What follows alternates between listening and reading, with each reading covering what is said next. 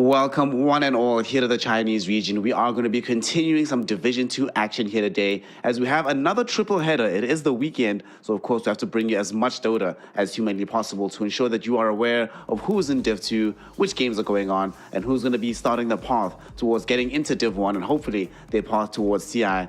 My name is Sneh. I'm joined by my boy Fluke. Mr. Fluke, what's happening, good sir? We've done some Europe, you've done some NA, now you're in the China hustle. Damn, Mr. Worldwide, why are you doing so many regions, fam? Leave some work for the rest of us.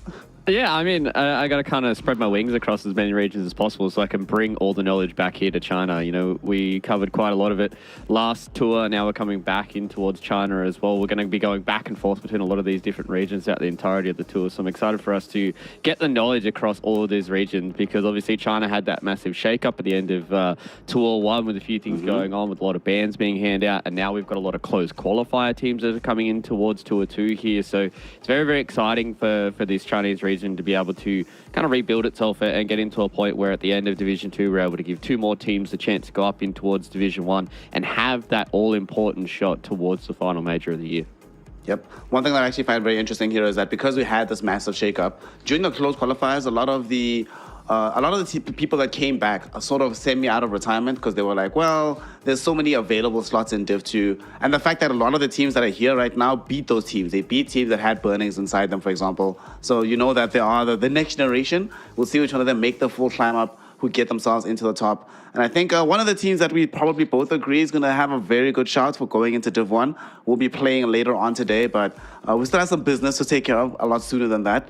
Some teams, what I find very interesting about Div 2 China is that it's super hard to get out of, but very often what ends up happening is you leave Div 2, one team always stays up and the other team always gets immediately bounced back down. So I'm wondering for these teams, does it play on your mind, do you think psychologically, wondering to yourself, are we the feeder team?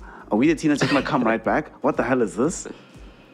Yeah, I mean, that's always a real thing, especially in such a strong region like China, when you go up in towards Division 1 and maybe for some of these Division 2 teams, it might be a little bit of a hard stretch for them to have hopes to go towards the major being top 4 with how strong some of those top 4 teams in China have been. But I think a lot of it is for a lot of these players in Division 2 is maybe not the idea of them staying together as a squad, but maybe you're able to have a really good showing in Division 2, go into Division 1, and then some of these top tier teams, are looking at you a little bit more seriously and you're able to potentially make your way into some of those rosters. But it can be a little mentally draining for a lot of these players, bouncing back and forth between Div 1, Div 2, having to have your shot and then unfortunately being knocked back down. But hey, at the end of the day, it's still prize money if you're going up and down between the divisions, so it feels pretty good. Does feel pretty good to win out that prize money. Of course, the teams that win overall are the teams that get the most amount of prize money. And to give you a recap of who's been winning, who's been losing, exactly what's been happening here in the region, let's take a quick look at what happened the last game day, which was yesterday. We got to see two games here as the Cactus lineup took on the side of the Lonely Rock and Roll. And unfortunately, at the very end of the day here, Lonely Rock and Roll found themselves at the back of a 2-1. I'm glad to be seeing Chinese games going the full distance yet again. We had some rough times with lots of 2-0s throughout the last couple of tours, but this game I found very intriguing, mostly because of the Timber Saw. Fluke, it's been happening game in, game out. We're just seeing Timber more and more often, and more in the earlier phases as well, where people are just feeling comfortable going for this first phase Timber. Do you think that this is the direction that meta should be going, or what do you make of it, that the Timber has just become super hot property all across the world?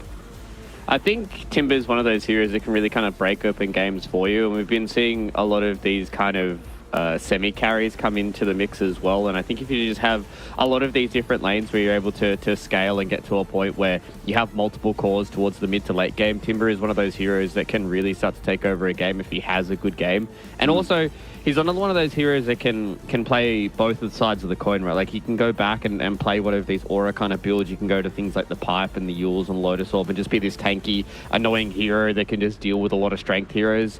And if he has a good game, then he can transition into things like the Blink, Aghanim Scepter, kind of build where you're just assassinating people when you go in towards the backline, you blow up a support, then you start a fight 4v5. So I think he has a lot of flexibility. He can be heavily countered, but the way a lot of these offlane players play, man, and if you have a Timbersaw specialist, they're going to know their matchups, and even in some of the counter matchups, they can still play them out. So I think he's going to be a very, very hot commodity for a long time, maybe not moving into the major, because we've seen in previous times when we have these heroes that are starting to make the come up before a major or a big major tournament, and they can really start to be dealt with because they're the ones where all the focus is being put in. The one hero that we're obviously going to be seeing much more of within the Chinese region especially is the Water Boy. Morphling been one of these super solid carries right now. This game that we saw here, Cactus, they ended up losing at the very end. What was intriguing that they did have a couple of good fights, this being one of them, where they're able to get the run back onto this Morphling, killing him off. He doesn't have buyback. They can retake map control. But unfortunately, in my opinion, you know why you end up losing, not just because Morphling is so good, but because Sand King is so bad. After a certain point in the game, it just feels really rough having a Sand King in the game. I mean, the stun is very useful, but there's so much responsibility on the rest of the team to dish out the damage that after a certain point, heroes like Morphling, if he's not getting 100% caught out, when you have these heroes like the Monkey King who just sustain through the initial burst, then you're playing the Sand King and you're like, well, now what? And to make matters worse, you're playing into Morphling, you give away the stun as well. Feels bad. Yeah, it definitely does. And I think Sand King, unfortunately, has been a victim of a little bit of power creep for a lot of these carry heroes. There's a lot of good items in the game right now that just gives them a lot of survivability. Things like Satanic Guard is very good. BKB has always been a great item. And now that, a lot of the carries are going back towards this kind of refresher meta as well, it's very, very hard for you to blow somebody up 100-0. So if you can't get that initial kind of blink stun epicenter combination, then the hero feels pretty bad. So maybe teams have seen the source now and just been like, all right, Cactus tried it. They don't want to be able to utilize that again, so we're just going to not go for the Sand King this time around and maybe have a little bit more initiation on our supports and stuff. But the series was pretty back and forth. Looking back at the games and stuff like that, this third game was a little bit more of a blowout. As you can see here, Butterfly Effect one more time, just being able to stand up and carry for his team on the Shadow Fiend. And it was an interesting kind of back and forth series. And I think that second series maybe gave Cactus a lot of learnings, and we're able to utilize that for the rest of the series. Well, that gave Cactus their second win so far in the DPC, so they're sitting quite pretty, and that left their opponents Lonely Rock and Roll on a 1-1 scoreline. The next series that we had yesterday, Poke Gaming taking on the side of Meteor. Both of these teams just maintained their positions here in Div 2. They're pretty much the only teams left from the initial tour, but they're still here, they're still hanging out, they played each other, and unfortunately Poke Gaming, they showed what's up in game one, especially this Water Boy just going ham pretty much every single game here in China. I think that's just going to be the nature of Dota at the moment. Morphling just feels way too good. And Meteor Gaming, I think it's always good for a team to get off on a hot start to begin their tour, especially when you're playing a team that you've already played in the past. But for Meteor, it's pretty much going in the opposite direction. They're now 0-2 right now. And usually the magic number is 3 to get yourself from Div 1 into a major. 3 is at least it was the case up until OG just got themselves in. 3 was the highest you could possibly lose. It's more difficult getting out of Div 2 though. Generally speaking, 3 losses in Div 2, you're staying in Div 2. You're not going anywhere. So I'm a bit worried about Meteor Gaming under these conditions, because they also lost with a lot of their hero player specialists. They had the Timber, they had the TA, and you're still not getting the W in the game. This it has the potential to plant some seeds of doubt for me going forward for the squad. Yeah, and I feel like also we've seen them in the past be able to get a lot of their wins off a lot of this kind of early game aggression, really kind of win out their lanes and win the game really, really fast. And maybe that might be something they're going to go away from. We saw when we get in towards this game number 2 here, where they kind of did that. They went back for this kind of Molasses Beastmaster, which he has been able to pop off on in the past. Now we see a little bit of this Ember Spirit coming through as well. So I really feel like that Meteor, to try and keep themselves inside of Div 2 here and maybe have a shot at trying to go towards Div 1, try and lean back on these heroes where they're able to kind of play really, really fast, have some good lanes, play fast, and just be able to get these games done in 20-25 minutes, because that's where they looked strongest in Tour 1, and I really would like to see them not lose their identity here in Tour 2. Yep. I think the team that ended up getting promoted into Div 1, one of the last times out in the form of YBB, when they were playing very fast as well, they were also winning games, looking super solid. The slower they played, the harder it got for them going down the stretch. And of course, Meteor, they played fast, like you said, 23 minutes in, basically. They secured the GG in game number 2. They're unable to do and replicate this performance for themselves in game 3, unfortunately. So that led to them being unable to take the series. And the longer you can stretch things out, the more difficult it becomes for them. So we could possibly see a lot of teams drafting some scaling lineups every time they play up against Meteor, just to try and force the game into that uncomfortable state where we just do better than you the later it goes. You're under pressure to finish it early, and if you don't, well, then life is very difficult. And this game, one thing that I loved about seeing this is some of the answers you'll see towards the Leshrac. Obviously, Doom was one of the better ones, but we see an example of what happens if you get the Doom out too late and the damage is already coming through. Then the team might not care, right? You lose the Leshrac and they're like, well, okay, fine, but you've still taken half your team's HP just to bring the Rainbow Pony down, so we can still mop up thereafter.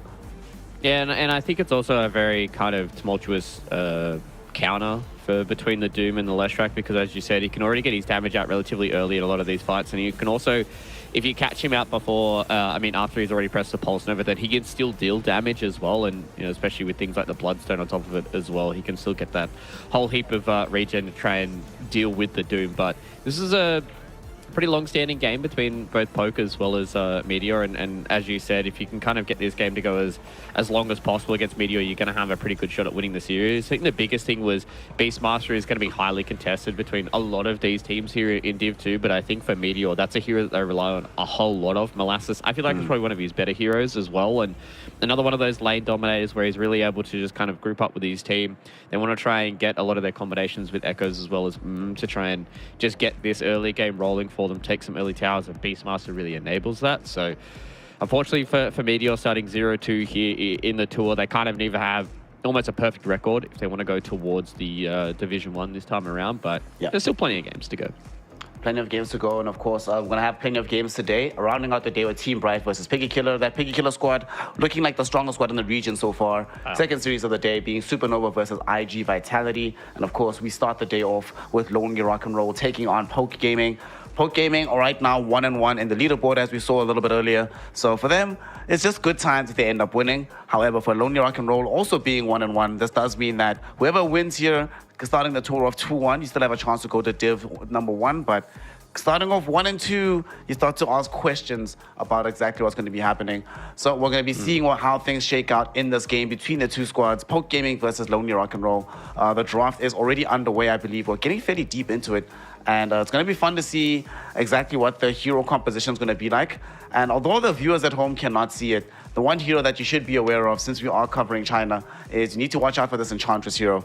As we see right now, the esportsbet.io odds between the two squads. Of course, we are launching a Watch to Earn platform through esportsbet.io, so very important to get yourself involved in that, because you earn 3,000 tokens, the equivalent of about $3 every single hour that you're involved, and that means that you're not just a spectator, but you are a participant in making sure that the Dota that you watch and the Dota that you enjoy is as sustainable as possible, as enjoyable as possible, and trust me, the experience is going to be good for you. Fluke, do you think the odds are, this is a fair assessment of what the odds should be between these two squads based on the games that we've seen from them, 1.7 versus 2.1 right now? I think so. I think both these two teams, you can't really pull them apart too much. I think maybe Poke's experience could be something that's going to really pull them out here, and kind of what the draft that we're going to get. And as we can see, ladies and gentlemen, we are almost at the end of it, so there's quite a lot of stuff for us to unpack here. The opening bans, relatively straightforward throughout the entirety of the region. First picks is something that we're going to be seeing a whole boatload of. As you said, Enchantress has been something that was absolutely dominating Division 1, so now we're going to be seeing it here in Division 2. China is, I feel like, the only region so far that is falling back on this Enchantress. Lane Dominator does so much against a lot of these other heroes, can play fast, and has a lot of good scaling in the mid game as well. But Poke, they've decided to answer with the position 1 Pudge coming out here for them, so I'm excited to see what his combination is going to look like in that lane, because we've seen plenty of times Pudge CM has been the answer to Broodmother, so maybe that's kind of, they're just generalizing that answer to be, all right, it's not just a Broodmother counter, it's also a counter against all these other kind of heroes that like to have summons. So Beastmaster as well as Enchantress lane is going to be a little bit more difficult. The early couple of levels, though, is going to be a bit spicy, because Enchantress can deal out a little bit of damage to the Pudge before he starts hitting that level 5, level 6 mark, where he starts to get scary. I'm already terrified by this opening draft. Like Enchantress, Beastmaster with Shadow Fiend as well. Lonely Rock and Roll, very clearly they've got dinner planned or something else later on, because they want to end this series ASAP with these kind of heroes. They've got this clockwork to provide a body and to initiate some team fights for them. So I really like their draft. The response from Poke Gaming, as you said, we've seen the CM Pudge as a response to Broodmother, maybe the summons overall are weak to this, but I'm still, this Doom hero, whenever I see Disruptor right now, I don't want it to be played with a hero that has this massive cooldown like the Doom. I want it to be played in situations like you have some Pango from the mid lane, you have off-lane Batrider, some Death Prophet, maybe even Primal Beast, where even if it does have a long cooldown, you can still kill heroes fairly easily during the Static Storm duration. although this is a ton of disable for the Shadow Fiend, and I think that he's the only real target on the side here of Lonely Rock and Roll. But that just means you just buy if you buy like BKB, somebody buys you a Lincoln Sphere, I think you play this game pretty easily as the SF. Even though there is this Pudge in the game, it gets pretty tanky. They have damage, like quite a lot of it from Lonely Rock and Roll just by sitting on this SF. So I don't know how I feel about this Doom Disruptor, especially since it's probably going to be on 3 and 4 this game, right? Yeah, it's probably going to be the lane combination. You really want to try and make sure that you have like melee plus ranged a lot of the time, just so you don't get caught out by like a double range safe lane, and that still is kind of potential here for Lonely Rock and Roll. They can go Enchantress plus Shadow Fiend. It does make their safe lane a little weaker, but does mean that they can have a double range safe lane if they do want to go towards that. And it is kind of interesting that they picked the Doom into these first 2 heroes, because it's not like you're kind of hard countering. Like they open with like Enchantress Ember Spirit, and you just go, okay, we're just going to Doom the Ember every single team fight. Then you really can't do much. Shadow Fiend is going to be able to do stuff, because a lot of the times now people are still moving away from the magic build, but this time around, going up against the Doom, you're just going to go the physical build. You're just going to try and play things with like your Silver Edge. You're just going to get Satanic, and get BKB, and you're just going to try and stand and man fight. It is going to be harder into the Pudge, so that's why I want to see something coming in from Lonely Rock and Roll that can take out this Pudge in the mid lane. So something that just gives them that little bit of extra damage to deal with him early on. I like both of these bans. 2 heroes that is hard for Pudge to deal with. The Leshrac early on just deals an overwhelming amount of magic damage, which Pudge really can't deal with all too much. Once Flesh Heap is down, he's kind of just going to burn himself to death with Rot, and then this magic damage comes through and does a lot of work for them. So something that gives them... All right, yeah, I like the pucks. A hero that's a little slippery to catch, does a lot of magic damage, and gives them a lot of team fight. Feels like it's right in between the Ember and the Leshrac, right? This Leshrac hero that does overwhelming magic damage, being this anchor in the fight. Then you have this Ember that creates the initiation and the chaos in the fights. And Puck gives you a little bit of both. And they don't necessarily need damage, right? They have more than enough of it in the Shadow Fiend if they can keep him alive in the fights. And now they have multiple ways to start fights for him. Clockwork can initiate, Puck can initiate. You keep them all in contention. And we have that lovely combination of the young Requiem into the Dream Coil from the Puck. Very fun to play. And Poke Gaming, their response... All right, so we've been seeing this more and more often as well. This mid DK as a response to Ember, as a response to Puck, as a response to Storm Spirit as well. Like all the flavor of the month mid laners. All right, I see it. This lineup is so beefy, Fluke. Look at this, dude. 3 strength heroes. Don't you wish you'd picked Timbersaw in this game?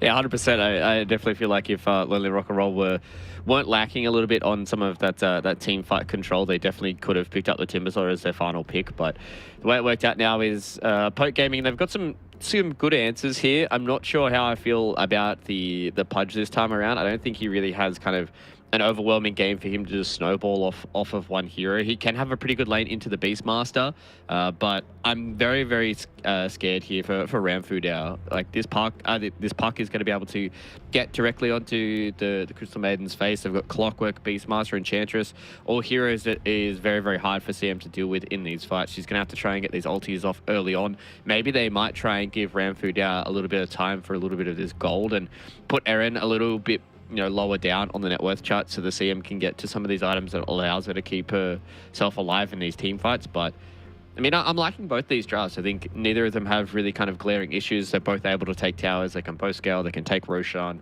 They can team fight. They've got good lanes. So yeah, I'm really liking both of these drafts coming in from both these 2 teams. That's the perfect way to start the day, having some balanced draft between the squads. Both of them sitting on 1-1, so balanced positions in the leaderboard. And I think it helps a lot that for Poke Gaming, they've had experience in this arena. They've played in Div 2 last tour. They're the ones that survived the big cull. So it shows that they were playing heads up. But on the other side, it's not like you to have unexperienced names on the side of Lonely Rock and Roll. So going to be fun to see if this new squad that they put together for Div 2 is actually going to be able to make an impact in game number 1. For me, although I agree that both drafts are pretty decent, I am always going to favor Enchantress and Beastmaster together. This combination is... The things I saw, man. LGD made me such a believer in this kind of drafting pattern. So I think if they can get off to a good early game, good first couple of waves, they should be pretty good to take over this game. I'm keen to see. I'm keen to see if this is going to be as dominant as we've seen in Division 1, or whether or not maybe some of these Division 2 teams may not have the kind of finesse to work it out, because Edge can turn into one of those heroes that eventually she just kind of becomes a smoke breaker. So Very excited to see what Lonely Rock and Roll can do here and what When Out can do as well.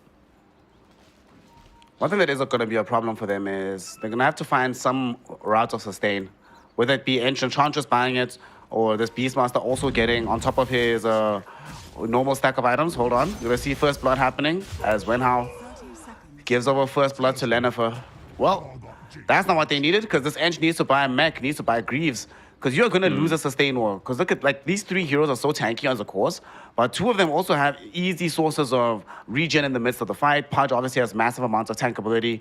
Nobody on your team naturally buys Spirit Vessel, so you have to try and like keep up with the sustain war. And Nature's Attendants, not going to cut it either. They need to try and find some solution down the stretch to actually be able to kill these heroes.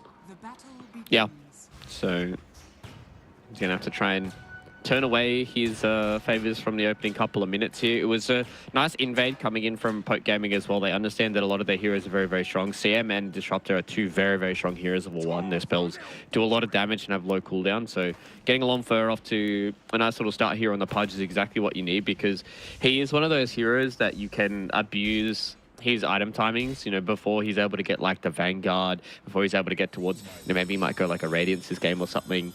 He can really start to be abused, and you know, pre-BKB, there's a lot of control he has to deal with. So, if they can deal with him early and they can deal the damage to this Pudge, then he may not just be too much of a factor for them.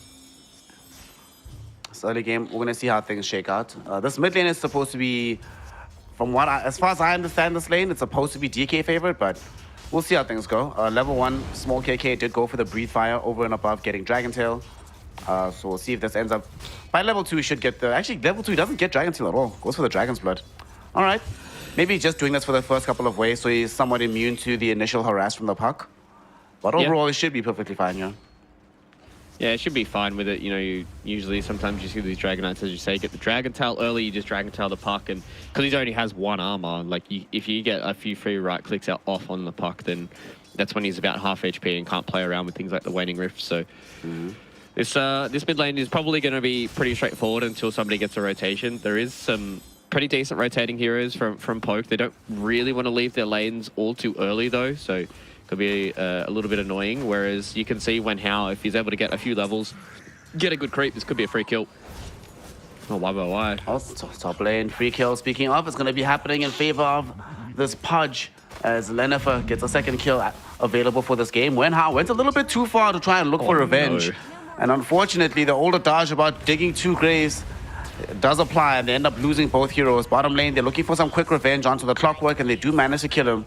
Big Killer and Aaron comboing up together. Big Cat actually has to watch himself here. Could be in a mortal situation if Killer does decide to bounce in onto him underneath the tier 1 tower. But they get 2 kills, and you said that you wanted a good start for the Pudge. This is even better. Involved in 3 kills early on in the game like this feels very good to be Lennifer. Yeah, it is. It's a scary little start here for Longfur, right? Like, he's getting very, very close to, you know, he's about 800 gold away from a Vanguard. Then YYY is going to have some issues being able to deal with him. He's gone for the ball early on because I think he realizes that maybe he might have to fall back to the jungle a lot sooner than what he would hoped for. And this is kind of, I think, the reason why that Poke wanted to go for this Pudge Crystal Maiden combination, because not only does the CM deal with the summons, because she can frostbite them and kill off any of the creeps that they have, but the CM Pudge combination is so strong because you just frostbite, or you can even just Crystal Nova, and then if you hit a hook, then somebody is going to die because they do an overwhelming amount of magic damage early on, and just enables this Pudge to get the snowball going. So this is something that Poke are going to play in the future. It could be pretty scary. Down bottom, some scary things end up happening to the Doombringer as Killer find himself trapped inside these power cogs. Right-click down after a couple of raises from Big Can. All right, feels good to be the SF in that situation. And they kind of need this SF to do a lot better. Top lane, they're not going to be able to get a kill off the back of this combination because Enchantress does zone them back, but there's so much more kill threat on that side of the map. And this is a problem. Like, the SF is their main source of damage as the game goes longer and longer, so they kind of need him to be doing well. Wasn't doing that well in the CS department. Got a lot of space off that prior kill. So Lanfa in the top lane, I think they'll be hoping to try and get another kill between himself and Ranfu as soon as humanly possible. So just keep the acceleration going for the Pudge. Is this one of these games where the Pudge should just be going for Aghanim Scepter ASAP, or are we envisioning a different item build coming out from Lanfa? Yeah, he probably will. It'll probably just be some stock standard stuff from Longfur, right? Like, you'll go Vanguard into, like, an Aghanim Scepter. Like, you could try and go Radiance, but I feel like these days the Aghanim Scepter is just Radiance on steroids, and it just does so much better for you in these team fights to be able to abuse the rot radius that it gives you and just makes you this kind of unkillable tank, because you get so many stats from it, so much HP. Oh, no, he's dead as well. Yeah, he's definitely dead to right, being slowed down by this rot. They don't even need to commit the hook for this. So that means that they still have it in reserve if they want to use it onto Wenhao. And Wenhao gets frostbitten up. Might end up dying here, but the Boar Slow does its work to ensure that he's able to escape away from the situation. Nonetheless, though, even though they get the counter kill onto this Crystal Maiden, that's another death onto this Beast Monster. Yet more credit in the bank for the Pudge. Has Vanguard building into the phase boots, so feeling very good. You know who's not feeling good though, Fluke? Right now, who is not feeling good is Real in the mid lane. He's getting crushed, dude. And Small KKK didn't even bother going for the Dragon Tail. He's doing this 2-0-3, man. This is just pure outskill in the mid lane. Yeah, I really wasn't paying that much attention to the CS charts, but yeah, he really is, right? Like, you know, we talked about the fact that this is like Dragonite favored, but I don't think it's like 80 to 20 Dragonite favored, right? And now there's a rotation towards top. Longfur, I think he's gone a little bit too deep. Let's see if they can bring him down here. Fairly chunky boy, but they do have access to the impetus. And between these three heroes, they have access to the necessary damage. So they find themselves the kill. That does mean that the Shadow Fiend has to play alone down bottom for a little bit of time. But nonetheless, they're just happy to be able to slow down Longfur by any means necessary here in the early game. And sadly, they can't take the option of just quickly rotating this Puck over. Puck isn't even level 6 just yet.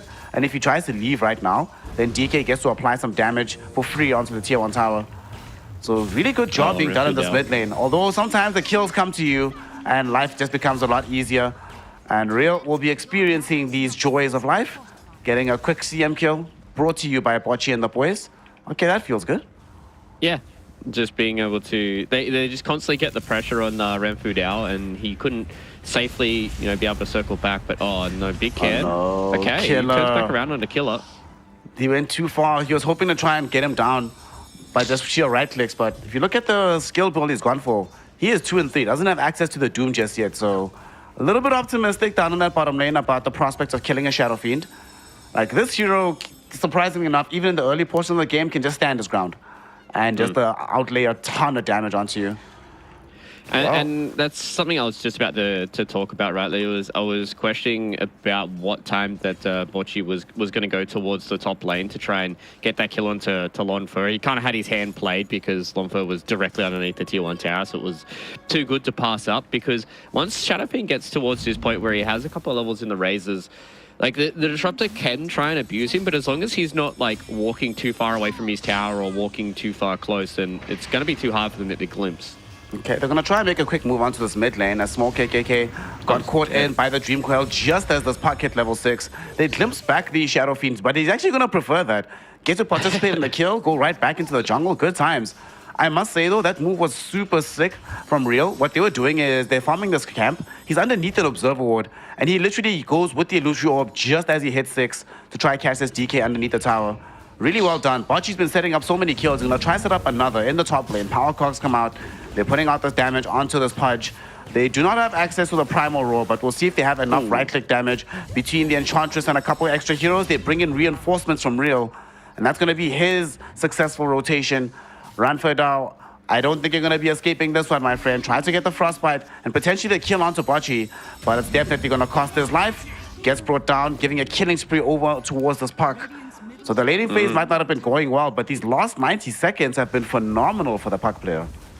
Yeah, this is a big props here to Lonely Rock and Roll. I think the way that they've been playing a lot of these lanes has been really, really good. Their rotations have been strong. Clockwork and Enchantress are 2 heroes that can kind of just play on the map now. You've got a Shadow Fiend who's going to be self-sufficient. He's just going to want to try and hit some creeps who make the rotation towards the bottom side to make sure that Killer just doesn't get a free tower. But they know that now that a lot of the emphasis is going to be towards getting this mid-tier 1 tower down as fast as possible. Because Poke want to try and unlock their Dragonite once he gets towards his Blink Dagger, and if they can get that tower early on, he can just farm the jungle and be safe about it. So they're really starting to amend some of the issues they had early on. Longfur has died twice in a row now in that last fight. he didn't wait long enough to wait for the battery assault to be out because there was more TP rotations coming in, and maybe he hoped that he could get a little bit of lifesteal from the Dismember, but wasn't enough for him. He goes down, and now it's really starting to... The momentum is swinging back towards Lonely Rock and Roll, and I want to see, once we start getting this Doom unlocked here for Killer, last time that we saw him play this Doom as well, he's played a lot of it. He is a very, very greedy Doom player. Doesn't get the Doom early on until he can see a kill open up, so... Once that Doom is unlocked, I would like to see them make a rotation towards Real and get that kill. Well, no rotations just yet from Real. He wants to finish off some farm in the mid lane. They lose Clockwork in the top side of the map, but it happens. When there's Disruptor, CM Pudge, you are going to die if he ever gets scouted out. Somebody had to give the information for the team. This does mean that they have an option to maybe come towards that side of the map, but looks like everyone wants to finish up some next items. Big Can, down bottom is still farming up. Just picked up his Mask of Madness. In the top lane, yeah, the tower's under pressure, but they don't push the fastest on the side of Poke Gaming unless the DK is right there.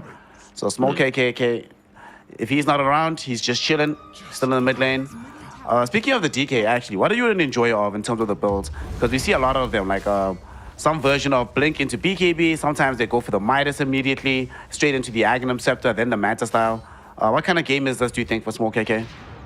I think it's a pretty stock standard stock standard game for small KK. The fact that he just needs to go Blink, BKB, and then probably just into an Aghanim Scepter, right? I don't think you need to be all too flashy. You got a decent amount of lockdown to be able to keep the puck in place when you need to.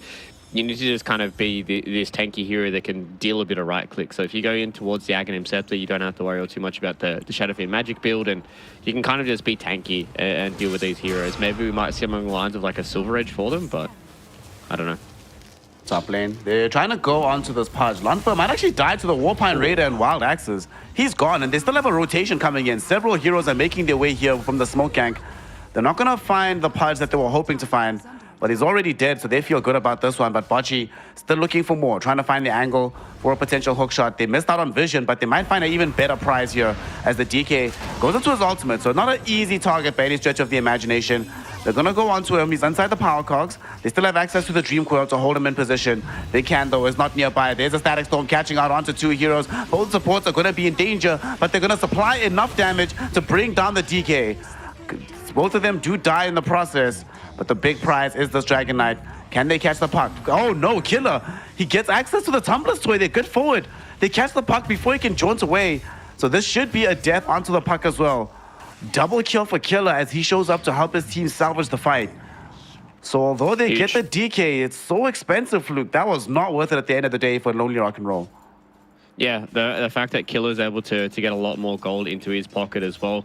He's very close to a BKB early on. Isn't going to go in towards that Blink Dagger to try and catch out the puck. So he's going to try and rely on his Disruptor to do that for him in the early game until he does pick up that Blink. But it's kind of what I said, right? I wanted to see Killer make that rotation as soon as he gets Doom, and he was able to meander his way towards the top lane, secure themselves a puck kill. That was within inches of it not being a puck kill, right? Like, Real was able to get their Lucio all about. Maybe if he jaunted a little bit earlier, he wouldn't have been doomed. But either way, Killer picks up a nice little kill there onto the puck. He's very, very big. He's the biggest hero in the game right now, 7.5k net worth on the Doom. And within a minute or two, he's going to have this this BKB, and nobody's going to touch the Doom. And that could be a little bit rough for Lonely Rock and Roll, that they have to deal with this BKB Doom, but he's not going to do a crazy amount of damage. So as long as Real can keep his distance and make sure he doesn't get doomed early on, then these fights could be relatively okay for them. Trying to force a fight here in this mid lane. Hookshot misses from Bocce, but here's the TP rotations coming in. They're looking for initiation. Blink initiation going out onto the Shadow Fiend. They also managed to get the root down with the silence going onto this Disruptor. So they get the kill onto Clockwork, but it does cost both supports at the exact same time. Puck doing a great job blocking down this Raptor. And now, though, the fight's been split up into two directions. Blink forward still from the DK, going on to Wen Hao. And right behind the tier 1 tower is this Enchantress, but she does manage to dodge away this hook. Not going to get held in position. Real comes in from the north side of the fight as well, applying damage towards this Pudge.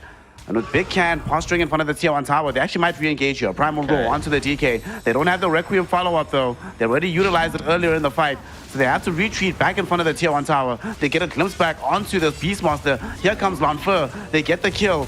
However, half the HP pool already gone away from Lanfur. Killer inside the Palcock, but he activates the BKB, newly delivered. Unfortunately, there's so much right-click damage from Big Can, but they can't get the kill. Freezing Field emerges from Lanfur down. He knows there's no ways to cancel this. And cancel the SF's life with the ultimate. It takes his as well, but who the hell cares? When how the lone survivor of this fight. But Poke Gaming will fix that small issue. A small KK gets himself a triple kill. What a way to reveal your Blink Dagger in that fight. What a way to reveal your BKB for Doom. Everything coming up Poke in this mid-game engagement. Yeah, that was a long engagement, and that really favors Poke, right? Because they're the ones that have things like Glimpse, they have a Crystal Maiden who can do a whole lot, the Pudge as well, as long as he has people close to him, he can deal the damage. And yeah, it was a little bit overzealous, I think, from Lonely Rock and Roll. They really wanted to try to abuse the Beastmaster when he came in with the Roar, but they just didn't have the follow-up with things like the Dream Call and the Requiem, so they couldn't get that combination going, and you can already see the issues they have with damage, right? Like, it's so hard for them to bring down Killer. He just walks in with his BKB. A lot of that damage gets mitigated. He just walks in, walks away, pops a stick, and feels good about it. So now we're looking at Poke, who started out the early game very, very strong. They lost a few kills, and now they've come in with a nice little mid-game engagement of a lot of their, off the back of a lot of their item timings, and now they're looking really, really good. They have lost a lot of their tier 1 towers and haven't really claimed many for themselves, though.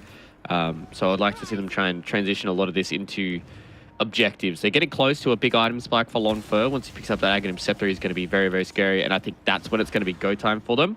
But now Poker more than happy to just sit back for a little bit. We saw the odds there from esportsbet.io starting to shift quite rapidly in favor of Poke Gaming.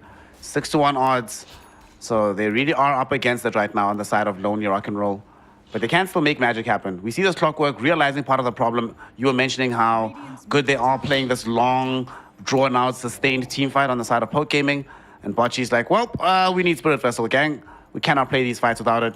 Nobody else on the team is going to get this early, so I'll take on this responsibility myself. Definitely a much-needed item in the situation.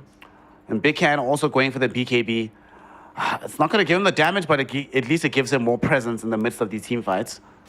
Yeah, I think the big thing is they know that the Aghanim Scepter should be coming in maybe like another 5-10 minutes, so they want to make sure that they can hit their own overtime timings to deal with that. Spirit Vessel is a good one to be able to take down the Pudge early on, and obviously the BKB for Big Can to be able to stand and deal the damage. So Poker are going to hit some item timings, and if they can stop this, Roche could be big for them.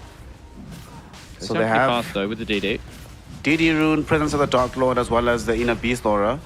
I think the Disruptor knows about this. He's picking out the area, but it's too late. They've covered the angles. I don't think they'll be able to stop this. So this is pretty huge. They pick up an Aegis for themselves.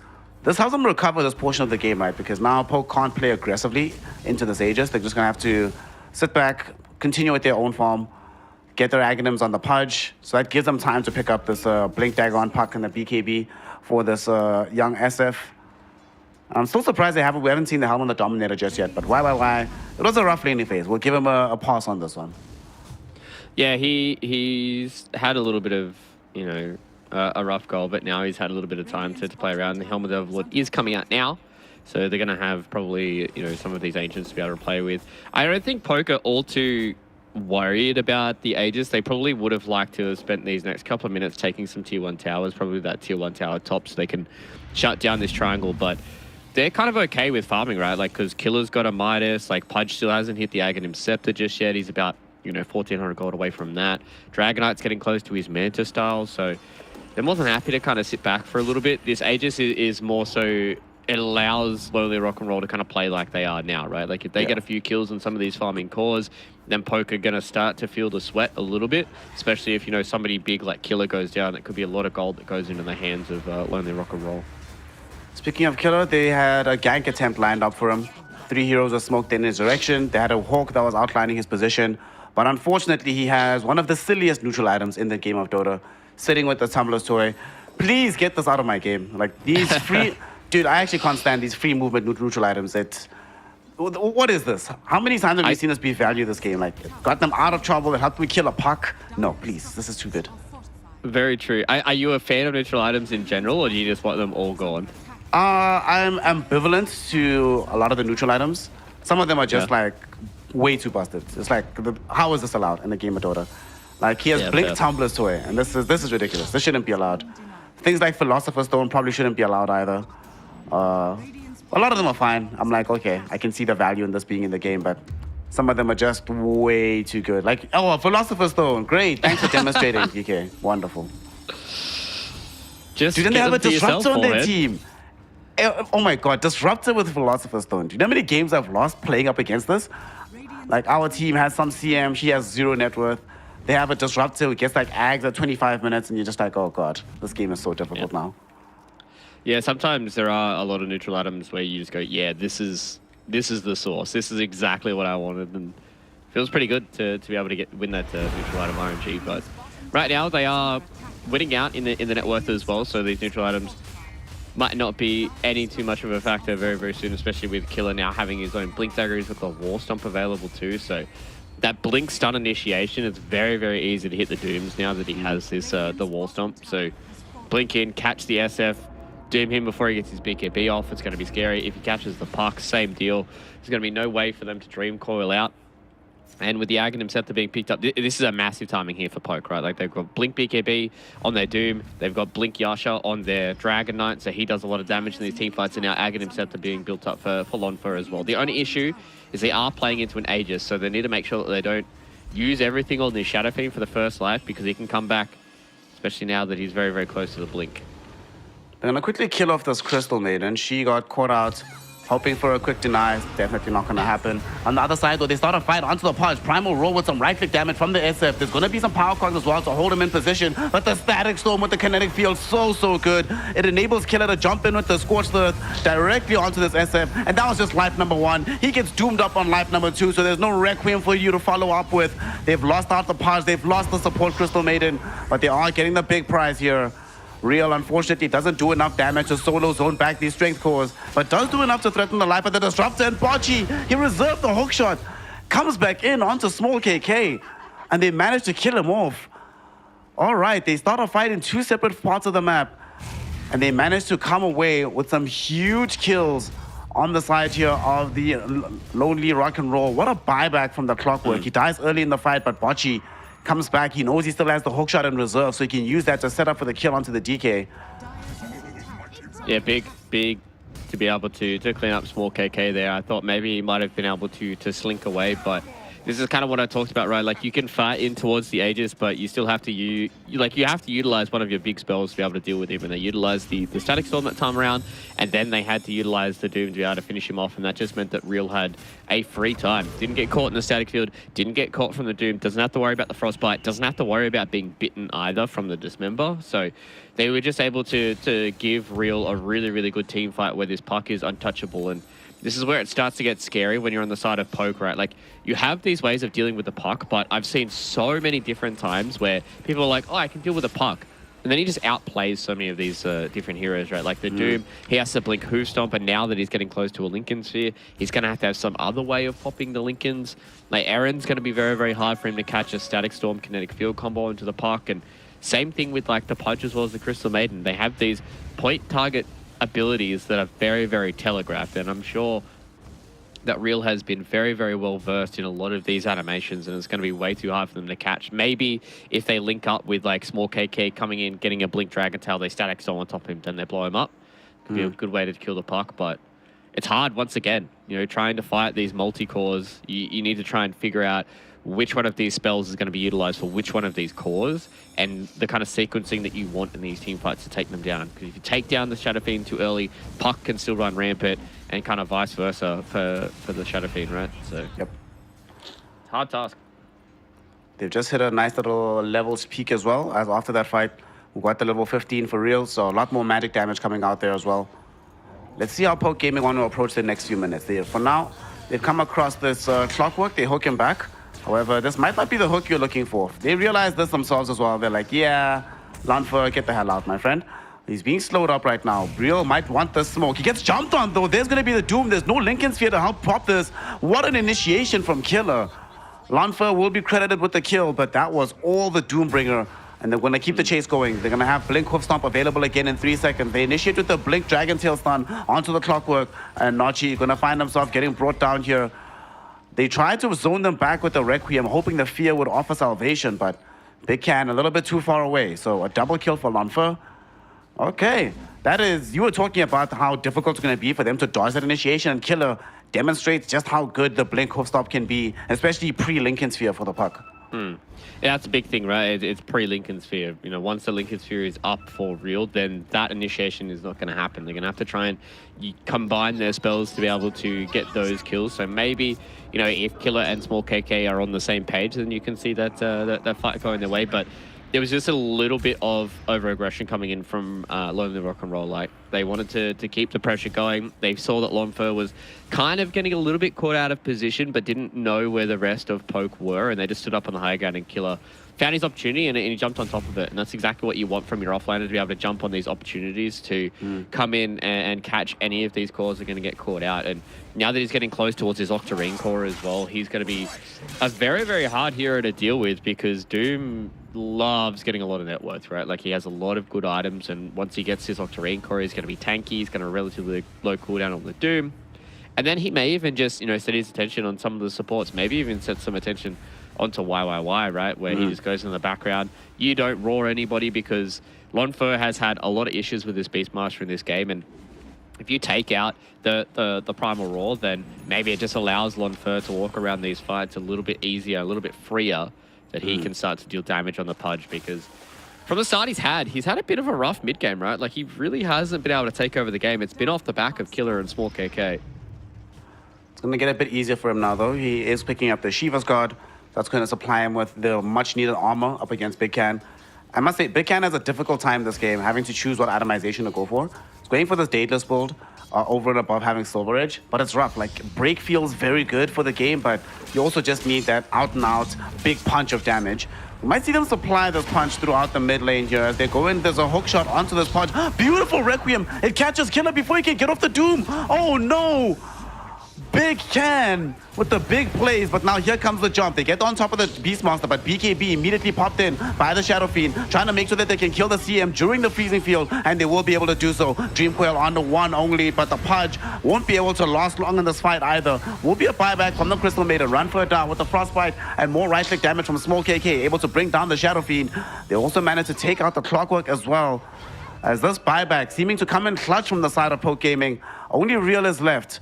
And the Real won't be caught out. Small KK realizes he does not have the tools to long-term lock down this puck. So it ends up being a 4-for-4 in the mid lane, but Poke Gaming required a buyback to find parity on that one. Yeah, Small KK is still trying to push this mid lane, and Real's trying to do his best to come out on this. Does have the Lincoln Sphere here, so it's going to be very, very hard for Ramfu Dow to get this Frostbite going. He bought back in this last fight as well, so he has to be very, very careful. Killer's here. They can pop the Lincolns. They can indeed. Small KK gonna come back to help clean this one up as well. Killer gets the kill. A little bit over-aggressive from the puck. That's actually very funny, because the second time he dies in pretty much the same area to pretty much the same combination of spells. Obviously, they had to wait for the Doom to get back, but Killer will take it. And that turns into a sort of elongated team fight that results in a team wipe. That's not what they needed on the side of Lonely Rock and Roll. Oh man, that fight, it could have been so good. But Puck getting caught out now. Look how much damage was also done to the tier 2 tower. Yeah, and that's kind of the power of having Small KK have such a good game, right? Like, he has, I would kind of say, been playing, you know, unfoldable this time around. He's been playing really, really well in the Dragonite. Usually when we see Small KK, he's been playing things like the Storm and the Leshrac, and that's where he's really able to take over games. But this Dragonite has been a performance to watch. Yeah. He's getting the splash damage onto two heroes. Oh no. The power cogs. Who's trapped where? Bocce ends up dooming both himself as well as the Enchantress of Wen Hao. Well, that's not what they needed. Killer happy to just jump in there. You see the splash damage coming in from this DK. Way too much damage in too short of a time. And because of these deaths, both of them without buyback, Poke Gaming have a date with the big man as they head into the Roshan pit. Trying to get the Aegis free shot as well. Dude, he just got like so many items on DK. Giving him the shot too feels very, very good for a game like this. Yeah, gonna have that Dragon's Breath or the fireball is going to be insane. But Eren, he's one that's caught out. Oh, wow. Big Ken actually able to bring him down, but it might cost his own life. He's not able to get off the BKB just yet, and he doesn't get it off in time. He's been hit up with the hoof stomp. He finally gets off the BKB, but it's too late for him to survive this fight as Small KKK just jumps onto him. Small KK get the Doom out from Killer as well. They somehow still have this Doom being alive. Nature's attendants are keeping Small KK up. He's turning around with the right clicks onto Big Ken. Big Ken actually gets this kill. And on the other side, although they end up losing the Beastmaster, they are happy to keep extending this fight. Killer goes in, finally able to bring down Big Ken at the very end of this. But the SF survived for so long. Real ending up with a kill onto Ranfudao as well. So they've lost 3. They started off the Aegis attempt, and they're not able to find them at the very end. Small KK and the boys looking at this Roshan. He's so low on the HP, but they don't have their SF, so they don't actually have the great damage to bring them down. Let's see, can they stop this, or will they be rewarded with this Aegis? Looks like they're gonna get it. Real getting their full Aegis. Who do they give the shot to? They give it to the Enchantress, potentially. Or they're keeping it for the SF for later. Probably keeping it for the SF, I think. Yeah? Little Friends I did not expect kind of that. cool. It is kind of cool. So... yeah, that whole fight was something. That was something to watch. I really felt like that Small KK was just going to literally just come in and clean house. He did a lot of work to be able to bring down Big Ken, but lifesteal and Nature's Attendance was all that he needed. That was purely just the lifesteal coming in from Mask of Madness, and as soon as Small KK ran out of the dragon form, I believe he also got a miss uphill as well as the Shadow Fiend was on the stairs for the last right click to kill him. Oh, no. There was a few moments where it looked like Small KK, if he was able to get that kill earlier, he still would have lived. Then he was able to turn it back around. We can see here in the replay that Big Ken just walks in, he's able to just delete Eren. They put all their attention onto Big Ken in the background. Killer didn't have the Doom at the ready though. And you can just see how low he gets, right? Like 300 HP, 70 HP, 50 HP, 30 HP, 10 HP, and then just walks around and is able to lifesteal through it. And the fact that Small KK didn't get to the high ground in the Elder Dragon form meant that he had to walk slowly towards the Shadow Fiend, who was just perfectly kiting him back and forth. I felt like I played League of Legends clip, that one. So space walking back and A-clicking the ground and doing it. So Big Ken, big props for him. Eventually he does go down, which is a little sad, but They wrangled back that mid game, which was, I think if they got the Aegis there and Poke, they could have just taken the rest of the map. Yep. They're going to try and initiate a fight right now onto Lanfa. Bachi made the initial jump. And they've got a surprising amount of damage out of this Enchantress. Both supports will find themselves static stormed right now. Small KK jumping in. They want to try and bring down this Clockwork. And the Clock falling low, not dead just yet. In the meantime, though, Killer was trying to make the jump on the other side of the fight. Will end up dead, but he does get the Doom off onto Big Ken. But can they keep this fight going? They've just now lost out on the Disruptor as well. Lanfa, he's so low on the HP, doesn't have a BKB to get him out of trouble. So the slows are a little bit too much, and he will end up losing his life. 2 cores down yet again on the side of Poke. Big Ken is starting to come into his own as a major carry here. Between himself and Real, 5,000 damage being dealt out. Maybe actually closer to 6,000 actually. This is starting to look very scary. Yeah, that fight went surprisingly bad for them. They forced out the BKB on Big Ken early on in that fight. Like, he did not have a BKB, but the issue for me right now is Poke's target prioritization is really starting to fall apart. They're not committing onto kills. They're not going together. Killer was making the attempt on the Big Ken, understanding that he's most of their damage. They catch both the supports and the Static Storm. They don't kill either of them because they split their attention. And then it just gets to a point where they've used all of their big spells and they haven't killed anyone. And if you haven't killed anyone with Static Storm and Doom and using the Elder Dragon form, you're just going to lose this fight because Big Ken will be able to out-sustain you, especially the fact that Lonfer hasn't been a threat at all in this game. So, yeah, Lonely Rock and Roll doing a really, really good job at just reacting to how these team fights are going. And I think an issue for Poke Gaming to try and work out here is they need to understand where they want to go, how they want to go about it, and do it quickly and concisely, because if they're not doing that, then they're having to deal with a Park who's blinking around, doing all this weird and wacky stuff, and now that Poke is starting to fall behind the 8-ball, it's going to get harder and harder for them to find these kills when they get more of these defensive items for Lonely Rock and Roll. To make matters worse, we got the level 20 talent out of the puck, so even faster access to the Waiting Rift with more damage output. And SF, of course, with both the shard as well as the 20 talent. A ridiculous amount of damage from this man. with BKB, Lincoln Sphere, now suddenly you're no longer afraid of the Doom. So that's the only thing that's been keeping Big Can in check by any stretch of the imagination. And now they're going to smoke up. Let's see where this goes. Blink forward, actually, from Small KK. They still do manage to get the Doom out onto Big Can. At the same time, though, Primal Roar is out. Can they stick on top of this SF and kill him? The Infernal Blade is out. They finally managed to bring him down. Small KK, he's now going to be the king of this fight with him and Killer able to mop up both supports as well. The Primal Roar created a little bit of space, but certainly not enough. Real was not present for that fight. So his team just gets completely rolled over. 4 heroes gone from their side of the map. Small KK playing a daring game with that blink, but understanding the positioning of where Lonely Rock and Roll should be, exploits the timing and is able to get a very massive start to the fight, ensuring that they can get the Doom out onto Big Can. Yeah, that was beautiful, right? I just criticized a lot of their target prioritization and their lack of communication with each other, but Small KK and Killer just went in. They instantly got the Dragon Tail to stop the Lincoln Sphere, then the Doom came out from Killer, and then they just perfectly, you know, took the rest of the team fight. They separated the Clockwork and the Enchantress. Lonfer was just dismembering the Enchantress. Clockwork got stuck inside the Static Storm combination, and then they just tore apart everybody else. Real, he's in trouble. He's fine. He's fine. He's chilled. Okay. That's something that you were mentioning earlier, that you wanted to see them, once they get the Lincoln Spheres, that's the only real way to get past this defense. And Small KK demonstrates to us exactly how it's supposed to be done. And we're also getting to the problem now where if they can kill the SF at the beginning of the fight, as much as if they lose every fight where SF gets to stand there outlaying damage, it's something we've discussed pretty much from the onset of the drop, that he is their only damage as the game scales later and later.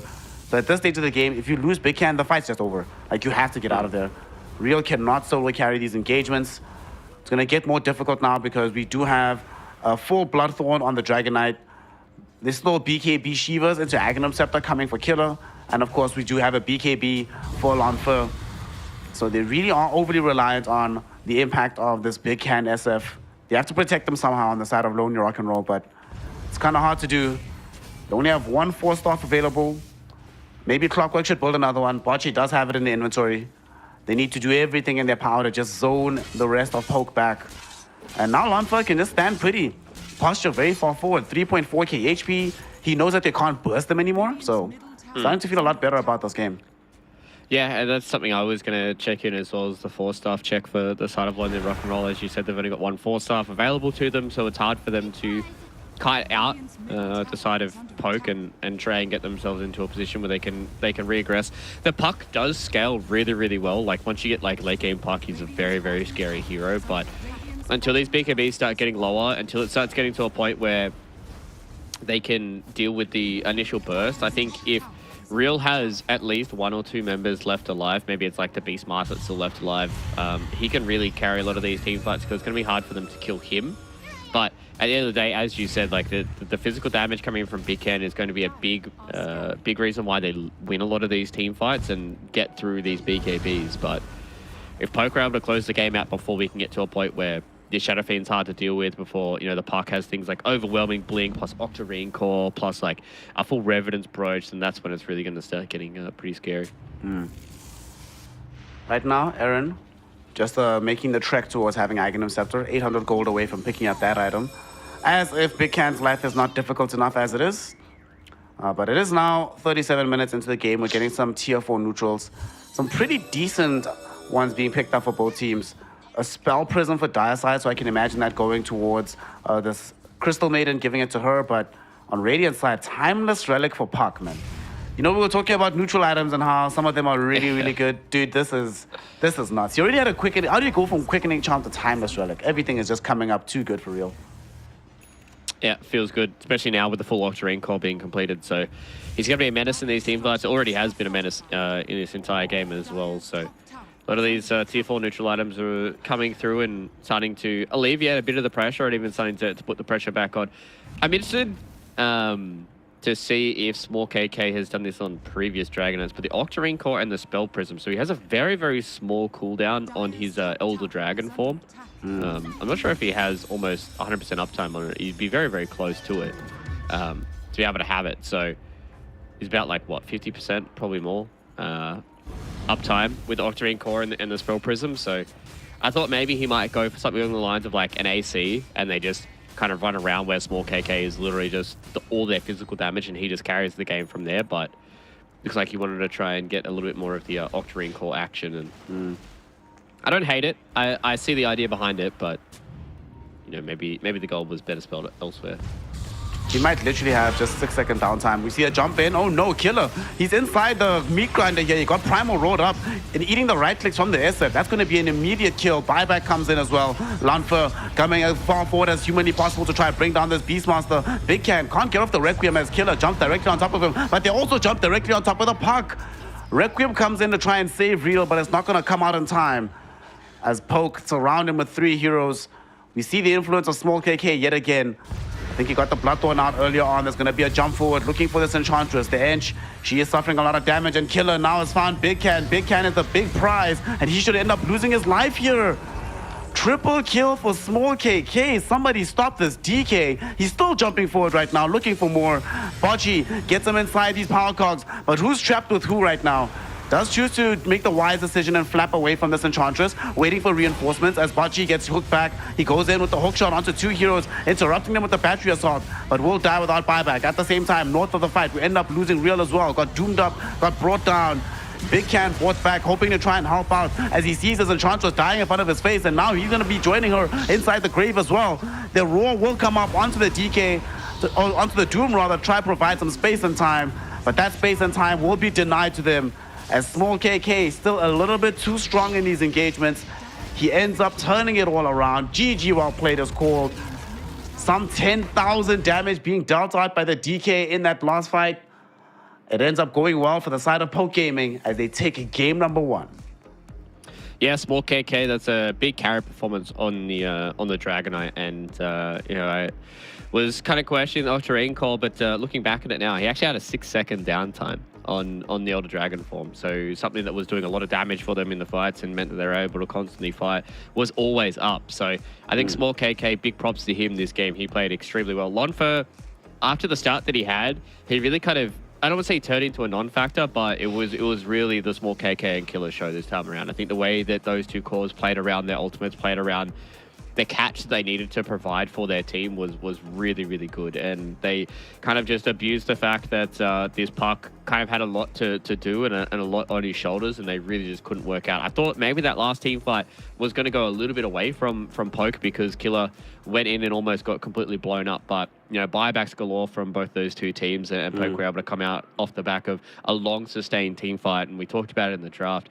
3 strength cores is very, very hard to deal with when one of your cores is a Beastmaster. One of these guys is just all about the auras and all about the initiation. And yeah, good first game here from Poke. A very good first game indeed. Lots of really cool team fights that they ended up taking to just set each other up, and mostly just set up Small KK, who ended up having a phenomenal performance on this Doom. 44,000 damage dealt out by him at the end of the game. That is very, very impressive coming out of this Doombringer. And one thing that last fight that really impressed me as well is just after he got this Aghanim Scepter plus Blink Manta, he was always the one on the front foot, trying to force these engagements to happen. And whenever it went well for them, it just felt way too easy for them to take these fights. You were mentioning now the uptime, or the downtime rather, on the Dragon form and how quick it was. It also meant that he could be casting a Bloodthorn every 9 seconds. So that's at least 2 of them every single engagement. Puck doesn't feel any degree of safety. And once these BKBs go down, once Big Cans and BKB, yeah, sure, you feel amazing, but we're at the stage of the game where it's down to 6 seconds, and all you can do is watch Small KK close the gap, stun you up. By the time you come out of the stun, half your HP is just gone. Really good performance from this DK. I guess we have to give him MVP. Like, no matter what. I hope production's listening right now. It's got to be Small KK. This Dragonite performance from the mid lane. Not only did he do well in the mid to late game, but dude, he crushed the laning phase. Imagine a different game where Real gets off to a decent start. This ends up being a very different game, but because he's the one that just crushes the lane, Real is delayed in his rotations around the map. It gets more farm towards Killer, so he's able to catch up from a kind of rough laning phase. Things all coming up for Small KK here. Yeah, I think this is a big performance on something like a Dragonite. You don't really see people kind of uber carrying games, but the way that he built, the way that he played was really, really good. And I think after that awkward initiation they had towards the top tier 1 for Poke, they really kind of pulled it back, and a lot of their initiations and a lot of their team fighting and a lot of their target prioritization was basically on point. We see here in the final couple of moments of the replay that they were always going forward and looking for the next kill, you know, especially when they're able to catch out when How they were like, oh, it's just an Enchantress, she doesn't really matter all too much. Killer would blink forward, he caught out the Shadow Fiend, he's dead, he buys back into the next fight. Things start to peter down a little bit, but as soon as this next fight starts to break out, Small KK once again blinks in, Elder Dragon form, finds the park, gets doomed, and then it's just a Shadow Fiend instead of sitting there and being like, I don't really have much to go on here. And yeah, it was just really good target prioritization from Poke after that one little slip up in the top lane. Yep. Well, at the end of the day, it ends up being a very good victory for Poke Gaming. The GG gets called on the high ground. Enchantress Beastmaster gets broken. Now, not necessarily sure if the influence of this Pudge CM is the main reason, but certainly having all of these tanky heroes that take so long to kill for the lonely rock and roll. Poke Gaming able to clutch this one out. Shout out to Small KK, Lonfer played decently. Killer also had a very massive recovery, making sure that the early death he suffered at some stage in the game, he's like, meh, it's fine. We'll just get gold, we'll get money, we'll make sure that I still have a massive influence in this game. And this Puck, although the Puck did do well as the game was scaling, we kind of see the weaknesses of why we don't see this hero all that often relative to some of the other mid counterparts that just keep up with the damage output. Not that this Puck wasn't dealing damage, he did the second most amount of it on his team, but just doesn't have the same individual kill threat past a certain point in the game if he can't keep his heroes alive and save them. And yet another shot, dude, like Small KK really impressed me today, honestly, on this DK. This itemization that you're talking about, I think we should be seeing more of it. And he skipped BKB. How many DKs do you see just not buying BKB? And he's just like, no, I'm going to make this work. Well, I think in a lot of these team fights, he had like zero emphasis thrown on him. They were putting a lot of emphasis onto the Pudge and trying to kill the Doom as well. So I think there was just a lot of these team fights where he was blinking into positions where he wasn't getting himself into a bad spot, and he was stunning one of the big cores that could actually deal damage to him, and he was able to deal with them relatively fast. So he just said, I'm dealing a lot of damage and I'm positioning really, really well. I don't actually need the BKB because at the end of the day, it only really stops you from like Requiem and being like Dream Cold and stuff. So he really didn't care all too much about it. But I mean, Small KK, 1.2k EXPM, like this guy was literally everywhere. And I think it's very, very scary now for Lonely Rock and Roll if you let Small KK onto a hero that is a known build carry if he's doing this on Dragonite. Well, we're going to be seeing if he can keep up the level of performance we saw from him in Game 1, or if it's going to be Lonely Rock and Roll finding a way to make their draft work out for them in Game 2. We're going to be finding out exactly what happens, if it's going to be a 2-1 day or a 2-0 affair. But we'll be right back right after a small break to continue the day of Dota. This is Snare and Fluke on the mic. This is Div2 Dota in China. And this is you coming back in just a few minutes.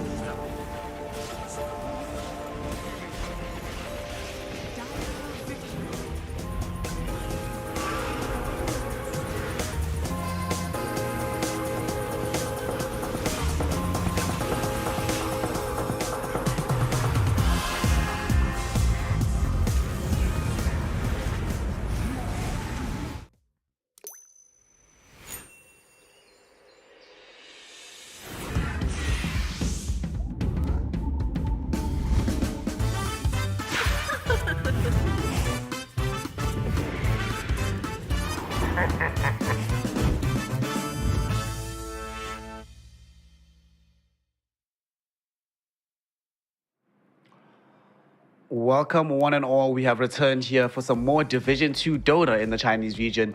Game 2 of Poke Gaming taking on Lonely Rock and Roll is going to be taking place right now after a Game 1 victory for Poke Gaming with a very impressive small KK performance on this Dragon Knight. Going into Game 2, Fluke, what adjustments do you want to see being made between these two squads here? We see that the odds have shifted slightly. After that first game, it's now a little bit more even. You know, the faith is still somewhat restored, despite the loss for Lonely Rock and Roll. What changes do you want to see being made in the draft to give them a better chance at victory for Game 2? I think maybe you might have to start putting a little bit of emphasis on this Doom, right? Killer had a very, very good game.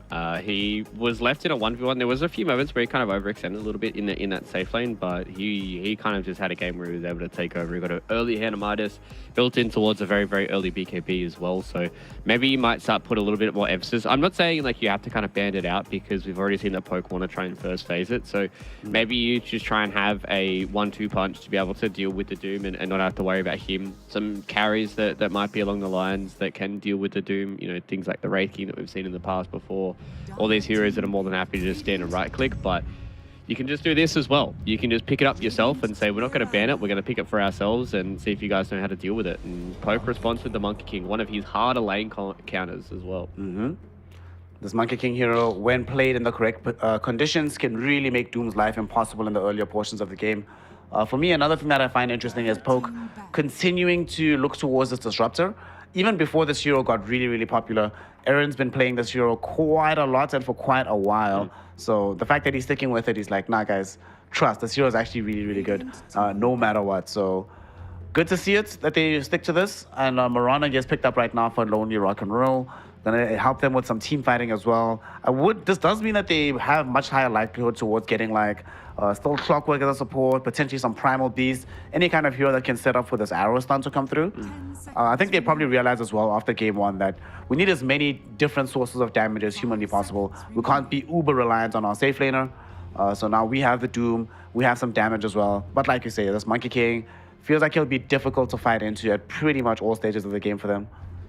Yeah, it could be one of those lanes where if Lom first starts off the way that he did in the previous, then that's when it could start getting a little bit too hard for Lonely Rock and Roll. Monkey King is one of those heroes that, yeah, you can Doom him and deal with him, but at the end of the day, he's still more than happy to just stand and man fight a lot of people, right? Because you can go some of these item builds that are a little bit more focused on you just having a lot of your clones around. We've seen the Aghanim Scepter start to creep up a little bit from these Monkey King players. You can just go like Ags, Basher, you know, Scardy, all those kind of items that are just like, yeah, if I get doomed, does it really matter? Not all too much, but we'll see what kind of other lanes we're going to see out of Poke Gaming this time around. They went for Pudge CM as their last two, so I would like to see them pick small KK's hero in the final phases of this second phase and really try and give him another strong lane, because time and time again he's been able to stand up tall for Poke, and now they're banning out a lot of these spirit heroes as well, so it leads me to believe that they want to try and have something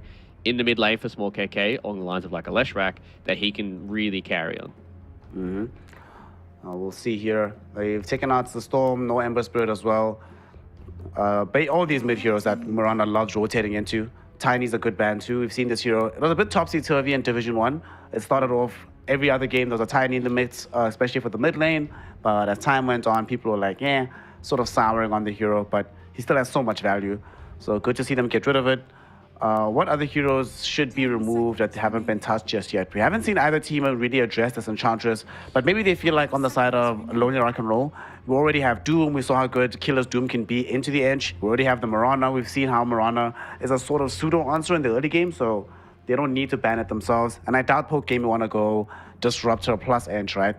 Since they're picking out of the phase for Lonely Rock and Roll, what do you think about them getting the Clockwork here? I feel like getting Clock would be good for them, and it denies Poke Gaming the opportunity to play Disruptor Clock, which can be a very scary combo. Yeah, I think it's a fair shout. I like the Timber ban as well for them, because it's another one of those heroes that Killer has been able to abuse in the offlane and be really, really strong on. So they go for the Hoodwink. It's not all too similar to the Clockwork, because it doesn't provide you that strength body in the front line for one of your supports to kind of just go in and give vision and be a hero that just enables you to play around with. So they want to try and have a hero that can do a lot of damage for the support, right? Like, you can deal with the Monkey King from range because you've always got the Bushwhack. If the Doom gets into a bad spot, you've got the Sharpshooter that can deal damage from range as well, and shouldn't really be a hero that's going to get caught by like Static Storm, Kinetic Field, right? Because we've seen in a lot of these different drafts, when you have a lot of these melee supports, it's a lot easier for the disruptor to just catch a core plus the support, because the support needs to be in the front line for the core to deal the damage. And if you have these range supports, it means that they can play on the edges and on the fringes of the fights, and makes it a lot harder for Eren to hit multi-man Static Storms unless they're getting funneled into weird positions. So I like that they've picked up this Hoodwink. It means that they can play on the edges and try and play around their strong lane with the Hoodwink. So both of these squads going for range support duos. All right. Not all that often that you see that happening, especially with teams that have a Monkey King inside them. I'm kind of surprised that Poke Gaming didn't go for some kind of body. Another thing about this Hoodwink you're talking about is it also gives them damage. Man, they really traumatized after game one. They just like, get breaks, get damage, whatever you can do, boys. We need some kind of answer to this. So now DK, if Smoke KK was thinking about playing that hero, a lot less palatable to play into Mirana Hoodwink. They get the Centaur instead. All right, so we've seen this as a response to Miranas in the past. They come in with the team fight for the Moonlight Shadow. You either immediately re-engage with the Stampede, or if you see them coming, you immediately disengage. I'm okay with this, I guess. It's also a decent lane, no matter who they lane it with, whether it be Rubik Centaur or Disruptor Centaur. This feels fairly strong and covers pretty much every matchup they can think of.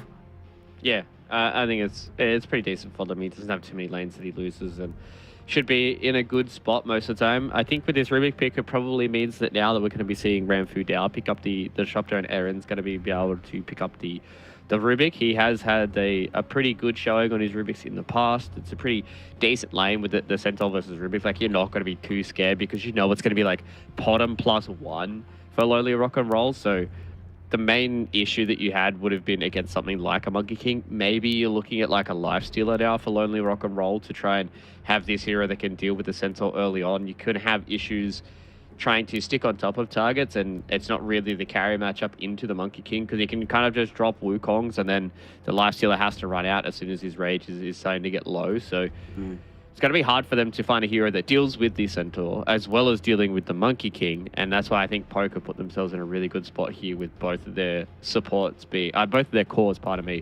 being able to be on two different ends of the spectrum. Let's see here. What's going to be the option for Lonely Rock and Roll? They get themselves a CK. All right, so they want to be able to match up in the laning phase versus Centaur. Later on, this is one of the few melee heroes. I think it's between like CK and Ursa that can, and maybe Troll sometimes. But these are heroes that can zone the Monkey King outside of his own Wukongs. You can kill him within it. If he's low enough on HP, you also drag this hero back into position. And it also means that every single one of these heroes has a stun. Obviously, Doom is going to just get a stun later, but everybody has lockdown. Everybody has a source of like mass amounts of damage. It's a hero that buys BKB as well. And BKB just feels uber value in this game. All right. I think I'm okay with this. It also means that there's kill threat here, like on pretty much both sides of the map between Doom Hoodwink as well as the Mirana CK. Yeah, very true. Also another hero that is okay with dealing with buying BKB, so he doesn't really want to try and go for it, but can. And it also means that they don't really have the crazy amount of burst damage for them to get through this Chaos Knight, right? Like, he's going to be a tanky strength hero that's hard for them to deal with. The one thing they are lacking, though, is a little bit of teamfight control.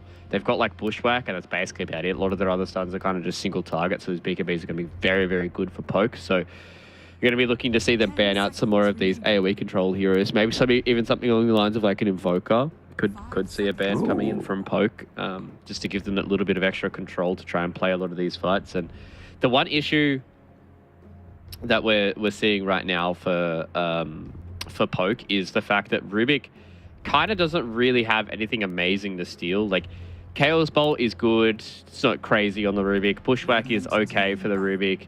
Arrow's pretty good, and Doom's pretty good. So it's not like this is a game where we saw in Western Europe for DG Hustlers when Theolacor stole a black hole and got a 3-man black hole, then a 4-man black hole to win the game. So it's not one of those kind of games. So I'm really looking to see what Eren can do with the spells that he can steal.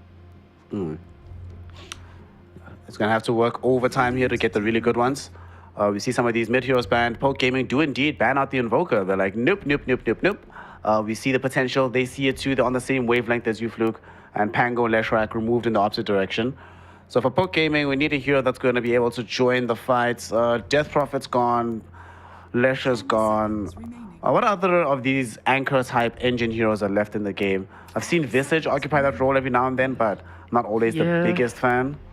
You need something to deal with the CK illusions, right? Like that's the issue that you've got right now. That's why the final couple of bands coming in from Lonely Rock and Roll the way they are. Yeah, Shadow Fiend can do it. Requiem is good at dealing with the Phantasm illusions, and it's hard for the CK to kind of get in and blow him up because he is a good BKB builder. Yeah, I think Poke were kind of at a point where they set up small KK to be their kind of hard carry, and a lot of the bands come out from Lonely Rock and Roll, which is way too good. That you're at a point where you're like, what do I really pick? And I think Shadow Fiend is fine, but now Lonely Rock and Roll can go for something of their own. They did a good way of taking towers because CK is pretty bad at it.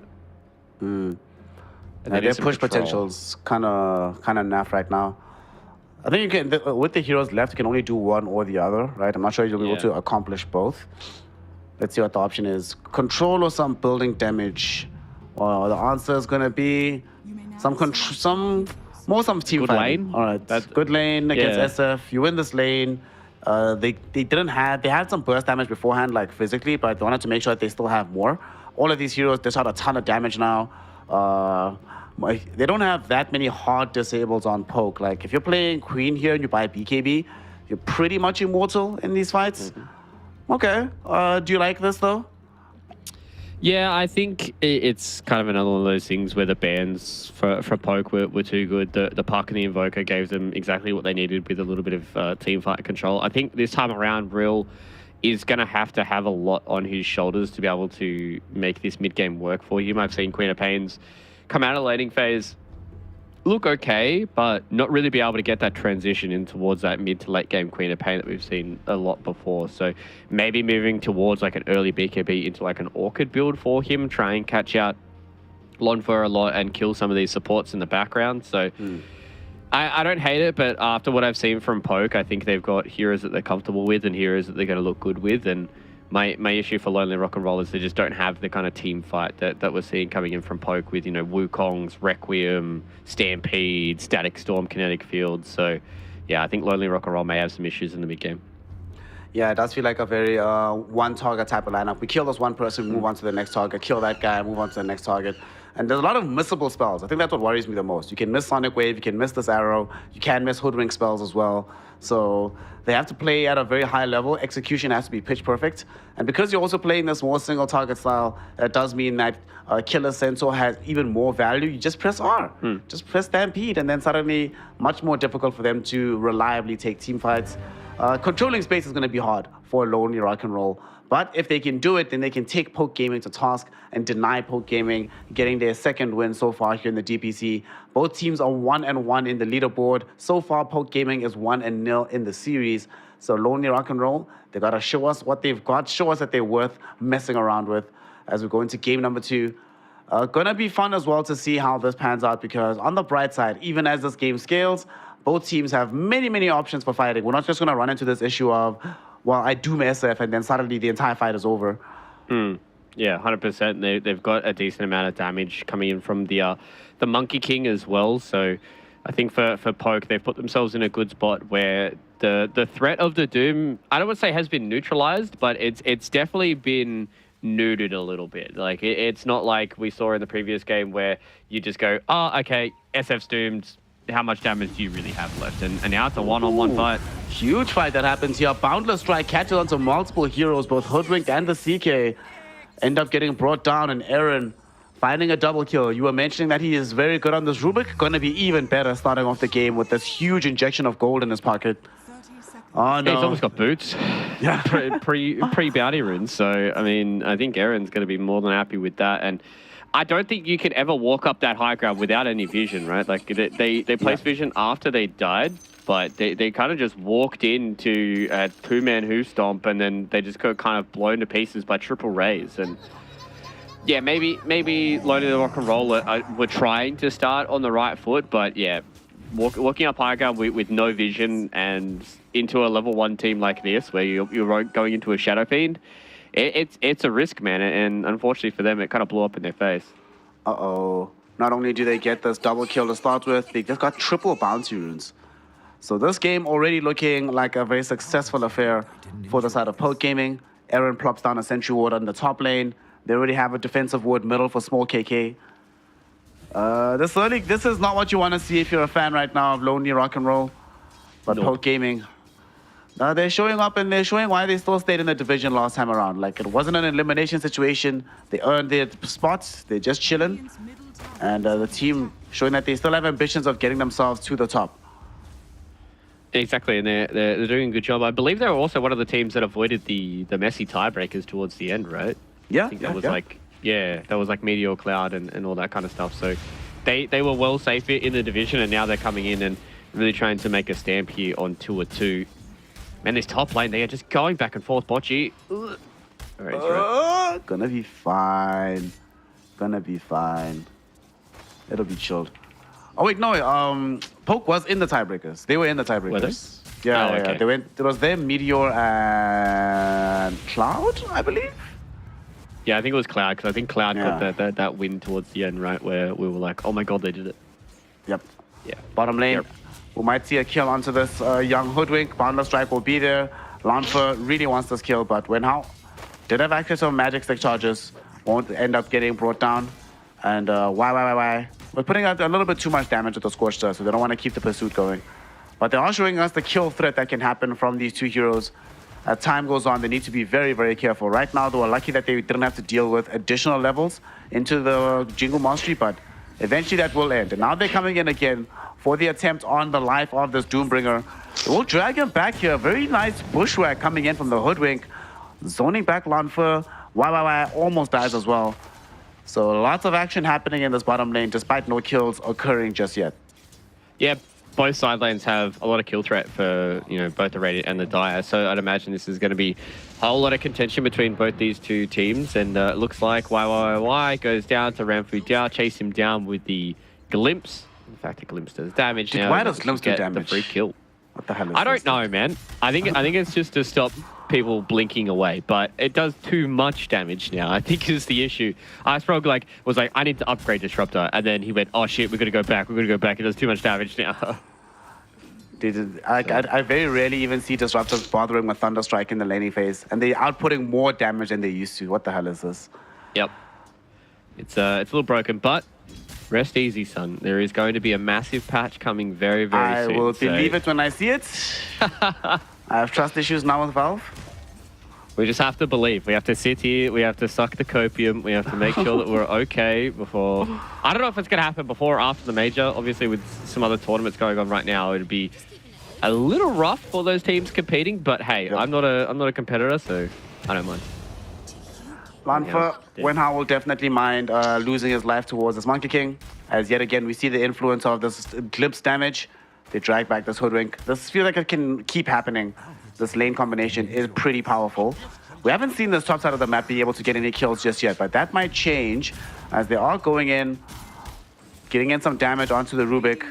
Bocce does have access to Sacred Arrow, and Big Can just needs one more level so he can have Reality Rift as well. Then maybe they do both, but so far they just are tussling with the CK, and CK might actually die here. Killer is in a very bad spot. He might lose his life. The leap forward will ensure that they have the damage, but at the same time, Big Can, he got tossed about by the telekinesis of Aaron, granting a killing spree towards the Rubik. 3-0, pre 5 minutes on position for Rubik. You don't get to see this every day. No, definitely don't. Unless you're watching some of the OG Rubik gods of days gone by. But Aaron is starting off with a bang here. Kind of interesting that Killer was still continuing to try and get these trades going up against the Chaos Knight, who does have access to the Chaos Strike. So it's hard for you to try and win these trades out. He does have a helm with the Iron Will though, so maybe he's just trying to abuse the health regen. So it's a good start for them, and I think Aaron really needs to start setting his attention towards his mid lane at some point, right? Like small KK, he's not being decimated like we saw in the previous game that Real copped, but the way that Real is playing now in this Queen of Pain is exactly the start that you want for Lonely Rock and Roll. Yeah. We see bottom Lanfa getting more of the start that he wanted. They picked up this Monkey King in large measure to counter out the early Doom pick. And so far it's working for them. They're having some major success down bottom. As you mentioned, Real is doing a bang-up job middle.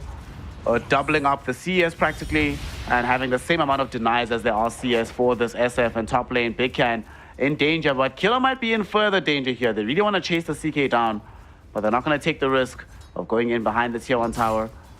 Bachi just trying to drag the creep wave away, deny them the safety of using this as a shield to keep diving.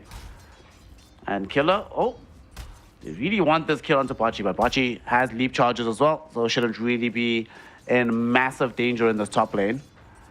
Yep. Dudril is now just zoning small KK by himself, just standing up on the high ground and daring him to play Dota. Say, now what? I'm about to hit level 6, top lane, they finally get the kill. No, he's still alive, Bachi.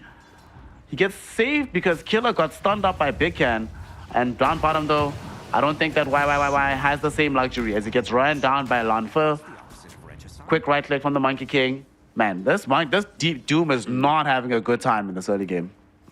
Yeah, it was kind of a very similar tale that we saw in game number 1, right, where Lanfer as well as Renfu Zhao are just abusing the lane that they have. Disruptor and Monkey King are a very potent combination because you build up the Jingu stacks and then that's when you start to fall people back. Big Can goes down off the back of Aaron finding another kill in that top lane. So it's all about kills now, it seems like, for Poke Gaming.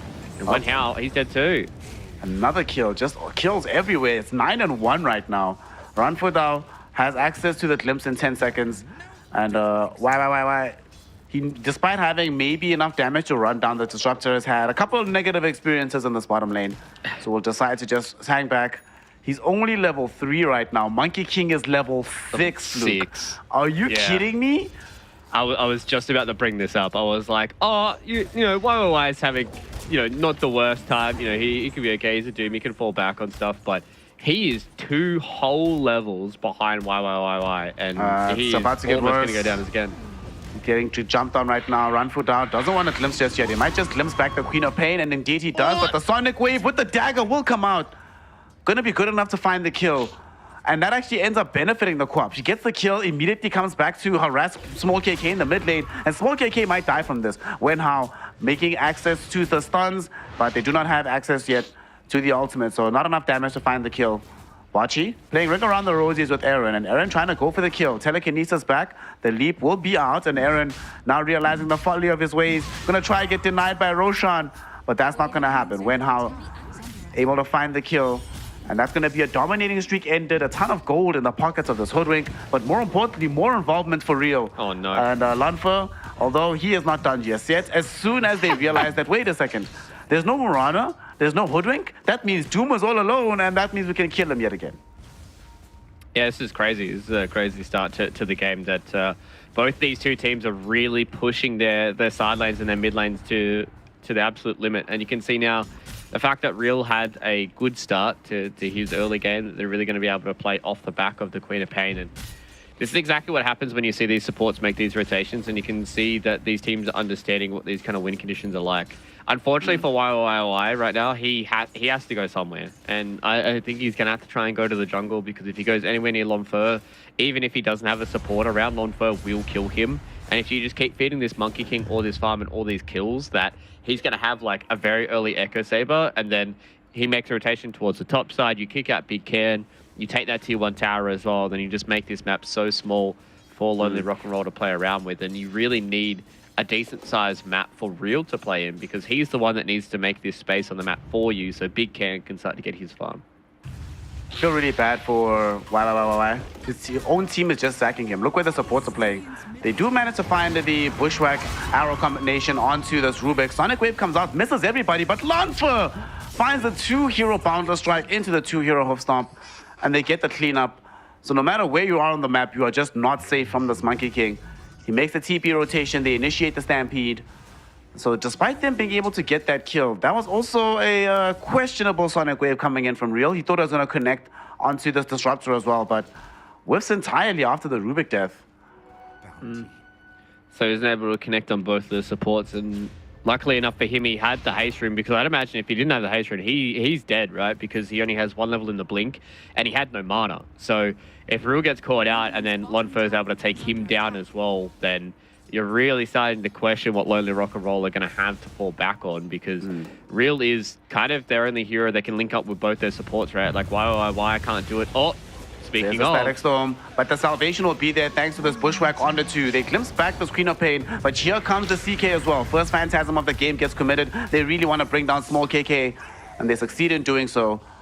Wow, I also made the rotation over, hoping to at least hook up the Doom onto someone, but turns out his help is not necessary. They're like, sorry, mate, no gold for you. Go back to the jungle.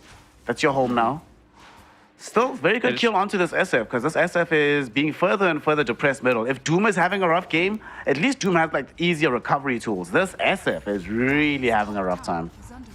yeah, considering the massive carry performance that we saw out of small KK in that previous game, right? Like, I thought that was going to be the point where they take down Real, small KK gets himself a kill, he turns it back around with a bit of farm, a few more minutes on the map, and can start to become a hero. But right now, he has to go for a catch-up Midas, man. Like, he has 176 gold on top of his treads and his bottle. Like, this is a very sad Shadow Fiend. Luckily enough for him, his sideliners are doing really, really well. Echo Saber is now on the way for Lonfer, so he can make these rotations and start to become scary. Very, very close to a Blink Dagger as well on Killer. So he's about 250 gold away from that. And these items are going to alleviate a bit of pressure for him, and especially if he's able to link up with some of these players. But I don't think he's ever going to be safe. Like, he always has to deal with Doom. He always has to deal with Real. And if small KK can't find any semblance of farm in the next, for the next 5 to 10 minutes, it's going to be a hard game for him for the entirety of it. And then you just start to Doom out Lonfer, and where's the damage going to come from for Poke? Oh, there's a fight that's coming in right now from their side here. Big Sonic Wave coming in from Real, catching on to 3 heroes. They will drop down the Wukong's command from Lonfer, and they just quickly vacate the area where the Wukong's is. They sort of preempted this particular movement as they came in with the Moonlight Shadow from the south side, but now Poke Gaming, they're like, well, they don't have access to the Sonic Wave anymore. Let's aggress onto them as they smoke up. They want to reveal this Blink Dagger. Not going to find anybody just yet. Real still in their sights. It is daytime, so they have a beat on him. They know where he's at. They're going to jump him. They get the connection. Telekinesis to follow this up. Do they have the damage to get the kill? You bet they do. Aaron finding the Scream of Pain. And they will be able to find a botchy arrow, though, hoping to try and connect and kill the Centaur. And glimpse back. Who are they looking for? They find the Doom back in the jungle. Just want to make sure that he can't get involved in this mid lane. So it's going to be a quick kill onto Real. Nice reveal on the Blink Dagger. And this is the power that can still be levied by Killer. Despite the fact that this SF isn't having a really good game, Killer can sort of bridge the gap in the meantime and be their primary aggressor. So while they try and make space for the SF. Yeah, and that's, you can just see that they understand that they've got this small little item window that they can play around with, right? Like Quap's going in for a Witchblade, so she's always going to be susceptible to the damage here. Doom goes down. Okay, they're doing the Disruptor. So there's no big spells coming out, but Static Storm was about to return, but he's still Doom. Oh no. Queen of Pain, you gotta watch yourself. Doom has been given away. How did that happen? He's gonna get denied, I believe. So they're gonna make sure that he doesn't end up dying. Big Can finds that deny, but they're bringing in reinforcements down bottom. Queen of Pain, she doesn't get glimpse back just yet. It will come eventually. Disruptor might end up dying. Beautiful pushback on the 2. The CK as well are going to be putting out the damage that he needs, but it's not going to be enough just yet as Lonfer getting the turnaround. Will it be enough to get the kill? Yes, it will. Huge Sonic Wave, but the stomp coming in from the CK, or from the Centaur rather, on top of the CK, ensures that they get that kill regardless. And we're seeing the squishiness of this Queen of Pain really being a problem right now. These two bushwhack won't going to be applied just yet. They're going to go in for it after the Pounder Strike. The return of YYYY down bottom. They really want to try and make sure that they can get something, but gets glimpsed back towards the tier 1 tower. Bocce, no angle for any kind of Starstorm just yet. Arrow still on cooldown for the next few seconds. And Lonfer is going to soon have vision onto this Hoodwink. Should be able to finish him off quite quickly. And actually jumps off instead of going for the jugular here. They get the lift back onto YYYY. There's going to be the hoof stomp as well from the Centaur. Damage coming in. The Centaur not able to finish up the Doom just yet, but the glimpse will do the job. Hoodwink got taken out by Aaron and Lonfer. In the meantime, Lonfer finds another Pounder Strike onto Bocce, and Bocce stunned up during the leap. There's no escape for you, my friend. Double Edge turns into another kill. It's just a bloodbath in this game. 28 kills in the first 15 minutes. Damn. Yeah, and that just comes off the back of Aaron having a really, really good game. So he's able to just kind of stay on the edges of these fights, constantly get spells out. Killers have a really good time as well. Same with Lonfer. They're doing all this without Small KK, by the way. That was a fight where you saw all 5 members coming in from Lonely Rock and Roll on the bottom side of the map. Small KK has just been hidden jungle. He's got his hand on Midas up now. He's starting to begin this recovery. He wants to build in towards a BKB so he can just keep these fights going. And if Poke are able to just get a lot of these unanswered kills once again, then, man, Lonely Rock and Roll, they're going to start to fall behind the 8 ball because Real now, with this Witchblade, he has to go back and farm a little bit. Same thing with Big Can. Like, they wanted to try and get their farm through a lot of these fights, and I just don't think they realized how strong the heroes coming in from Poke Gaming are, especially when they're not able to link up a lot of their spells, you know, things into like Bushwhack, into like a Sonic Wave, into, you know, a Sharpshooter that just kills Lonfer, and they just haven't been able to do that just yet. And Poke, they're in a really, really commanding spot. Oh, dude, look at Killer. He's just been a menace on the map since getting this Blink Dagger. Finding Wenhao. This should be a kill onto the Hoodwink.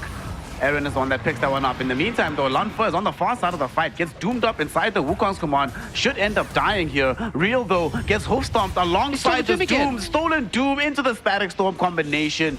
These supports with some illegal play from Poke Gaming. Another double kill for Aaron. What a player, what a god. So they lose the Monkey King, but they get the tier 1 tower, they get the 2 core kills, and they get even more gold into the back pocket of Aaron. And once again, Fluke, you know who's not involved? Small KK. He throws in the token damage, then he gets to leave the fight. Does a little bit, he's like, sweet, I'm out. I'm just going to farm elsewhere on the map. Yeah, it's kind of crazy that Aaron's 2 Dooms in a row have done more than what YYYs have throughout the entirety of the game. So it's pretty big. Aaron is playing really, really well this time around. He's really starting to carry hard on this Rubik, and I said that there wasn't all too many crazy spells for him to steal. A lot of good stuff coming from the Queen of Pain, and if you just keep stealing Doom and Bushwhack, then it doesn't matter if the rest of the skills are Garbo, because you're stealing the good ones. And it's exactly all you need to do here, and this game is not starting to spiral out of control when it comes to net worth, right? Like, it's only a 1k net worth lead for Poke Gaming, but I think as confidence and the kind of game set itself is starting to spiral out of control, right? Like, Wenhao is going for a Maelstrom.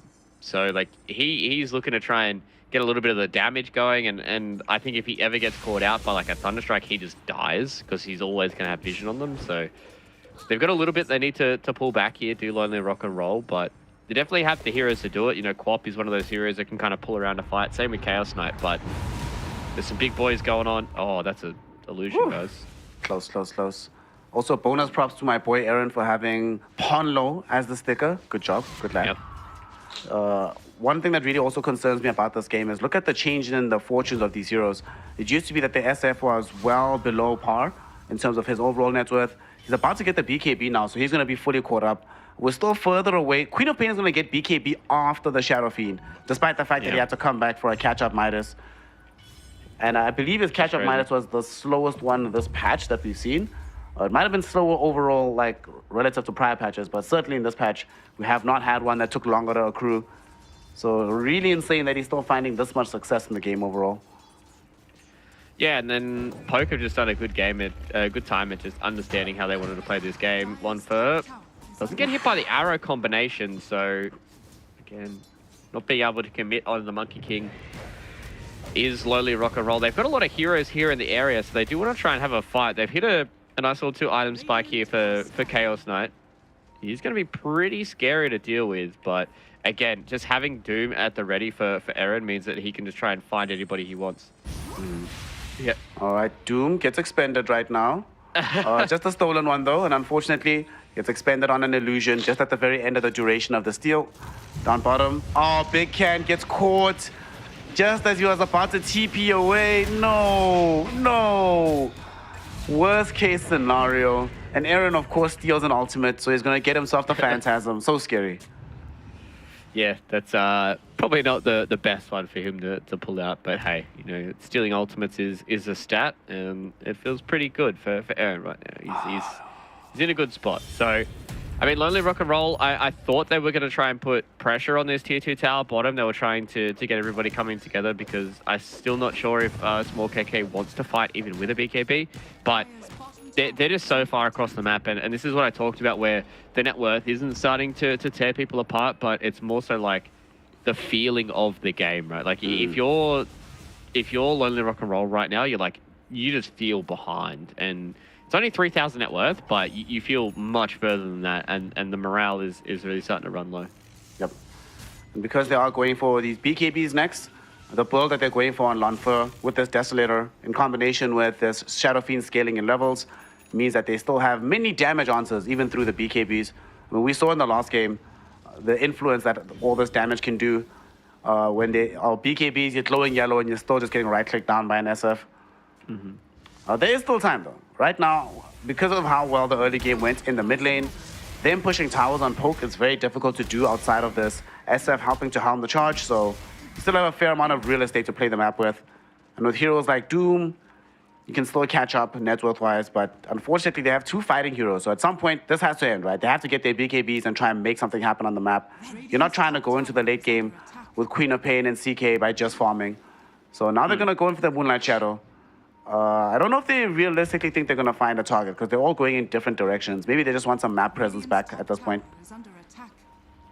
Yeah, it feels like they're kind of a little directionless right now, right? Like they popped the Moonlight Shadow. I'm pretty sure Big Can was seen on the bottom creep wave as well. So I don't think it really would have done much for them. But the way it is now, they just haven't done much. They are starting to farm and the net worth is relatively evenly distributed throughout the entirety of the game, but all it takes is Poke to do what they're doing right now. They go, okay, it's time for us to fight. Let's go. We've got BKB up here on Lonfer. We've got BKB up on Small KK, and all we have to do is catch one of these cores, and we will start to pull this game ahead.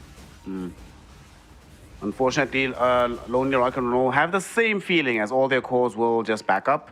Only Queen of Pain is showing on the wave, but she can get herself out of trouble fairly easily. She does have access right now almost to the BKB. They won't find anything just yet. They just get a quick D-ward. And, you know, it's funny to me that we're talking about like their relative lack of scaling potential if they don't fight soon. And they have the Maelstrom now, so they have at least one other hero that can help them scale. Unfortunately, they have to decide if they're going to fight or not because the Roshan attempt is happening. Radiant Scan, not going to connect onto any of these heroes. Big Can is not getting involved. He's still just finishing off his BKB, so it looks like they're going to let this one go and give it over to the SF.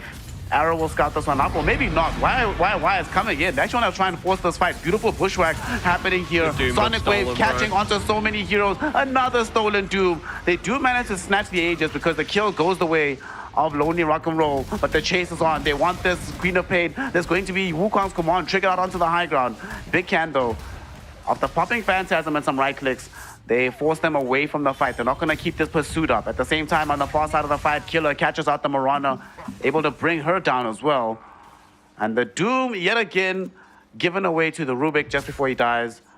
I mean, all things considered, they do get the Roshan kill. Yeah, the Aegis goes the opposite direction, but all things considered, given where the game state was, given that they took that fight without having a BKB on CK, it didn't go as badly as it could have.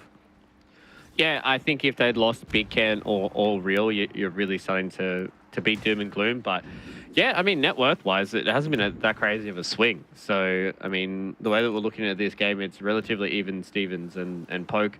They're the ones that are starting to get a few more of these key items on their heroes, though, and I think that's going to be the interesting tale for me is a lot of their gold is on their supports for Lonely Rock and Roll. You can see that Wen Hao is decently much more farmed than what Ranfu Jiao is, so that's why you can see that there's this like 2,000 net worth disparity between the two supports, and all the cores are relatively similar when it comes to their own net worth. But you know, if we keep seeing these Dooms being stolen, and if they get transferred onto Real instead of, you know, just being thrown back onto YYY, then these team fights are going to get a lot more spookier. But I mean, Lonely Rock and Roll, they've done a good job at least making this game even without it completely ballooning out of control.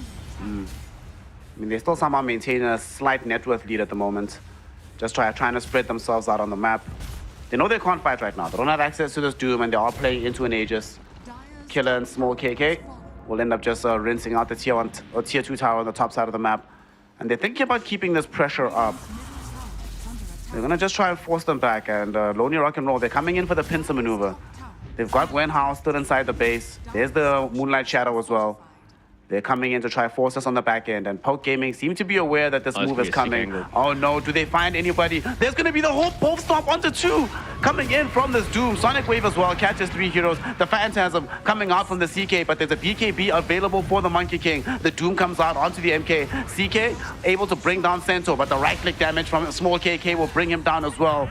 Small KK will double his return by getting a quick kill onto the Marana, who does buy back into this fight. They want to try find the Monkey King on the last couple of seconds of this Doom. Doom jumps in to find yet another War Stomp. Beautiful long-range arrow. This buyback from Bocce might end up winning them the fight, as Real gets a double kill by finishing off this Rubik.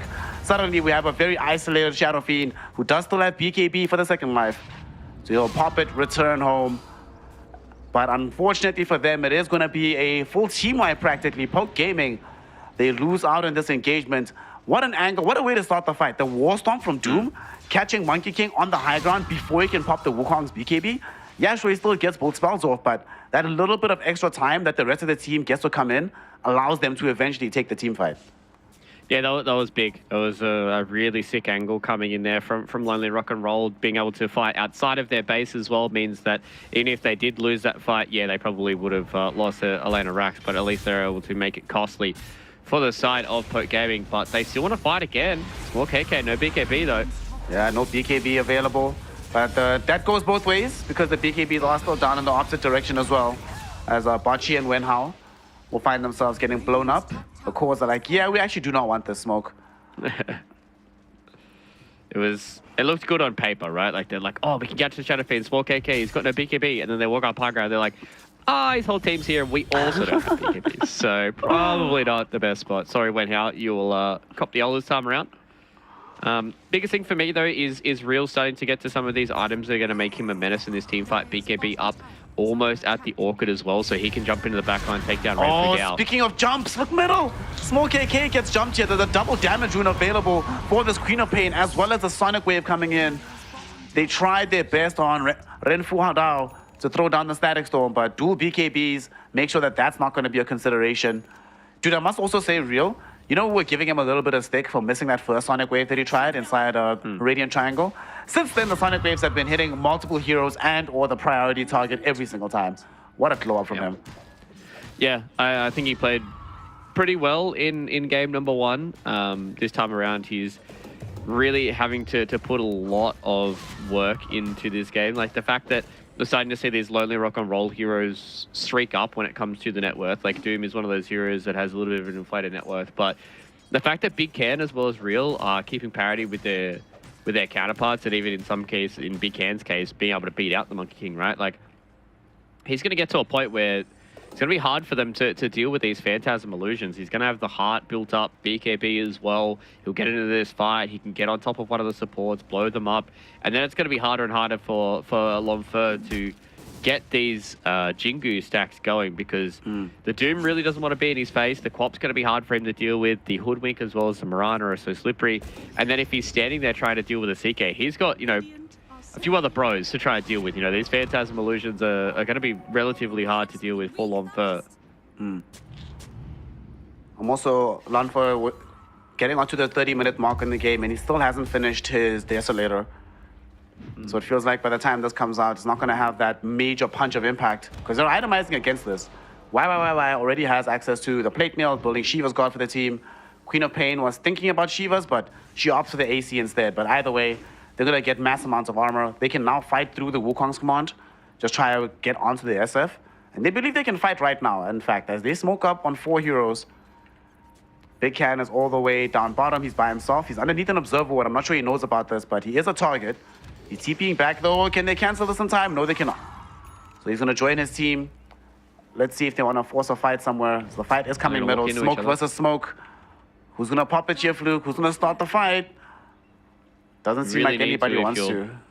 If you're either one of these two teams, you need to make sure you get the jump on these key targets. So vision is going to be very, very important, and fighting around your vision. You can see that both these two teams placing some wards on the higher ground, trying to play around their own vision. If you get caught out, this game is kind of on a knife's edge. Nobody wants to make that first mistake. YYYY, of course, has access to the War Stomp still, with this Doom waiting in reserve. So there's stomps on both sides, mass amounts of burst damage on both sides. And seems like nobody wants to take the big risk. So this is a situation that feels like it can benefit Lonely Rock and Roll a bit because they have a wave they can connect to in the top lane, put pressure on the tier 2 tower. I mean, yeah, sure, they might lose tier 2 bottom, but dire tier 2 bottom is probably the tower you care least about in the entire game of Dota. Yeah, 100%. So probably okay with losing that one. Radiant side, still kind of okay with losing that tier 2 tower in the top lane. Does mean it's a little bit harder for them to buy back and return to Roche, but you're playing Radiant side, so that's a natural issue anyways. Yeah.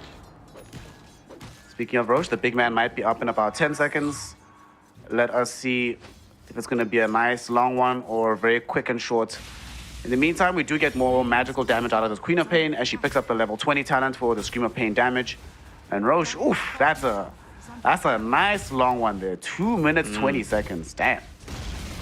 Enough time for them to start getting a bit more of these items. And you can see both teams understand that they don't want to go into any of these team fights and be in the worst position. So Poke, they're the ones that tear through that tower fast enough, and now we're going to have a fight. Oh no, Real, he's caught. Oh no, Real gets caught underneath the Static Storm. Dies without buyback.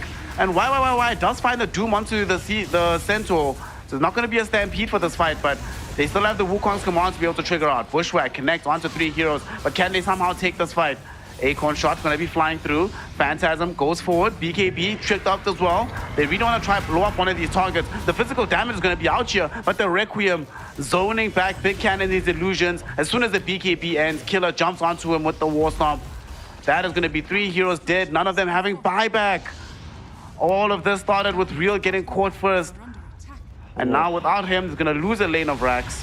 Unless the miracle can happen from why. He jumps in right now, gets a huge Shivas out, but the Manta dodge, like you mentioned, there will be no usage of any further spells from him. And that is going to be 4 heroes done and dusted. They can't get megaed. They still have a tier 2 tower in the mid lane. They haven't lost racks in the top side of the map either, but massive damage inflicted in a very short span of time here through this fight on the bottom side of the map. Yeah, it's exactly what I was talking about, right? Like each one of these teams need to make sure that they're getting the good initiation, and that was just the initiation you could have dreamt for Poke. Getting in, catching out Real, Static Storm, blew him up, no BKB, no nothing, no buyback. So no Queen of Pain for them to play around with. It was a uphill battle from the start for Lonely Rock and Roll, and then the Doom went out onto Killer, probably one of the worst Doom targets for you. Yeah, you don't have to deal with Stampede, but that just means that all these other heroes are going to be able to utilize all their spells. Ranfu Dao was able to kite out the BKB coming in from Big Ken as well. He eventually went down, and it was a little bit too much there for Lonely Rock and Roll, and things decided to crumble really, really fast. So now they're behind by net worth, and they want to see if they can get a fight going with all their spells still up. They have 15 seconds until they have access to the Doom once again. One of the critical spells for their team fighting efforts. And it depends who they find. Doom goes in first. They're trying to draw attention, and Doom just gets blown the hell up. He's gone in a hurry. Static Storm dropped down onto the CK as well as Wenhao. So they do not have access to the Hoodwink for this fight. Hoodwink pretty much about to die. BKB is getting popped by Big Cat. He wants to run the hell out of here. And they actually somehow managed to split the wickets and stay alive here. BKB popped now by Real, able to bring down this Disruptor. And now they know that they might be able to take the fight. Sonic Wave yet again stolen. How does he keep getting these ultimates for Aaron? And that's a pretty huge one with level 4 spell amp. We do see Bocce also getting caught out. No way does he TP out of here. They have the vision of the Observer Ward. Gets finished off by Small KK. All right, and now the path to the Roshan lies very clear, and they're going to go claim their reward in the form of an Aegis and a free Aghanim shard. Yeah, YYY just... They were a little disconnected, right? They just weren't able to... They know that they didn't want to commit onto Killer. And, you know, with Lomfer sitting up in the trees, he was more than happy to cop that initiation. And as soon as YYY goes down after popping the Doom, it's too easy for Poke. They blow up the Doom, and they're going to look to fight again. Lomfer? Lomfer falling very low, but Real, the telekinesis with the stolen Sonic Wave! Oh my god, Aaron not only saving the life of this Monkey King, but ensuring the death of the Queen of Pain. And now Big Can realizing that he's all alone here, very isolated, feeling very alone, feeling very dead, and the game feeling very over. As the side here of the Lonely Rock and Roll throw in the towel, GG, well played. Poke Gaming secure themselves a 2-0 victory here in game number 2. Man, that was an impressive game coming in from them. Especially shout out to the Aaron Rubik. Man, that was some chef's kiss order coming in from him. Yeah, I think Poke really kind of pulled their socks up in this game. They look really, really clean. They look really, really crisp. There was some issues with Small KK in that mid lane, but again, they just play around this four-man kind of style, and they're able to enable Small KK to have a game. He came back in as a Shadow Fiend, did a lot of damage towards the end, but I mean, Aaron, what a masterclass from him on the Rubik. And this is why that we see teams pick up this Rubik multiple times. This is, 2 days in a row now that we've been able to see these Rubiks do a lot of hard carrying when it comes to these big ultimates in the game. I'm not sure how YYY was always giving away Doom. You can try and hold like your Scorched Earth and stuff like that when you are utilizing that, but he gave it away a magnitude of times and had a very, very rough early game. I think he was like 1-7 in like the first 20 minutes or something like that. Like he had a hard start to this game and never really was able to get on top of it. And the way that this fight was going, it was just constantly Poke was able to just get the better initiation and just hold on for a little bit longer, and Lonely Rock and Roll just couldn't close it out. We'll also see part of the issue with this Queen of Pain hero expressed throughout this game. Excellent laning phase, but the hero just feels like it eventually falls off. You do so much damage, but not getting the kills necessary, and you always have to dart in and out of the fight, right? You can't commit fully because of how squishy and volatile this hero is. It's not like a puck or something where you can still draw attention from the enemy in the midst of the fight. If you overcommit on Queen of Pain, generally speaking, you do end up dead. So despite Real's amazing start, can't keep it going for himself. Big Can as well, felt like he really struggled on the CK. We never really got to see the CK targeting this, like getting on one of the targets, being able to blow them up, then moving on to the next one. If he's on Monkey King, SF is beating him down. If he's on SF, Monkey King is busy beating him down. So not really able to accomplish all that much, only involved in 8 kills total this game. That's not really what you want to see out of your CK in a game like this. And this is the catch. I think that's actually where the game ended. Right then and there, that's probably where things went down for them and was an irrecoverable game thereafter. Yeah, that's when Poke really blew this game to pieces, right? Like you could see that both the two teams were trying to get some objective trades with each other and try and trade towers, but Poke, they just had the more conviction, right? Like they just walked forward. They knew that they were the ones that could take these towers a lot quicker and really started to put Lonely Rock and Roll under the pump. And whenever this fight starts to break out, you don't have a Queen of Pain for 70 seconds. It is all too hard. This is another fight here where I'm like, maybe if they kill Lonfer, then they can do it. But Aaron is just in such a good position. Big Can TP's in a little bit too late. There's no buybacks available for any of these players, and maybe if Big Can survives for a little bit longer, you'd be okay. But as soon as that Blink Whosom comes in, you're like, yeah, he's dead. This is game over. They're just going to take too much, and the game's going to be too hard to play. And in Poke, they played really well. I think their draft, looking at both these two drafts, like their draft is just a lot easier, a lot more straightforward to play. Whereas you see at Lonely Rock and Roll, like this Chaos Knight, like the idea is you want to try and blow up like the Disruptor and the Rubik because they're heroes that can't really deal with you all too much. The Hoodwink and the Mirana, to me, felt a little off. Like they didn't really have anybody that was able to go into the fight and enable them to have some vision. So they relied on YYY. He had a hard time, wasn't able to catch anybody. And that just meant that Aaron was able to just sit back and play these fights on the edges and have probably one of the best Rubik performances in the DPC for a long time with the way that his scoreline has worked out and the way that he has played is kind of crazy. 11-4 and 18 in a game where you're playing against a Chaos Knight, and Rubik going into Chaos Knight generally is a bad matchup for him, but he played really, really well, and unfortunately for Lonely Rock and Roll, this is a little bit too hard of a hill to climb. Bro, he dealt on Aaron. The only hero on the side of Lonely Rock and Roll that dealt more damage than this Rubik is Queen of Pain. And only then by about 4,000 damage. He dealt more damage than everybody else. That's just phenomenal performance from him. Also got a shout out Lonfer. That laning phase that him and Ranfu Dao put out, like this Doom just was not able to have a game. We see why they were so confident to very early on go for this pick on the Monkey King. They're like, yeah, we've got this. This laning phase is going to be just not playable for this hero, and it really wasn't playable. At the very end of the day here, felt like this Doom didn't really accomplish all that much, so they struggled at the end. And I think it really hurt them that Big Can wasn't playing a hero that could scale for the ultra late game, right? He's playing this CK. If you miss this mid-game time, and you start to feel really, really rough about yourself playing this hero. So Poke Gaming, they're 2-1 up right now in the leaderboard, feeling fresh, feeling good. They make it very difficult now for the side of Lonely Rock and Roll. They have a lot of tape to go back and assess. Going up against some of the other teams, like the teams that are at the top right now, your Cactuses, Piggy Killer that we're going to be seeing later on today, where would you rate their chances based on the game we saw today if they were to go into those matches for Poke Gaming?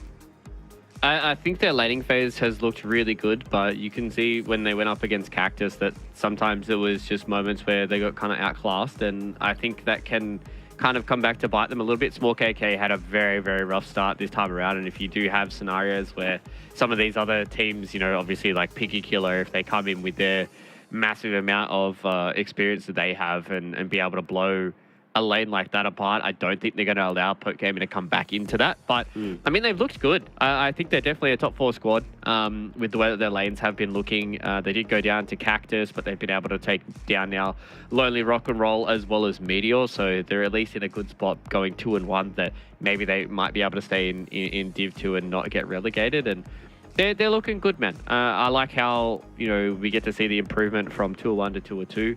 And really get to see more out of these guys. So yeah, Poke, they're looking good. I'd say somewhere in the top 4.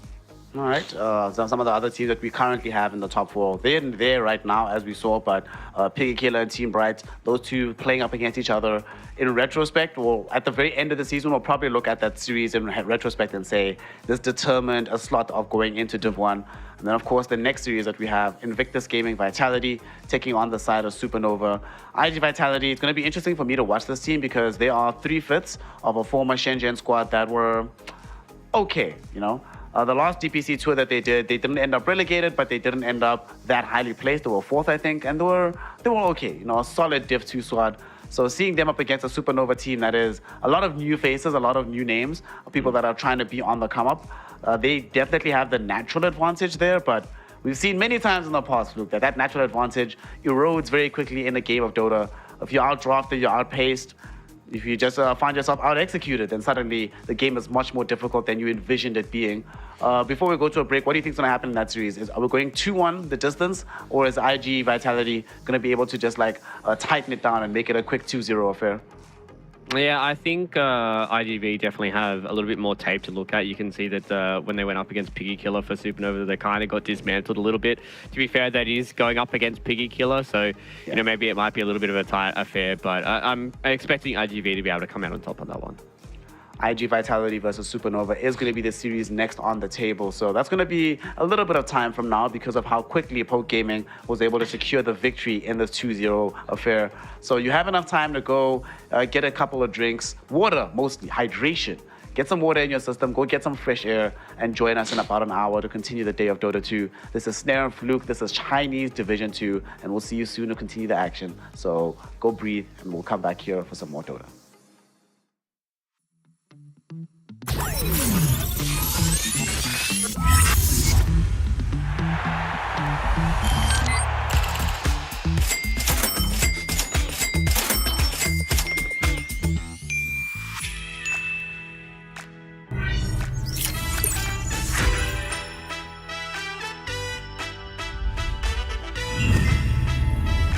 Watch more, earn more. Full TV.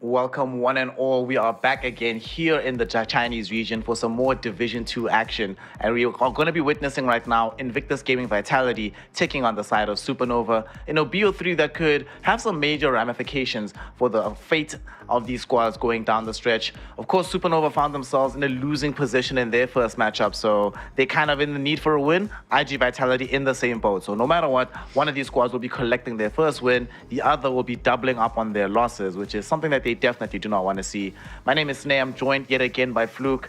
And brother Fluke, from what we've seen here, Supernova got demolished, got destroyed by the side of Piggy Killer. IG Vitality, they lose a series 2-1 up against Bright, but both of them arguably took on some of the strongest opposition that's going to be happening in the division so far. So it's probably one of these situations where they just trying to reset, right? Don't have to think too much about the last series, given that you've already played the best, basically.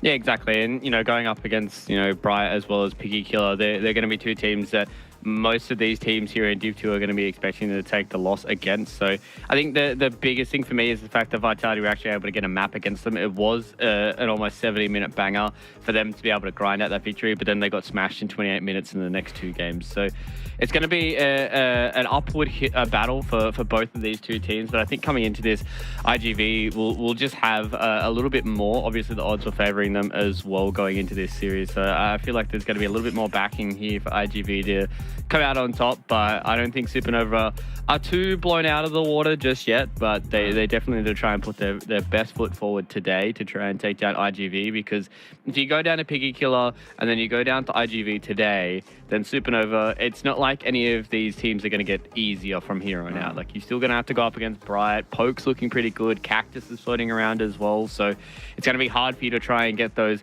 very, very important wins to try and stay in the division and not have to go through the close qualifiers again. Yep, they did make it to the close qualifiers. Of course, there was an increase in the amount of allocated slots coming through those qualifiers, and they were not one of the first teams to take up a slot, but nonetheless, they are here. And one of the things about this team is that they're fairly new, not just together as a unit, but a fairly new team overall. So they still need to find magic. They need to make things gel for themselves. The bright spot is, when coming through the close qualifiers, they did actually manage to take a 3-game series up against IG Vitality. So they have that in the back pocket, knowing that we can beat them in the qualifiers. Things obviously change once you get down the stretch into these very important matches. And of course, IGV, this is a squad that has been in Div 2 before. 3 of the players were in the Shenzhen squad that managed to stay their place in Division 2. We have SJ, who's been on the IG roster for quite a while. Ukyo has also floated around like these random tier 2 stacks in China. So they've played in this level of Dota before. They know what's happening, and they'll be prepared for what's going to occur in this particular matchup. So very excited to see how it's all going to shake out in the upcoming best of 3. The odds between these two squads, I think they should be a little bit more favorable towards the side of IG Vitality, just given the pedigree of the roster and the fact that they played together before. But let's get into the game here, Master Fluke. We are going to be seeing IG Vitality. They have second pick on Radiant side, Supernova, first pick on Dire. And thank God there's no Broodmother, no Undying. So that's actually kind of interesting that they chose to ban Undying over Enchantress. And then Supernova, they take out the regular Zoo. No Nature's Prophet, no Beastmaster. So that leaves what? Disruptor, Death Prophet, Clockwork, Enchantress. Which picks your fancy as a way to open up your drafts right now? I think for Supernova, just getting something simple like the Disruptor wouldn't be too bad for them, but obviously the Death Prophet has had a lot of high priority across a lot of different regions, so picking that up I'm not all too worried about. Surprisingly, IGV in their previous series up against Team Bright, they had very targeted bans they had, I believe it was Tiny, Batrider were their first 2 phase bans throughout the entirety of that series, and this time around they've fallen back onto the Broodmother as well as the Undying. Undying has been one of those heroes that I don't think really has had success for a lot of these teams, but Supernova have utilized it in the past, so I can understand why IGV want to try and play around with that, but that does leave you open for things like the Death Prophet to be able to come out here for Supernova. So I feel like, with this Disruptor +1, you can really kind of shore up your own offlane as well if you want to try and deal with this Death Prophet. We've seen a whole lot of different things in the safe lane to try and deal with it, but I wouldn't hate to see IGV be able to get themselves something spicy to start out. Maybe even they just go for the Ember Spirit here and then just really shut down a lot of these other mid picks. So if it does go towards the mid lane, then their off lane's going to be a little weaker. We have seen this Death Prophet do real work into the Ember Spirit through the mid lane. That might give them some reticence on that, but overall, There's going to be the Spice, SF, that can go flex in between the mid or the safe lane. If you match up against DP middle, you're perfectly fine. If you're playing up against her and she's an off laner, you're perfectly fine as a safe laner. So it feels like a nice safe pick for themselves. And Supernova Tusk comes out. All right, I'm fine with this. You know what's actually very intriguing about this Death Prophet pick is that this is only the second, this is the 20th game so far here in Division 2 in China. And this is only the second pick on DP. She's been banned every other game. Like, even if she doesn't get picked, first phase, ban. So a rare treat in China to be allowed to witness DP play. Yeah, it's kind of crazy that she's had so much hate. I feel like some other regions are starting to figure out how to deal with her, and maybe she's moving herself into like a second phase ban kind of way instead of her being in the forefront for a lot of these teams. But you know, I feel like she's still in such a strong spot, and it just makes it your safe lane, or I mean even your off lane, is going to be very strong with having DP. And we've even seen it be transitioned in towards the mid lane if they do want to try and get that done. But I like Supernova's opening. The Tusk is good against these two heroes. You always got the Snowball to save from the Glimpse. You can get on top of the Shadow Fiend pre-BKB, punch him up into the air when he's trying to Requiem as well, and it makes it a lot easier. So you can just see the IGV now, they're just trying to alleviate a bit of pressure onto their Shadow Fiend, being such an early pick with the Sniper as well as the Morphling. Probably would see like maybe a position 5 ban coming in from them. I wouldn't hate to see like a Clockwork being banned coming in from IGV to be able to make it so that they don't just have this, you know, Clock plus Drow combination that you can kind of see that Supernova can unfold on. Clock Drow has been very strong every time that we've seen it. Now for Supernova, they could still decide to play this Tusk as a 5 as well, so lots of versatility for this hero. Mid and off lane are covered with these two heroes. So Ember's gone. With this Ember ban, it does seem to suggest to me that they want to play this DP in the off lane. Because there's no way if you think they're going to pick Ember mid that you ban DP. Or you ban Ember if you're going to pick DP mid. So still going to be looking for a hero that's going to be occupying that mid lane then for Han down the stretch. Could be his Tusk as well. Maybe that's why they ban out this Ember Spirit. I would like to see IG Vitality come out with a 5 position to help them support if this SF is going to be going into the safe lane. Clockwork feels very nice here, just to be able to like split the wickets a little bit, play with advanced vision, make it so much easier for Disruptor. I just want them to play anything that gives them vision so that Disruptor can have an easier time. Yeah, exactly. They could even try and go for something along the lines of like the Enchantress if they want to as well, a hero that can kind of play in the front lines. Not that great into the Death Prophet just because you really don't deal with her all too much. Like you don't provide that extra bit of lockdown, that extra bit of burst to take her down, and she can deal with you pretty easily with the Soul Siphon. So I feel like Clockwork +1 is pretty good. Okay, so they're going to go for the Jakiro. This is something that they've picked in the past as well, and we've been seeing it rise in popularity. It's a hero that it enables you to win a lot of these lanes. I'm in the same boat as Aries. I know he was calling, I think this was on Southeast Asian DPC that he was talking about this. He wants to see this position 3 Jakiro. I think this hero is very, very strong as a position 3. You kind of have to build your draft around it, much like we were talking about the Earthshaker. You need to enable it to have some of these heroes that can go in for it in the mid game to be able to utilize how strong it has been. But I think as a support, it fills in all those roles as well and is very, very strong. And Supernova just respond with the Abaddon. Aphotic Shield is absolutely insane in this game, but can have some issues in the Disruptor, right? Like Kinetic Field, this hero does not want to build BKB, and Kinetic Field can be some issues for you in these team fights, but once you get that Blink Dagger Manta style combination, then you can kind of just find anybody and take them down. This Jack, we shall see. I'll reserve judgment. If it works, it can be really, really good. You get like some massive amount of damage inside a good Kinetic Field, but it does mean that the execution barrier has been raised quite a bit on the side of IG Vitality. On the other side for Supernova, they have Abaddon Monkey King, so they could flex the Abaddon into being a core hero or a support, and the same goes for the Monkey King as well. I guess they're going to try and glean information off of this next pick from IGV. This also helps them protect against some of these beefier offlaners, right? Your Dooms, your Centaurs, your Timbersaws.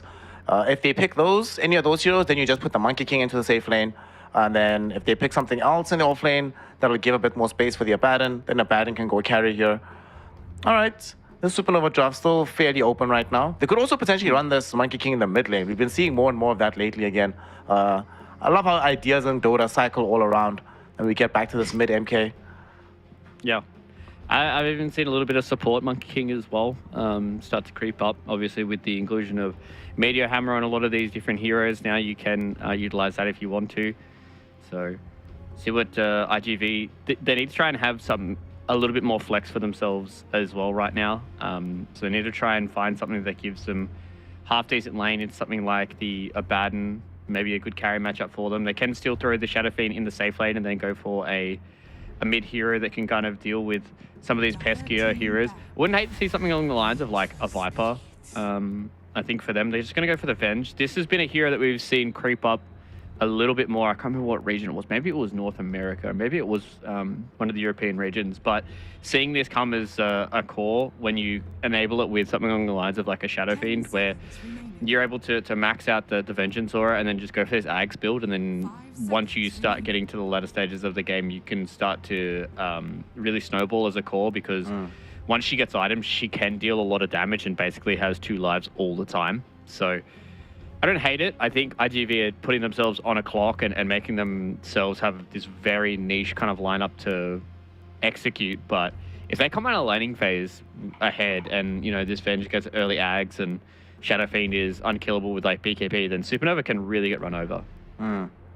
Well, the last time that this hero was played here in Division 2, it was played in the safe lane as this Vengeful Spirit. So there's some potential that could end up happening, but it's a little bit unlikely that that's going to be the case here.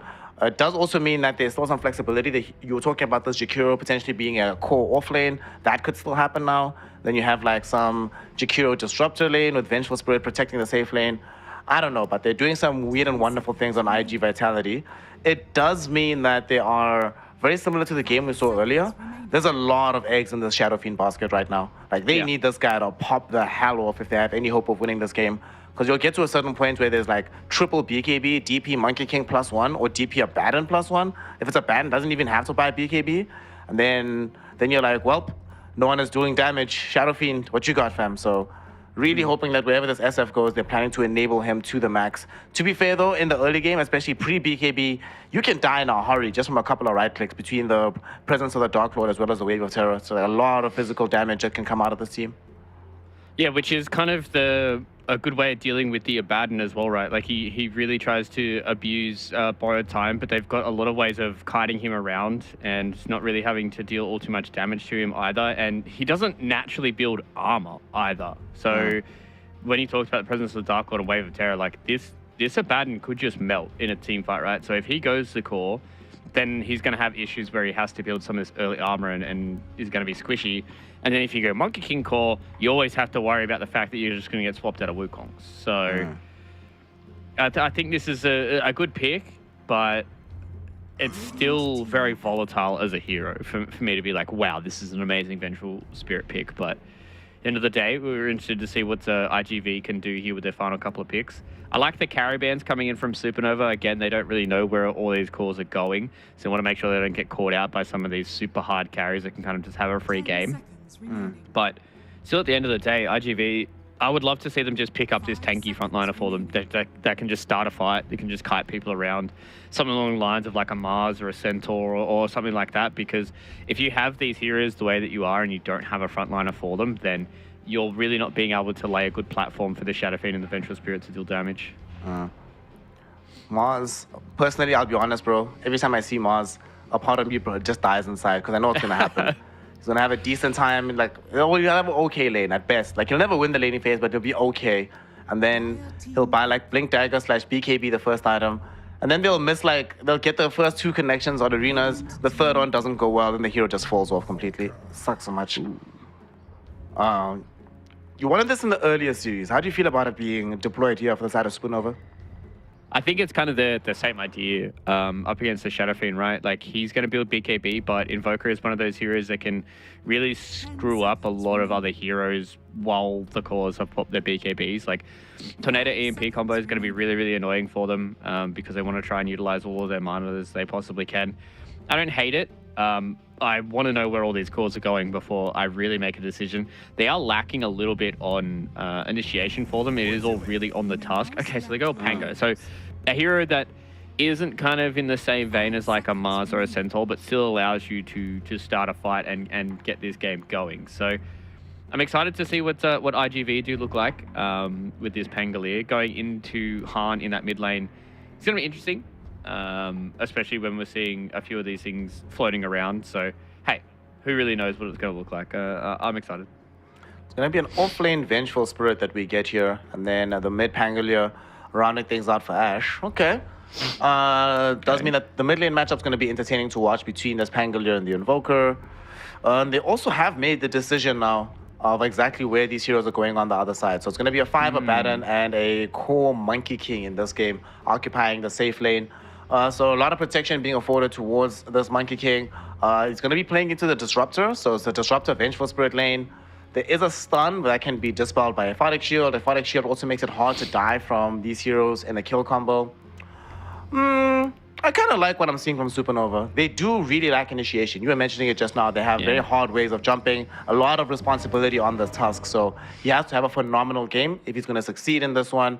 Otherwise, IGV just get bigger and bigger on this SF and eventually can just run over the game.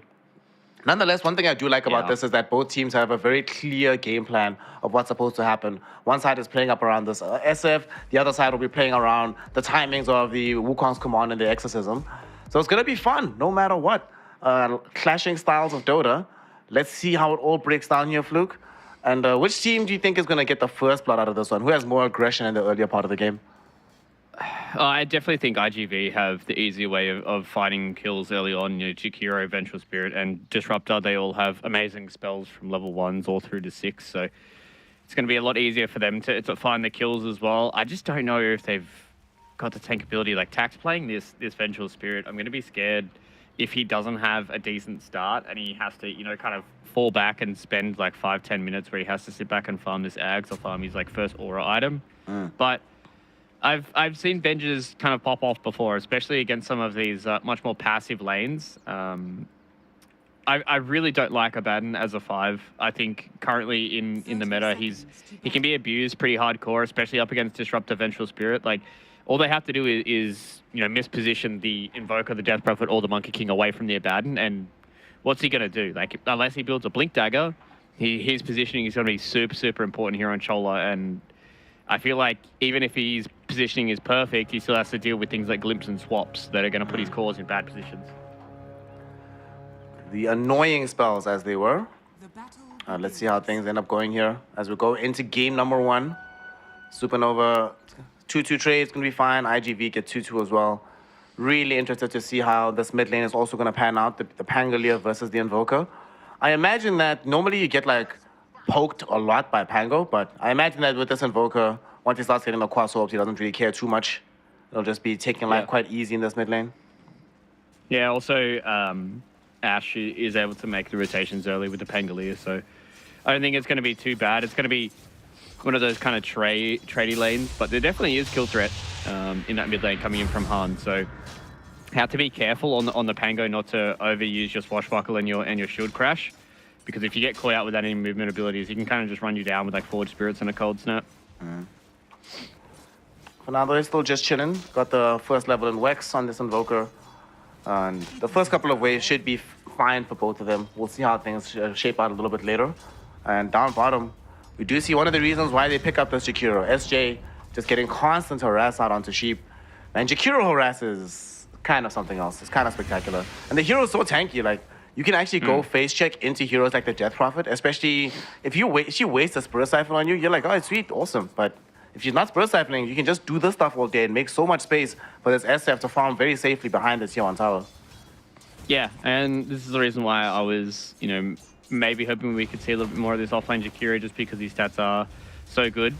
SJ might be in a little bit of an awkward spot. They do have the shards to block off some movement, but they won't go for it. But yeah, it's just one of those heroes that just has some really good stats. His turn rate is absolutely Garbonzo though, so it's a little bit hard to try and play some of these fights. Just feels like you're trying to turn a Mack truck half the time. But outside of that, his spells are amazing, and it's going to be very, very unfortunate for Supernova if they get caught. They are going to be going for this quick kill onto SJ now though, so they're like, well, let's see how good your stats are, mate, and that's what we're talking about. You Spirit Siphon him, he still has so much HP, and look, a nice water rune in front of him. He's going to grab the bottom water rune. Ashe grabs the top one, denying either of them away from Han. Okay, so in a weird way, them even chasing him works out even better. In the top lane, though, they're going to be chasing down Dolem, looking for the first blood, and they will find it. Shola on this Abaddon getting the final right click out. And we're starting to see one of the reasons why this Vengeful Spirit also fell off.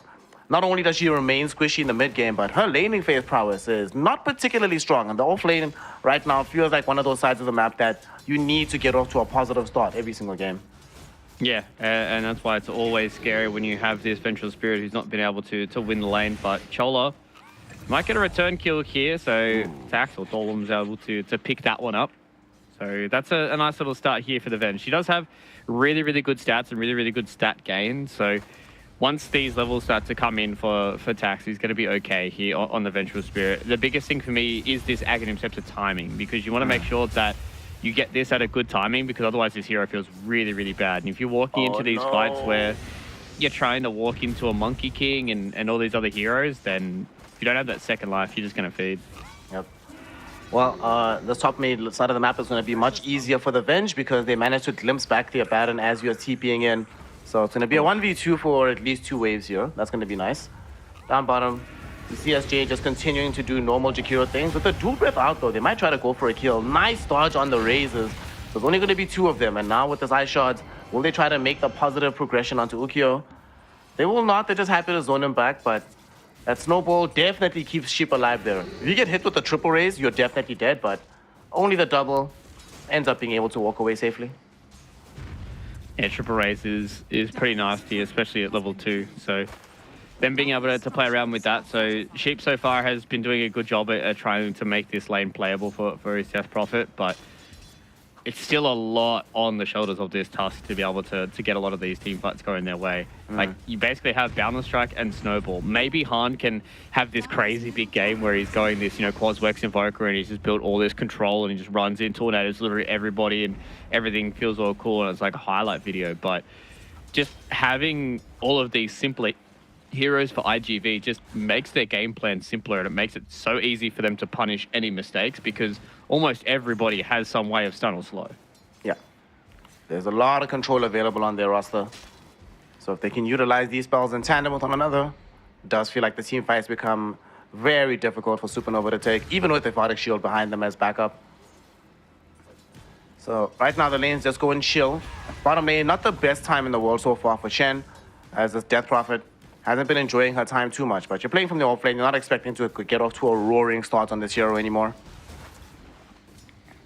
Yeah, especially with some of the nerfs to some of her items, to some of her stats, that it just feels bad to be able to play some of these lanes. I think Shadowfiend is also one of those heroes that really can abuse her because you play just outside of the range of Spirit Siphon most of the time with your long raises and your medium raises, so she can't abuse you whenever you're trying to go for a lot of these last hits. And Necromaster is always good to just continue the CS war, but up top, DQQ. Might be a little bit it's fine. Has glimpse behind him. He's chilled.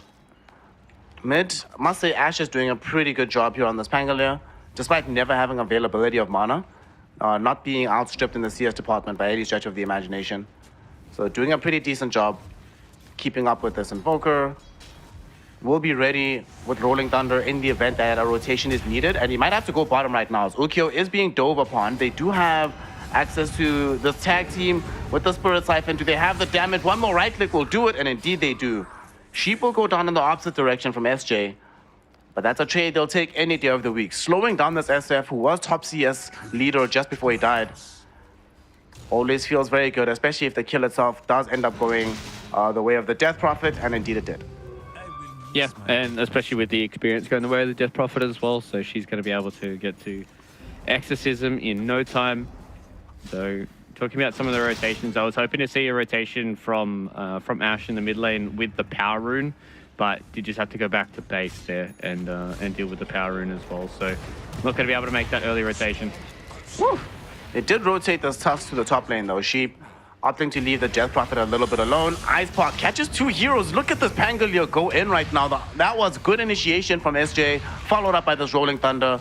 There is no choice for this Monkey King to go anywhere as they end up getting the kill onto him. SJ collects it, but that move, and that Ice Path, man, that was just brilliantly done. And unfortunately for them, because they'd already brought Sheep over, they knew that the snowball was going to be down, so they had the option of getting the full connection without any salvation being possible. Yeah, they also knew the Aphotic Shield was on cooldown as well, so just being able to constantly run at the Monkey King is nice. So IGV, it's kind of what I talked about with the heroes, is their heroes are just so simple at making a lot of these rotations. Rolling Thunder's not hard to hit when you've got 3 supports, or quote-unquote supports around you. The Vengeful Spirit having a lot of those good stunning abilities early on. So it's a nice little start for them, but this just means that they're able to make the rotation towards the bottom side, and unfortunately for Yukio, he just goes down again on the Shadow Fiend. Second death on the SF so far in this game. And we had the Monkey King Winter to thank for that one, getting that kill. So they'll be able to apply some pressure towards bottom. They don't have level 6 just yet on the Death Prophet, so if they can just clear this wave, get the level 6, find the Exorcism, that'll enable them to push down the tower, and that's indeed what they do. Don't think there's anybody on the side of IGV interested in coming over to help defend this. Instead, they might be trying to force a fight. Oh, Dota? Dota 2 still in beta, all right. Cold Snap with some double damage hits, go out onto this Jakiro, but they don't manage to kill him just yet. Snowball will follow Ash onto the high ground. You thought he was going to escape with the swashbuckle, but it turns out not to be the case. Weird interaction. You deny it, and then the Invoker still gets the DD. What can you do? And now DP can still show up with access to the Ghost. They get the Tornado connection onto the Jakiro as well. So his impact not going to be felt in this game, at least in this particular fight. They're going to get 2 towers in the span of a minute. 2 core kills in the span of a minute, and both of their cores in the DP and Invoker getting involved in the action on both sides. This feels very good for Supernova all of a sudden. Yeah, and this is kind of what I talked about with IGV's draft, is they still need some time for their heroes to come online, right? Like, they need a little bit of time before Tax can do stuff. Yukio is a Shadow Fiend, so he's going to be having to hit crits for a long time. Maybe if they can kill Chen here, this could be big for them. Rolling Thunder will get the connection here. Oh, Do they have the stone. damage? They get the no. swap. Oh no, they missed the swashbuckle as well. And now Spirit Siphons are up. Nice 2-hero Ice Path, but here comes Shola as well, just to make sure they get zoned away. They need to watch out on Ash, they doesn't get silenced. We'll get to the far side of the fight. Not sure if SJ will be so lucky. Sheep has access to the snowball again in 5 seconds. They opt not to go for that chase, because here they rotate in with Han as well. So somehow, even though they manage to keep their heroes alive, they don't get any counter kills themselves. Felt like they were a little bit disconnected as to who to focus, but they might still pick up this Jakiro nonetheless. SJ in a very awkward position. Han is the one that gets the kill, justifying the rotation to the top side of the map. Yeah, Han has been all around right now, and I said there was going to be a lot of pressure on his shoulders, and he's doing a really, really good job. Going to go back for the Midas after the Urn, what we've seen a decent amount of right now, and just means that he's able to continue to scale. One of the issues that I've had with Invokers recently is it kind of just feels like they get like their 1 or 2 items. They get like Urn +1, and then they literally just don't do anything for like 30 minutes, and then it gets to late game and they've got like 1 extra item, and they just are not scaling into the late game like you would kind of expect Invokers, right? Because kind of the good thing about Invoker is you go Quas Wex, and then you're able to go back into Exort, and then that's when your, spells do a whole lot of damage and you scale as this kind of hard-hitting core. But yeah, it's not been the case so far in Tax. He doesn't have access to the Ags just yet. Oh, does have a swap though. So he's gonna maybe doom SJ's life for this one. Ice Path will be out. Jakiro, a fairly tanky hero, and they're bringing in all the reinforcements. Magic Missile onto Chen. 2-hero Rolling Thunder connects onto them as well. There is a kinetic field that's buying them a little bit of time after the snowball.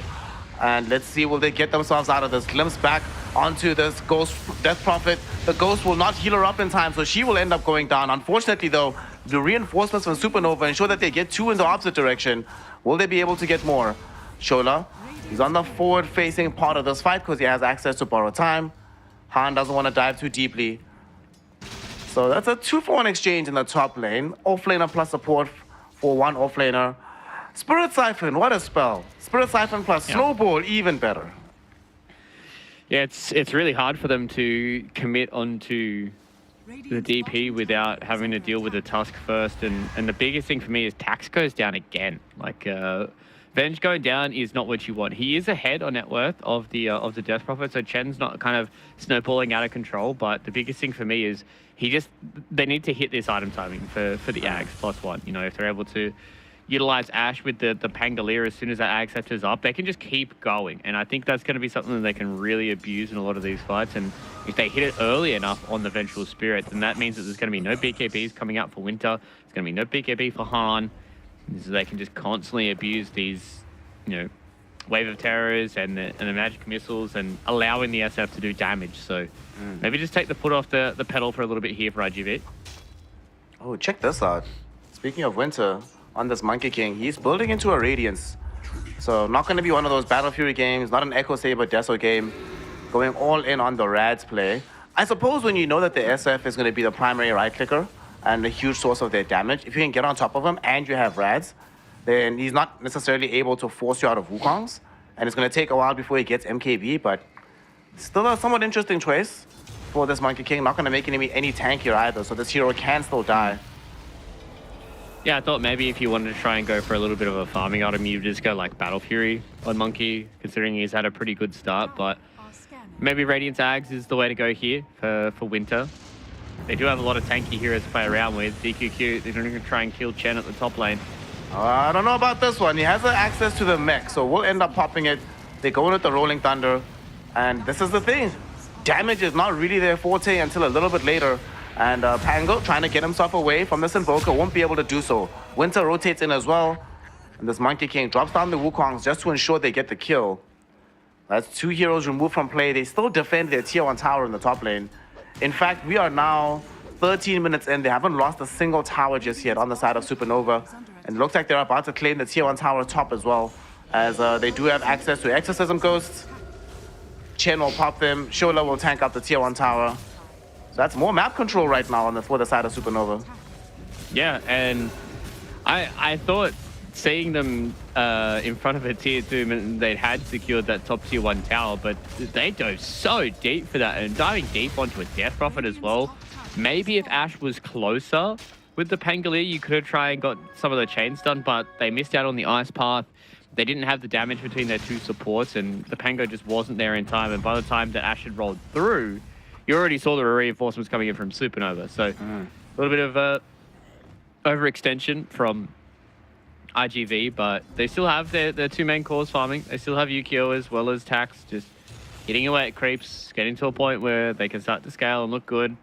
I'm interested to see how much aggression is going to turn up for IGV when they do get this Aghanim Scepter, because that's kind of the end-all and be-all of this offlane bench is going to be the Ag Scepter, right? And just going into a team fight, winning it off the back of having the second life on bench, and just seeing if you can win by sheer amount of numbers.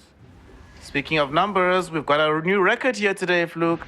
Winter, this Monkey King, has now just set a new world record for the fastest item timing on Radiance. Previous record was Monet at 15 minutes, 55 seconds.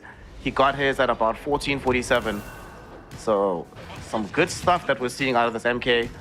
Gonna be incredibly farmed if he keeps this pace up. Top net worth at the moment.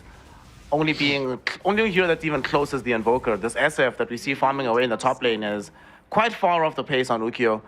And I think a lot of this is the buildings that they've gotten out of this game. So much additional gold on top of getting a couple of kill involvements. As well, Ukyo and the gang, they're still looking for their first tier 1. They should be able to find the top one, but look at the commitment that they need. 4 heroes are situated in the top lane to make this tower happen. Yeah, and I mean, looking at the Disruptor and Jakira, they're 2 supports that really don't care all too much about getting any item timing, so they're more than happy to just kind of sit behind their Shadow Fiend and hope that he can get a little bit of gold on the map for them. And now with Ash picking up this Diffusal Blade, maybe this might be the damage profile they need, but he's getting caught out by Han. So they just don't have the extra bit of stuns to catch out Ash there. So he's able to get away and provide them a little bit more space, but space is starting to slowly dwindle away. Like, as you said, Winter with this Radiance, he's going to hit his next item in maybe a minute or 2. It's going to be the BKB. So it looks like they want to fight early on, and Tax still a couple hundred gold away from this Ag Scepter. Really struggling so far on this Vengeful Spirit. They might try to trigger a fight here from IGV. I think they've seen now that this Monkey King is top, so they won't be able to join in middle, but Supernova also realized the same thing. They back away from playing this mid area. IGV will smoke up. They're heading into their jungle. They know that they have the numbers advantage here. Glimpse back onto Chen, and Chen in a world of trouble here, but there's the snowball to help give some time and space. Will they be able to get off the Spirit Siphon? No, not yet. There's going to be the Rolling Thunder still connecting. This Death Prophet finally ends up getting brought down. Tusk follows her into the grave. And she popped a Ghost for this one as well, Fluke. So that means it's a double win. No Exorcism and no Death Prophet. Even if they don't get anything more out of this fight, they'll certainly count it as a massive W in the Radiant jungle. Yeah, and they did that, without having this high ground vision. They did have a ward towards the bottom side here to get this glimpse coming off. But as you said, big committal coming in from Supernova. And this is what I talked about with them just not having the stuns on their supports, right? Like, you had to use the snowball to save people and the tornado to create space, and then that's it. Everybody else can just walk through this map, and it's just going to get harder and harder for you because it's going to get to a point where IGV is just going to have more and more items.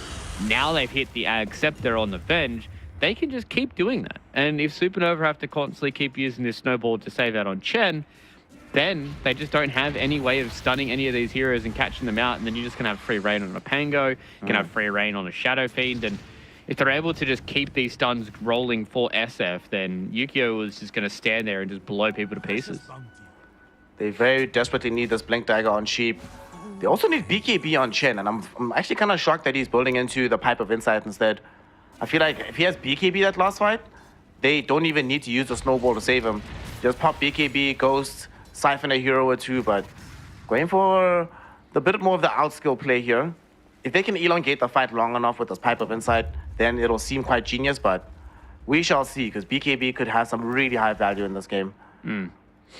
Yeah, I wouldn't hate to see BKB either. I think it just means that you don't have to deal with like Rolling Thunder, which is like, you can't really get snowball saves from Rolling Thunder just because it just constantly runs through. Yeah, you can get saved by like an easy ice path into like Magic Missile, but the game's just going to get harder and harder, and it's not like the Rolling Thunder is going to be going anywhere soon. So yeah, I think that BKB is a fair shout. Big thing for me is now that Tax has picked up the Ag Scepter, just going into the regular kind of builds that you've seen from Vengeful Spirits, right? You just get the Ag Shard in towards the Aether Lens, and she's going to be a menace in these team fights, man. Like, the bouncing Magic Missile, oh, okay. Mid lane, though. You were speaking about menaces. Sholaf, unfortunately, found himself, he was in the river. He triggered borrow time too soon. So he pressed R. So by the time he came back, he didn't actually have the borrow time to withstand the onslaught of damage between these two heroes. And it's one thing if it's like a Death Prophet, a Monkey King who are standing against these heroes. If it's just a lowly Abaddon who's level 8 right now, has already used borrow time, yeah, he is not going to survive whatsoever. Not tanky at all. Yeah.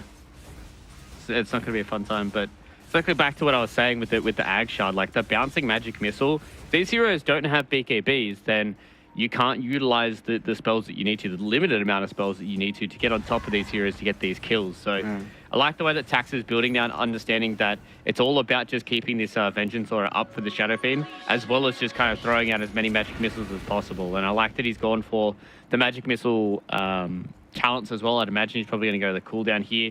The -2 wave armor can be pretty big, but I think if he's just spamming out these basically 400 damage nukes with like 800 range, it's going to be very, very hard for them to deal with 2 and 4 every couple of seconds.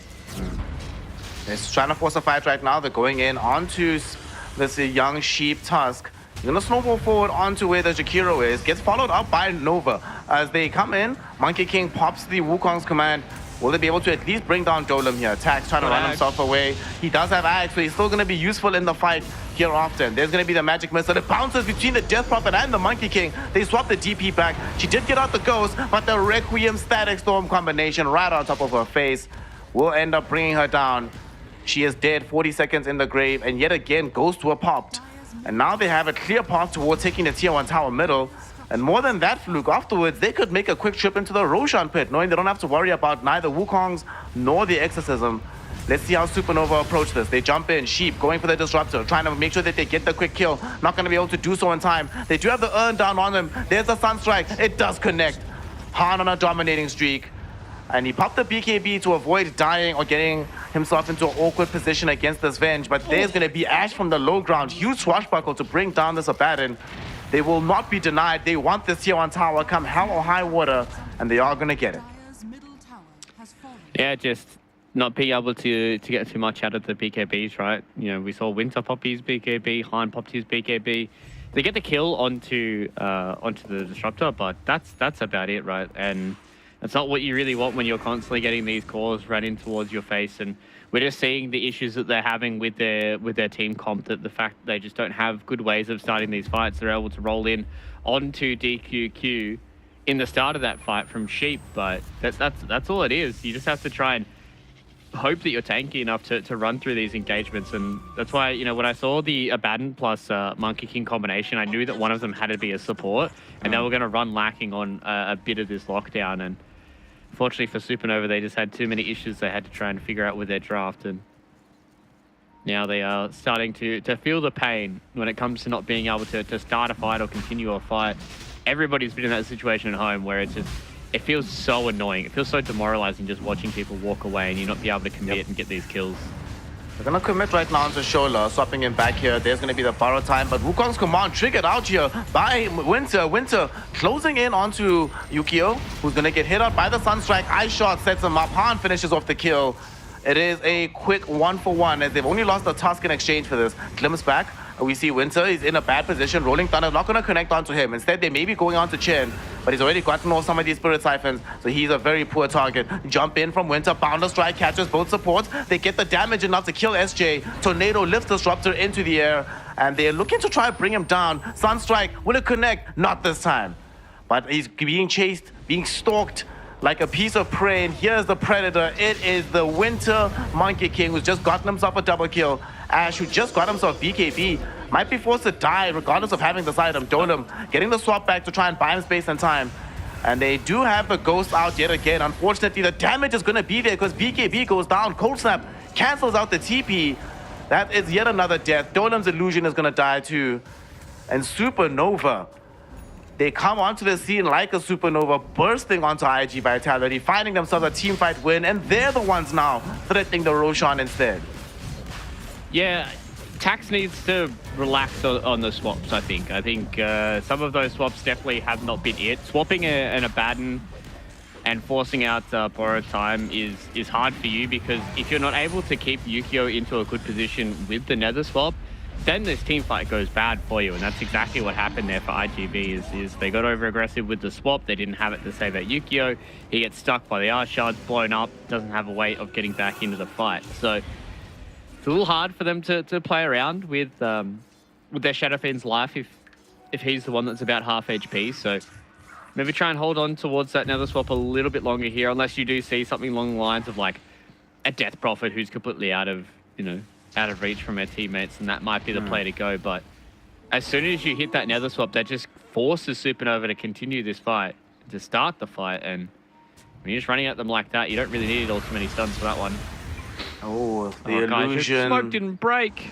It sort of broke, so it was weird because it broke on one hero because Chola was here de-warding. So I think they got confused, right? Because they see the illusion on the left-hand side of the steps, Chola's on the right, planting a sentry ward. So they're like, oh, surely this is the real hero. Nope, nope, nope. Game is hard. And even though Shola dies, I mean, whatever. It's an Abaddon. It's chilled. You're gonna lose a tier 1 tower, but also, if I'm losing tier 1 dire side on bottom at 25 minutes, whatever. Don't really care. Yeah, not the end of the world. Not all too surprised about that. And you can see now, Tax has the Eye of the Vizier. Does he have the Aether Lens, or is he actually changing his mind completely? It looks like he's changed his mind completely and wants to go towards... What is that? He's getting Wraith Pact, I think. Yeah. Is this item good? I feel like it's still bad. It's got a Crimson Guard. There's games I've seen where it looks pretty good, but for the most part, it's a very niche item. And I think, given the damage types coming out on the other side, you've got this Monkey King who's rolling around, Invoker doing a ton of magic damage at this point. We've got this DP who's doing a lot of damage with Spirit Siphon. I am not sure that this is a Wraith Pact game. But we shall see this next fight, how it all pans out. There is going to be the bouncing magic missile. They force out the borrow time. Winter thinking about it, who to go on, but he jumps into the stun. Unfortunately, they don't have enough to quickly blow him up. So now we're jumping on the backside of the fight. Sheep able to find out this Shadow Fiend. They force out the BKB charge out of him. And this Tusk is still alive. Wukong's command will get dropped down. Most of the BKB duration was wasted trying to deal with this Tusk. Now we see the swap out to try and save Ukio's life, but he's still being stuck on by this Monkey King who manages to blow him up. And unfortunately for Dolem, he'll follow him into the grave. They take down the illusion as well for some bonus gold. Ash is doing his best with these swashbuckles, but there's a limited amount you can accomplish on this hero at this point. And with 2 cores down, a wave already close to the tier 2 tower, I think they're going to try and force this one out. Ash doesn't do a good job of clearing out the wave, but there's still, I don't think there's any way to dissuade them completely from pushing down the tier 2 on top. Yeah, especially with the wave clear they have. Oh, Winter. Okay. I was going to say, like, I'm not quite sure if Winter wants to go in on that, but he's a big boy. This Monkey King is at a point now where he is very, very scary. They only have 1 Force staff right now. Yeah, they've only got 1 Force, so they really have a good way of keeping Yukio away from the Monkey King. And there was a point there where I thought maybe they can just commit onto the MK. Didn't pop his BKB, was holding onto it, and Taxon and Yukio just kind of let him be in the Static Storm. They had, you know, a few more things on their attention at that point, but not being able to commit onto the Monkey King, forcing him to BKB at such low HP, then fall back and regroup after BKB plus Wukong's command has been done. And right now it just feels like Supernova, they're just team fighting better than IGV are, I think. I think the way that they're walking up, they're able to abuse the fact that they're a bad and can kind of just walk up high ground, pop his ulti, and then they can just start a fight on some other place of the map. And Han and Winter are playing really, really well here. I think they are definitely carrying hard for Supernova, and they're putting themselves into a really good position that now with the Aegis, it almost ags up on Ash. Like, I mean, ags up on Winter. I don't know how they're supposed to win these next couple of fights, because I don't see how they're killing Monkey.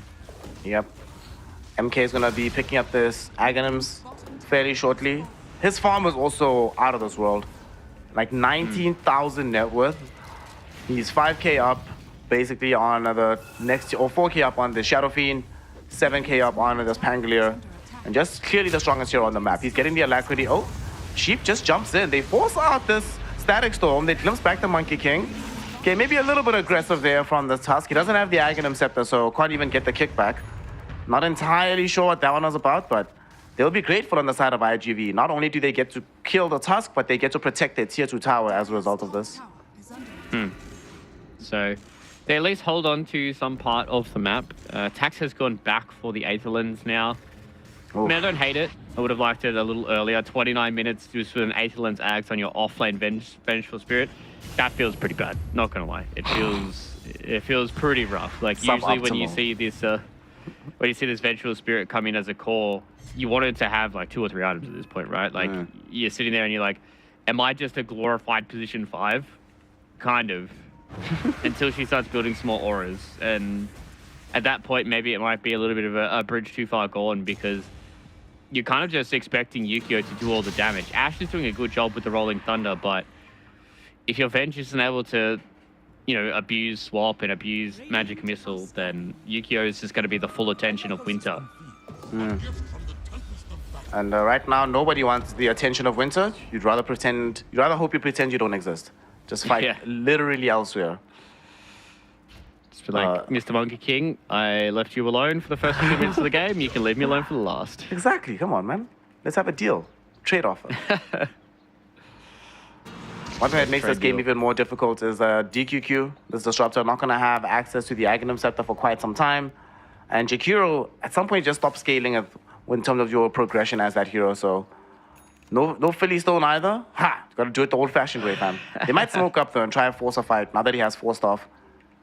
And they're posturing like they want to do it, but we already see the smoke from Supernova coming in. Who's the priority target do you think it should be right now for Supernova? Supernova, I think they just want to put all their attention on Yukio. Just force him to be, even if you don't kill him, if you can just force him to BKB at a weird spot that he has to walk back, he can't re-aggress into the fight with that BKB. And it's down at 6 seconds now, and I think Winter can just passively kill everybody around him if they just put all their attention on Yukio. This could be a big fight. Could be a big fight indeed. Oh, the Boundless Strike onto the SF as well as the Jakiro. Yukio does manage to get off the BKB, and they blow up Sheep in the opposite direction. But it does get off the BKB charge. He is now resolutely down to 6 seconds and 80 seconds on cooldown for the spell, or for the item rather.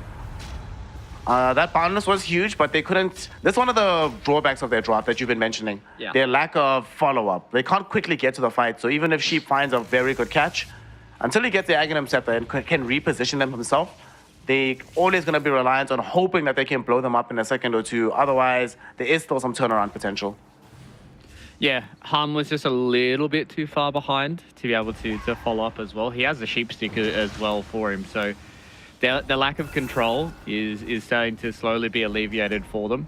I wouldn't hate to see like a shard coming in from Winter. It's kind of one of those things that see Chrysalis build a lot on Team Secret on Monkey King, just to be able to allow him to, if he gets those big boundless strikes, you can kind of just pull yourself towards them, and then that's where you're able to get these fights going for you. Because if the Monkey King just goes in, pops his BKB, he's on top of 2 heroes already. Yeah, he gets static stormed, but he's able to slowly start putting his soldiers down, and then that just forces you to fight around this kind of corner, and you don't have that disengage that Ukyo was able to have. Got some new items that just streamed in. Ukyo, speaking of the man himself, just finished off a Silver Edge for himself, so would have preferred the Daedalus potentially, but Break is still a pretty good mechanic. Some more mobility is decent enough as well. Oh, they're going to actually try and reveal this item in a fight here. They smoke up as 5, going on a little bit of an adventure. Roshan is up, so if they can find a pick or two, they can stream into the Roshan pick and grab the Aegis as a reward.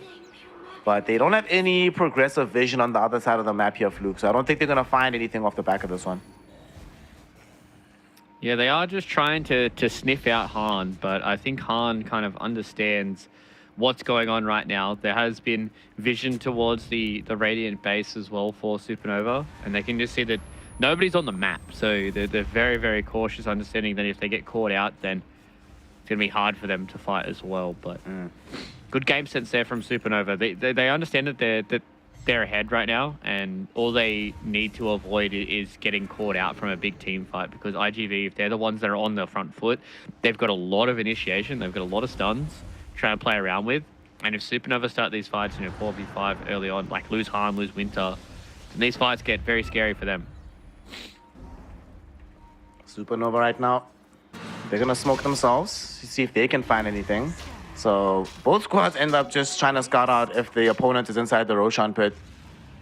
Winter, he has the haste rune heading up on the high ground. Ash, oh no, that's the reveal of the Hex from the Invoker. Ash very unhappy about that one, dies and does have buyback. But here's where they just go immediately into the Roshan pit. I mean, I don't know if they can give up an Aegis shot here. What do you think, Fluke? Should they buy back and try to contest this? Well, they are smoked up. They haven't fought back just yet on Ash. They obviously want to try and contest this. It's going to be hard for them to do it. All right, they go on to Shen first. He doesn't have the BKB just yet. So there's going to be the Requiem combination. They blow up Sheep first and foremost. Static Storm preventing any further spells from the DP. So she dies too. Only one buyback available on this Tusk. And they force out a fairly early BKB from Winter. So he pops the Wukongs right now. Can they go back onto Ukyo? Ukyo is inside the Wukong, taking so much damage. Gets brought down by a Sunstrike. His team didn't back him up. There was no swap to save him. They just run him down. And speaking of swap, we see that this DP almost goes down to the Invoker. She manages to stay alive. Jakiro buys back though. Bounder Strike misses in its entirety, so there can't be further chase coming in. As they go in with the Rolling Thunder from Ash. She's going past these monkeys, clones, and they're actually doing a decent amount of damage. Comes off the tree just before it gets destroyed. And he realizes he can't progress further in this fight.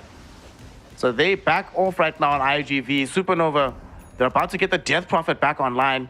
So they still have the numerical advantage, as she will be back before the SF is.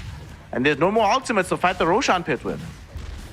Yeah, that was really weird coming in from Ukyo. Like, you know that you'd popped the BKB from Winter. You know the BKB had been popped from Han as well. You already killed the Death Prophet. You'd already killed Sheep. You just need to back off. You just need to back off, reset. You don't have to push the envelope all too much. You got yourself some pretty big kills. If you're able to just kind of push them naturally out of the Roshan pit, then you can take Roche for yourself and try and play around the BKBs that you kept alive. But Ukyo just 4-staffs in, goes to try and fight the Monkey King, pops Wukong's command, and just gets absolutely obliterated. And then the game's like, then the fight's over, because like you have no damage left for IGV. Like this is what we talked about in our first series today with the Shadow Fiends. Is it's all about them, and Ukyo going in trying to kind of drag this game back for his team just got punished super hard, and that's kind of not what you want to see if you're an IGV fan, because you can just tell that Ukyo understands that this game is all about him, and sometimes you try and grab the game by the balls, and sometimes it kicks back. One of the few positive things that we've seen in this game is we have seen that whenever they're able to grab this Death Prophet, she has normally been the forward-facing member on the side of Supernova, and she can die fairly quickly because of the Static Storm Requiem. But now that's not happening anymore. She now has BKB at long last. BKB, Greaves, Pipe. Yeah, I don't think Chen is dying again in this game.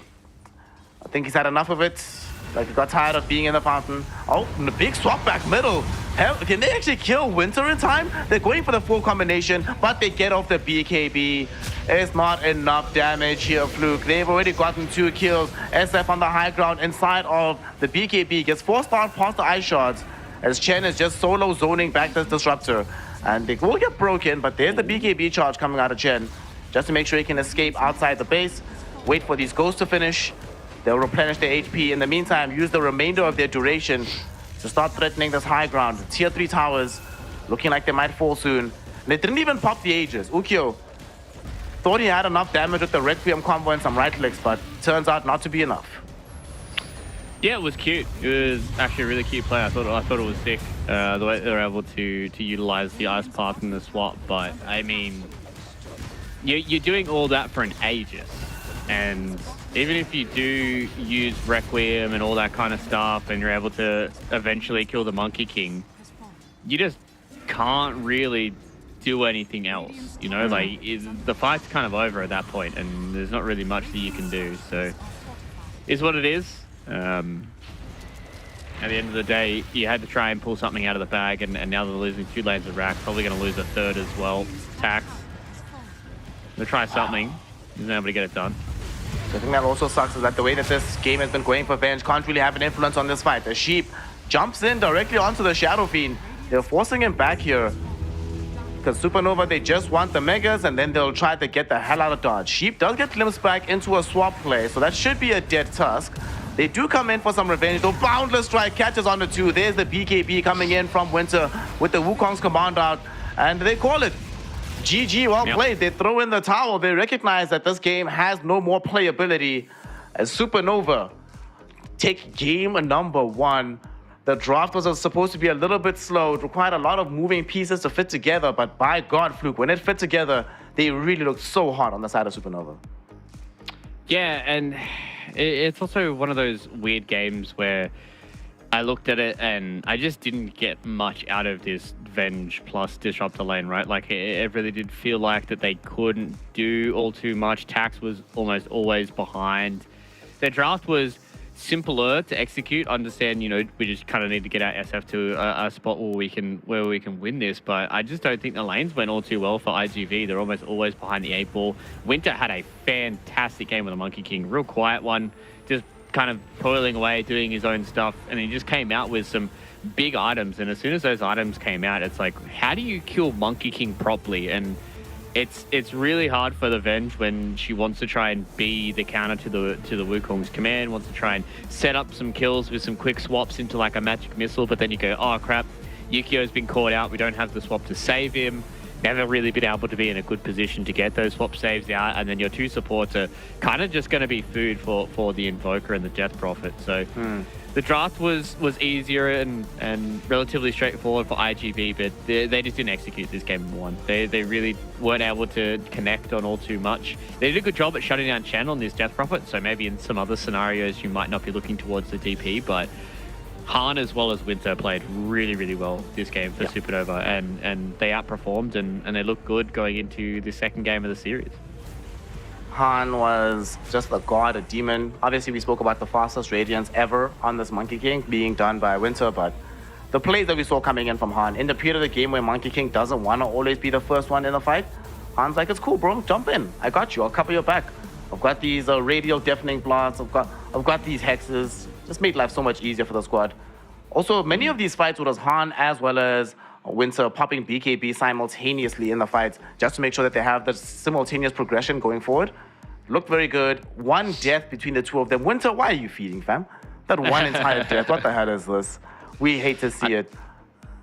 I think it was an early death as well, so the fact that he was able to hold strong and get through it.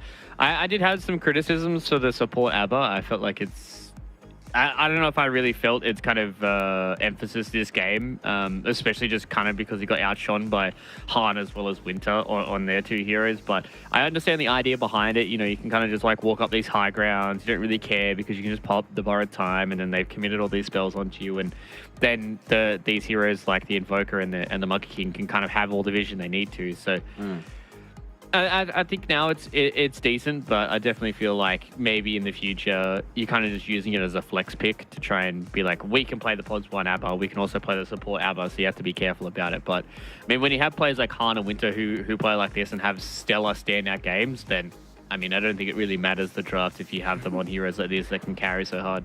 Yeah, they were super comfortable being able to play out this game. IG Vitality, although the draft certainly had its upsides, we thought that this game would be a bit more competitive, but they were just a little bit lax with the execution, and maybe this off-lane Vengeful Spirit not necessarily in a spot that it'll feel super comfortable for them to play. It did not win the first game it was deployed in here in China. It will also lose the second one. So it turns out that this hero thus far is a little bit cursed here in Division 2.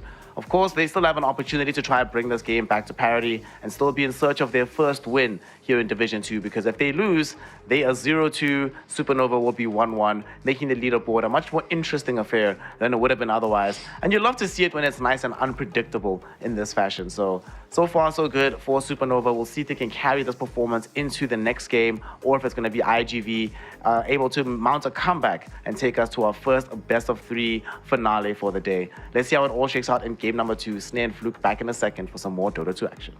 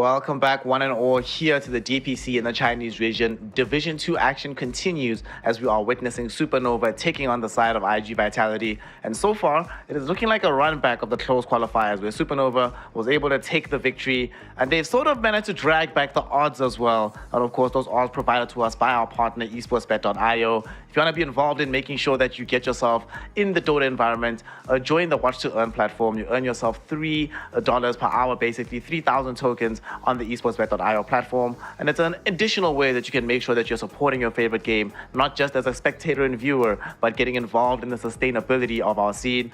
After game one, Fluke, I am feeling like these odds should have been flipped the other way around. Supernova felt a lot cleaner, honestly. So what do you think is happening that people are still giving IGV the additional shout here, given how well they perform from Supernova?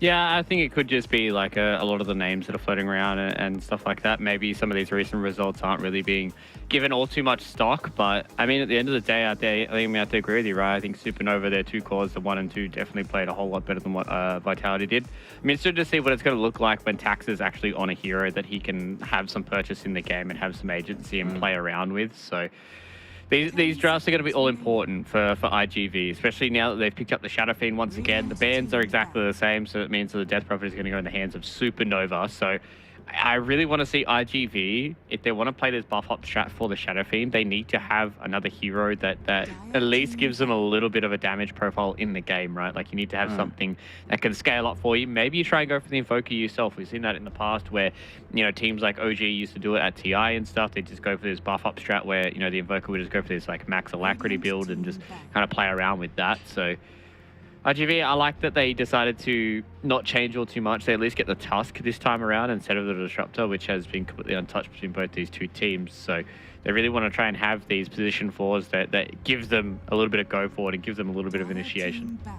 I'm kind of surprised that they went for Earth Spread over and above Disruptor, but you know, they could also be setting up for an ES plus Disruptor combination, which would be beautiful to watch. Kinetic Field plus some young Magnetize would be very fun.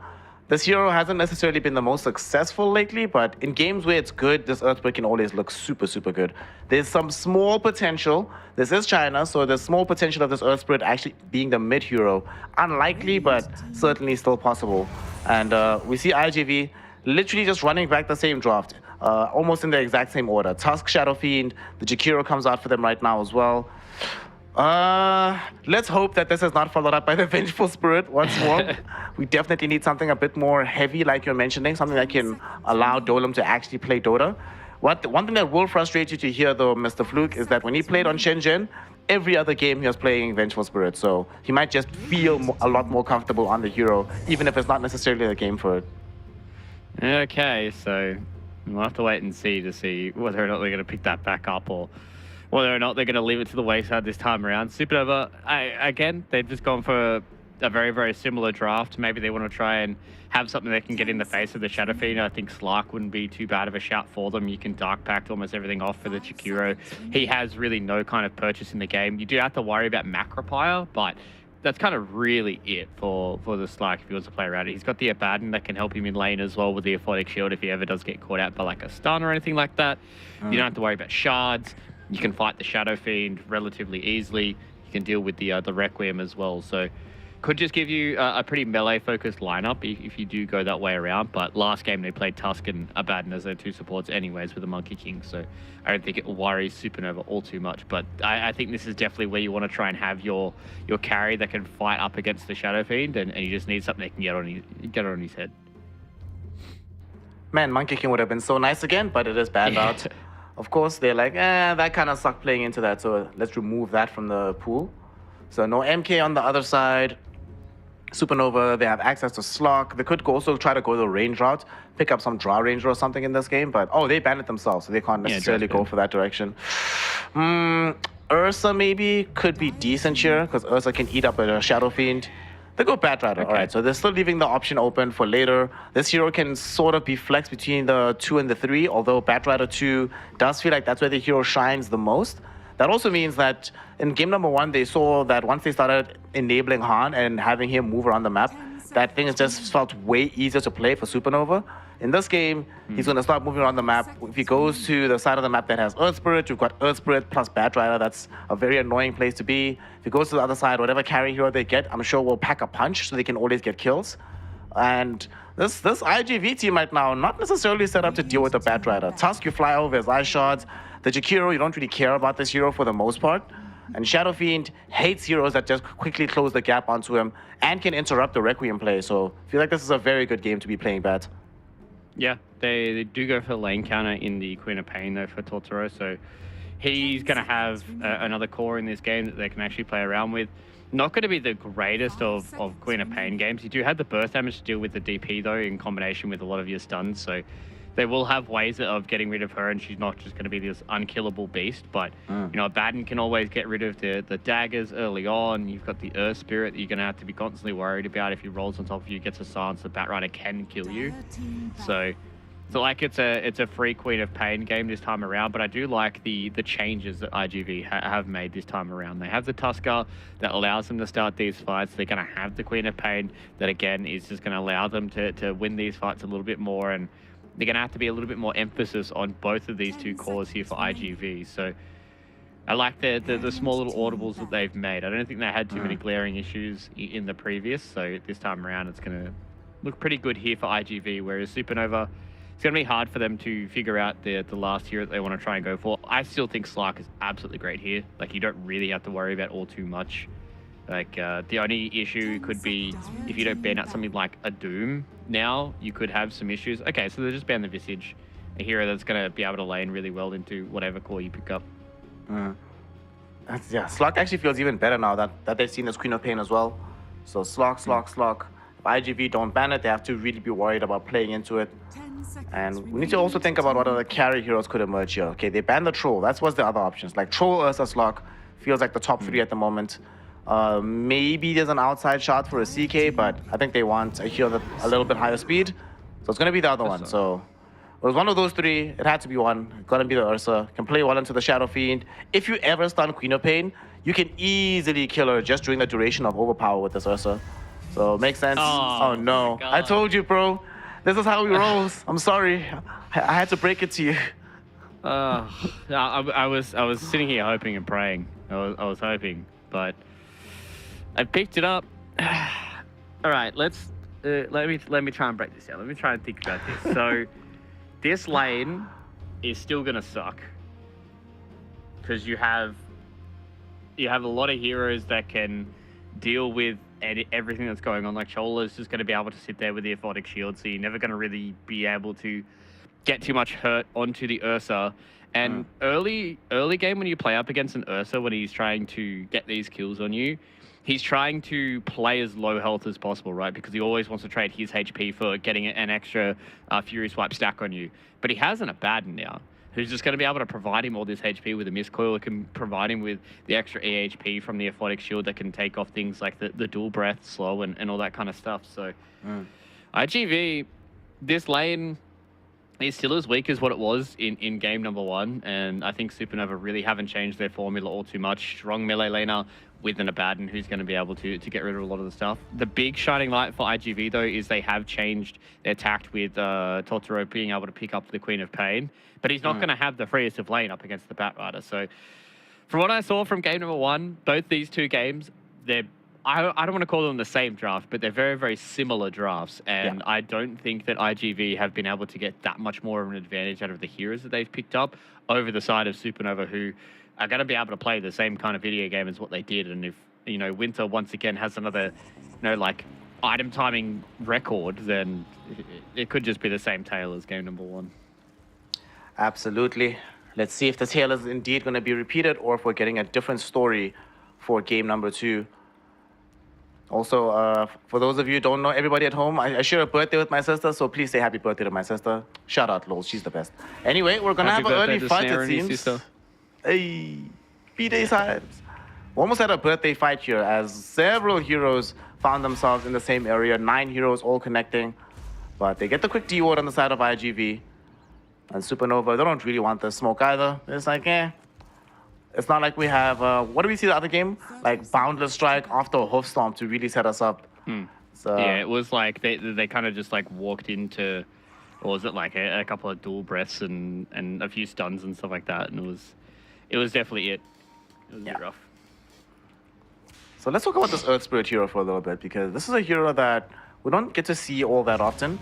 And I don't know if Sheep is a hero specialist on this, but you mentioned already the access to the silences versus the Queen of Pain, gives them some additional magic damage. Is this, if you were playing Earth Spirit, is this the kind of drop that you'd feel comfortable being this hero in?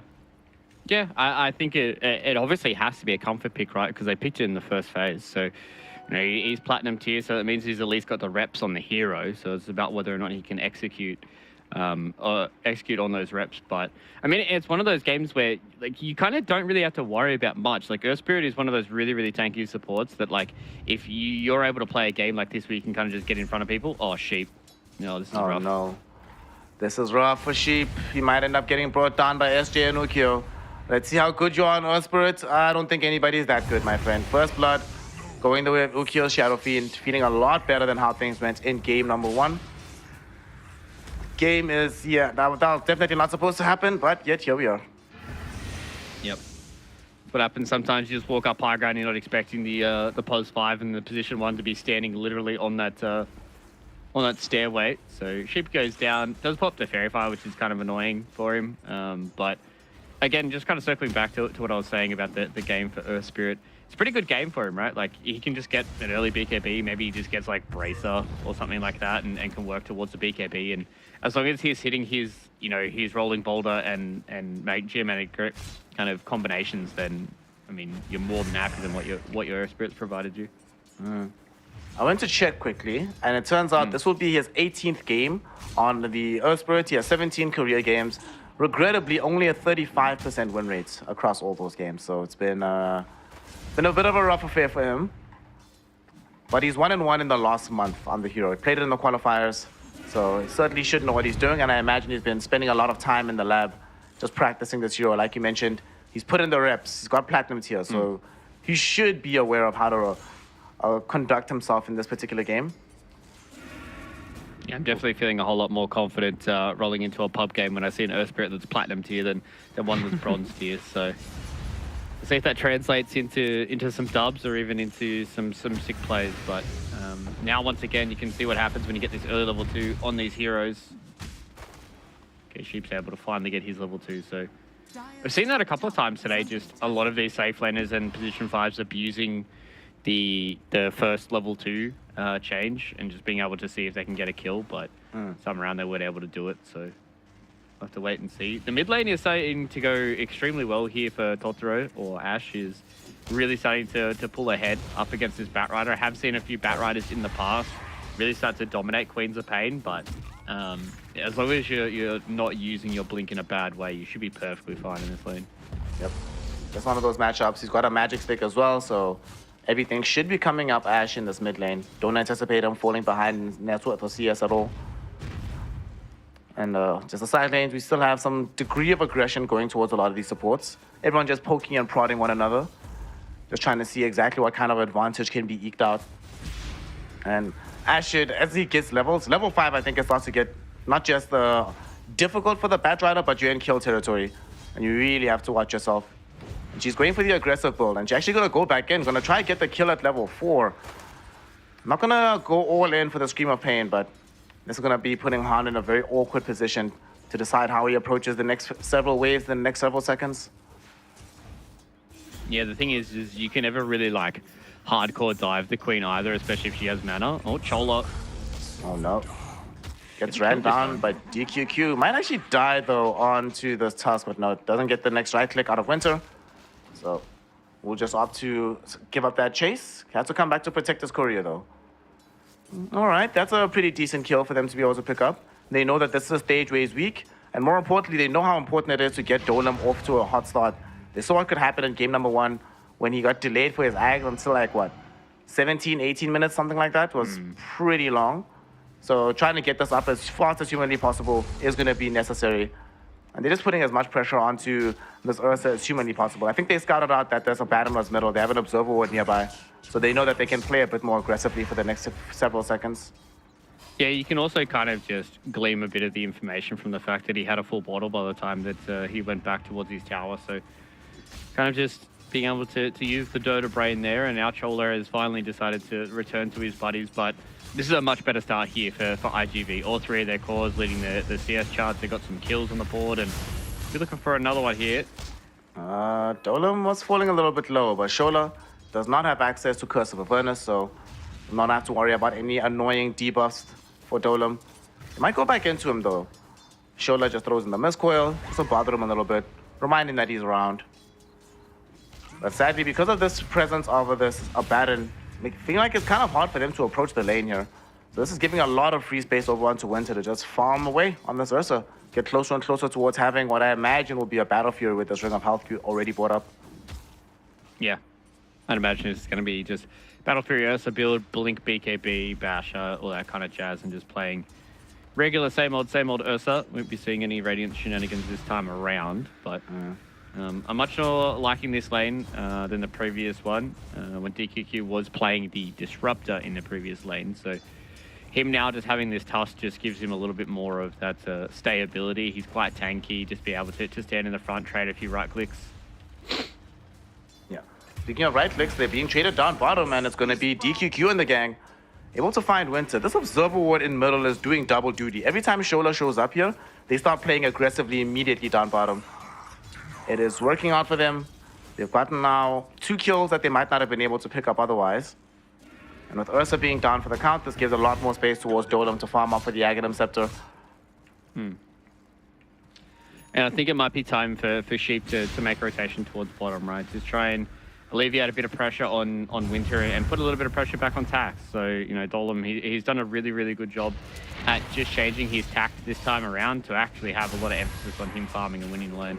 Ooh, they actually might be able to get another kill here. Magic Missile with some tag team damage. They snowball forward, they get past the Aphotic Shield, and they are able to clean up Shola. A lot better game here for IG Vitality as they manage to get another kill. Closer and closer we go for Dolem to the big island, but Ukyo is in danger in the top side of the map. They actually manages to bring down Sheep, and the dual breath buys them some time away from Shen. So now suddenly it's the Death Prophet that might be in danger here. Nobody else makes the full rotation in. However, the SF gets to stay alive, gets pulled some tangos, very close to picking up a Morbid Mask as well. So you'll have the sustain necessary to withhold his presence in the lane. IG Vitality, this start from them, Fluke, way better. Mid lane is going quite well. They're getting kills up in the top lane. They're getting kills down bottom. It's all coming up IGV, and they might actually manage to bring down Shen as well. Death Prophet. Spirit Siphon for what? Who cares about that spell when you have this amount of damage on Ukyo?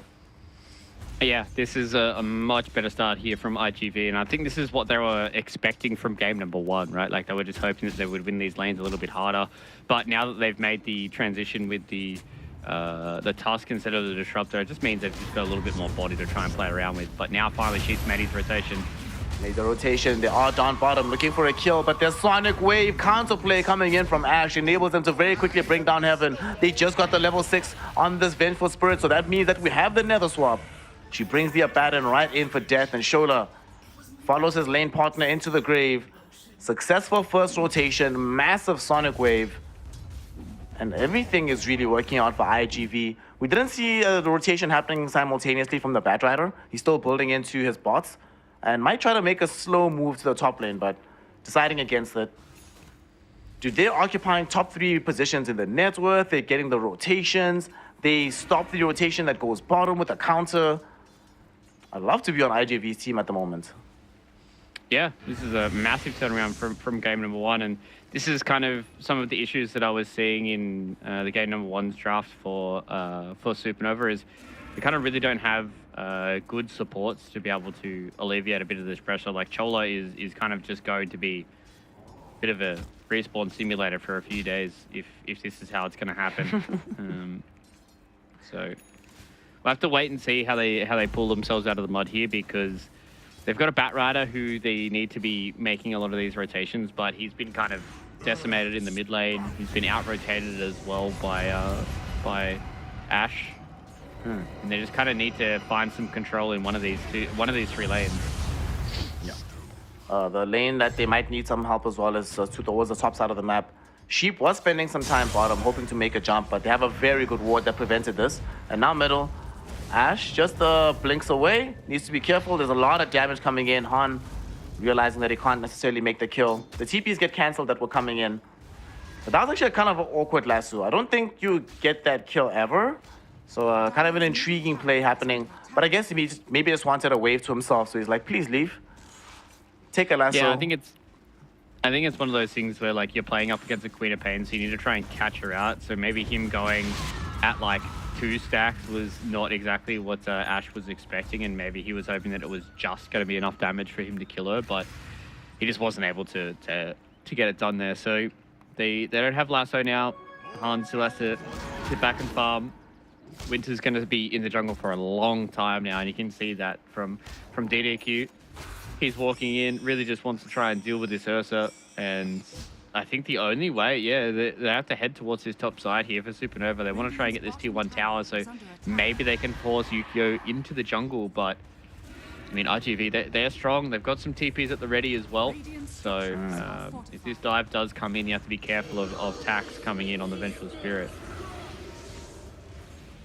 Life, death, and taxes, the only thing that are constant in life. And here he comes, Dolan making the movement.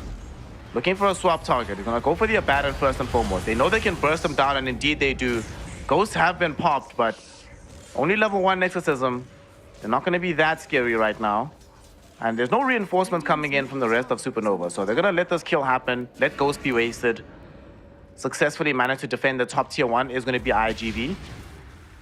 So this is a lot of time wasted on the map. On the bright side, though, it does mean that with this Vengeful being top, that is space for Winter to be able to farm down bottom again. So he's not under as much pressure on the Ursa. So we'll probably still get a okay timing on his Battle Fury. Yep, just gives him a little bit of time. I would have loved to have seen Tax try and maybe they tried to get the kill onto Chen, but feeling like with the Abaddon around, these Aphotic Shields are going to be too much damage for them to try and get through, especially with the Spirit Siphon. So they get the kill they know they can get, and they take him down fast. And IGV, again, just holding on to their towers. Haven't really been able to lose them early on here. And Supernova, they're going to have a big couple of minutes coming up, right? Like once they hit this like boost of travel timing, I would love to see Han try and link up with Sheep as well, who's finally got his level 6, and see if they can get a kill going on. Well, so far, the only target that might be hit onto is going to be this Ashe, Queen of Pain. As she's been silenced up, do they have the follow-up? There's going to be the swap. Sonic Wave will be there. They managed to take out Han instead. Now they jump back in, looking for Sheep. Sheep is gone as well. Shola, hoping to try and close the gap, knows that he's dead. Maybe hoping for a right click or two. We'll find neither. As 3 heroes end up going down. They thought they had the committal onto the Queen of Pain, but the swap in from Dolem, we finally get to see where it can be absolutely useful. Giving the Queen of Pain the space for the Sonic Wave just immediately turns the fight. Yeah, and once again, this is just an opener that, you know, most teams can only dream of, right? 12-0, 4K ahead, 12 minutes in. You've taken the mid tier 1, you've taken the bot tier 1. There's really nothing on the horizon for Supernova. Yeah, they've got Boots of Travel coming up, but they still need, what, another 1,000-ish gold to be able to, 700 gold to be able to finish out this Battle Fury for the Ursa. You know, you're playing up against an Abaddon, which is a very, very defensive pos 5. Now Bat's going to try and get through this Ancient stack, but yeah, it's very much behind the 8-ball stuff here for Supernova, and they're going to have a big punish coming in for IGV when they try and overextend. Also, I'm pretty sure that this game, we had like the towers go down, mid on Radiant side, top on Dire side, around the same time, like 12 minutes 30. That must be one of the longest, like in terms of how long it took to bring down towers, because every side of the map still had a tower standing for so long this game. Like, I imagine it had to be one of the longest situations we've seen where there was so much parity, but as you said, now because of these last couple of engagements, IG Vitality certainly ahead in the game. They might be able to force out a fight somewhere because they do have Lasso back online for Han. But it's difficult because Sheep's, yet again, a lot of responsibility on him to try and find the fight with the rolling boulder. Not easy to do in a game like this. Yeah, especially when he's this far behind as well, 0-3. Like, you really don't want to kind of be like rolling into a Queen of Pain. He's 3-0. She's got the Kaya up now, looking towards the Sanj. Once she's got Kaya and Sanj up, it's going to be so hard to deal with. At least you have the mech for Chen, so he's going to be a little shining light for you. Sheep is backing up this rotation. They have found him out on bit of vision. Oh, they got him. It was a trap. It was a trap. The swap will still be there to try and buy space and time. They're going to be going right in. There's going to be a huge punch with the Walrus onto Han. Han is falling so low. Han is gone, but he might have given up his life for the cause, as his sacrifice enables them to get 2 kills off the offlaner and support on the side of IGV. This does cost the expenditure of Exorcism from Chen. Nonetheless, though, they get the bulk of the gold there, and they deny Han an opportunity to find a good rotation. Not Han, Ash, rather. This Queen of Pain really wanted to try and find a big burst there, but walked under a Sentry Ward just at the right moment for them to make the counterplay. Yeah, having vision in the right place, right time is always big, and now they're able to punish that. As you said, Han going down is a little unfortunate for them. They're going to see if they can make a rotation here onto the Shadow Fiend. They catch him just as you're trying to go for this Requiem play. He's silenced up right now. He still can't do it, but the magic damage from the Macro Pyre is doing so much work. Ukyo thrown up onto the high ground. Can they catch him? They can. Brought down. The Earth Spirit doesn't even die for this because the Aphotic Shield protects him. Han, though, going to be in much more danger as he gets taken out. Ash making this a 1-1 affair, core for core. But being able to punish Ukyo farming this side of the map. Top lane, though, they might be able to punish Shen as well, who's way too far forward. Here comes back Ash to try and make sure that there is no escape for the Death Prophet. Spirit Siphons or no, gonna be a double kill for Ash, getting core kills on 2 different parts of the map. A much better game for Ash in this particular situation. Much more dynamic on the quad than he was on the Pangolier. Yeah, just making it a little bit easier for him to rotate as well, right? Like he's kind of just rotated in and mopped up a lot of these kills. So I thought they had the lasso in that previous fight, but I was slightly mistaken. They still get the kill there on a Yukio, so that was kind of a positive for them. But losing so many heroes across the map is not what you want here if you're Supernova, because you need to start to stabilize this map with a few more of these pickoffs. They do have a lot of space for Winter, who is starting to catch up in farm, but you're going to need a decent amount of fights going their way in the next couple of minutes for Supernova to feel comfortable again. They might try to take one right now. They have some degree of vision and awareness that IGV are playing inside of their jungle. They don't know exactly where, though, so they need to be very circumspect about which movements they make. They might even decide to just jump onto Dolem in this mid lane. They have several heroes nearby. Will they try and make this catch? They have the high ground vision, but they're not going to go for it. Instead, they go onto the high ground. They want the Queen of Pain. She is the priority target. She does manage to blink away before the silencers come in. This Ursa hoping to chase down Tusk. Not going to be able to do so. The Macropire split the fight, but the Exorcism goes doing quite a bit of work. Ursa swap back in. 2 hero Ice Pop there. There's going to be Dolem putting in the stun. The Sonic Wave finishes off the Ursa. The right-click damage from the Shadow Fiend comes in to make sure that he gets chased into the grave by the Death Prophet as well. As they bring back both supports, Sheep and Chola die to an IG Vitality off the back of some really good saves and the inability of Supernova to bring down Ash. They end up losing 4, IGV in a much more dominant position than they were just a few minutes ago.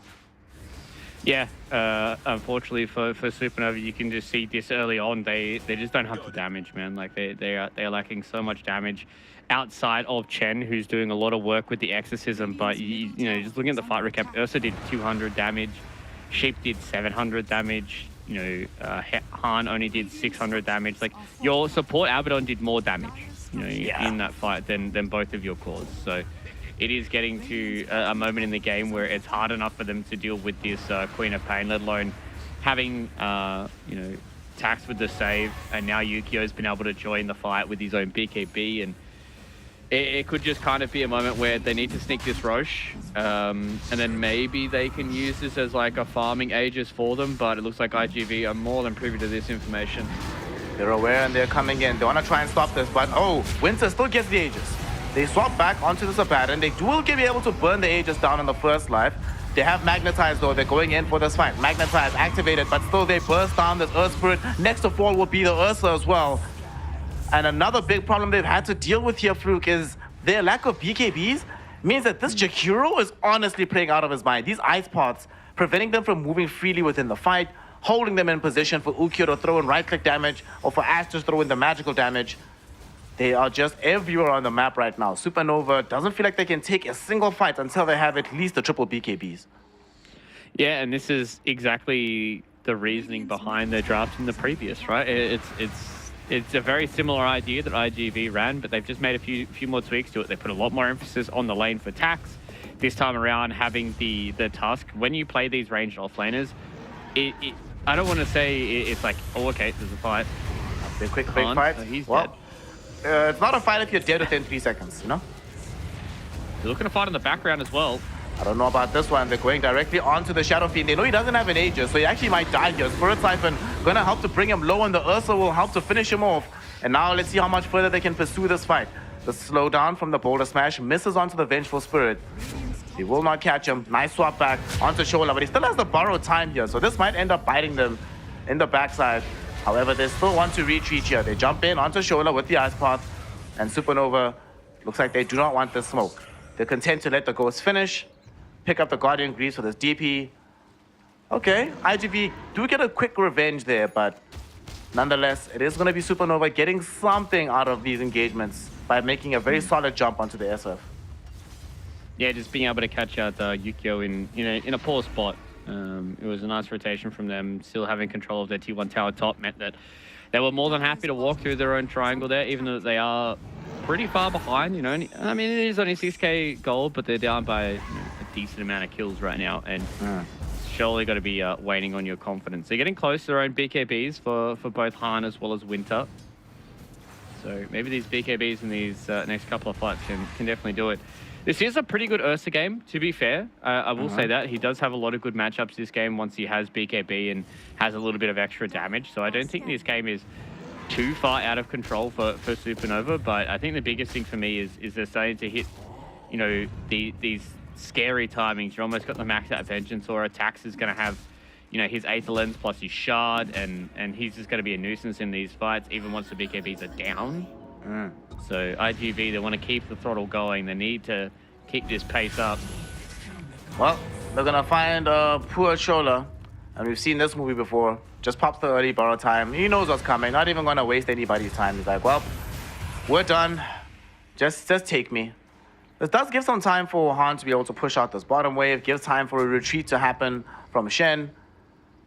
At the same time, though, Shen has to be careful. He knows that the Nether Swap is online. Ooh, they almost got the vision onto him, but they don't manage to do so at the end. IGV, even without an Aegis, they feel very, very strong right now. But a BKB is finally complete for the Ursa, so the next engagement could go very well for them. And they're also turning the corner on a BKB for Batrider.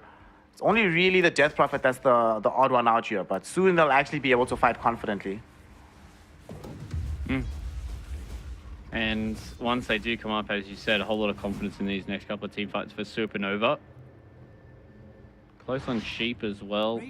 Chen's a little far away from his, but BKB online for both Han as well as Winter.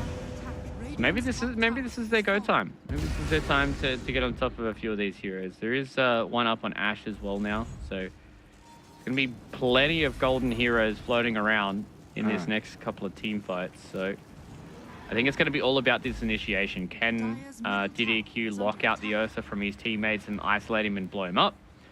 Or can Supernova get a good catch with Sheep off the back of like a rolling boulder into a magnetize and then a massive geo grip? Like, I think a lot of these next couple of fights are really going to be super important for Supernova to get a good catch, because IGV have much better repositioning tools than what they do. One thing that concerns me is that this SF, farmed as he is, and he's obscenely farmed right now, chilling with the Butterfly, BKB, D-Lance, all this good stuff, but if they don't win in the next like 5 minutes, eventually this Ursa gets MKB, and then you feel really, really bad for this itemization. Your own stats are fairly lackluster, less than 2k HP at this stage of the game. So you didn't go for the Skadi, don't have like major stats. We'll come back to the Satanic, so help them out with some health in that regard. But I'm glad that they backed off. You take the tier 3, you're happy with what you've gotten, just leave, wait for the next Roche, and then try to use that to end the game. But Supernova, they want to stop that from happening. They're smoked up right now. They don't have a Blink Dagger just yet from the Batrider, so they probably can't catch the SF. And look at this. Look at DQQ, man. Just face checking to make sure he can break any upcoming smoke so his team can retreat safely. Yeah, exactly what you want out of your melee support player. Really just be able to be a smoke breaker. Han has been found out.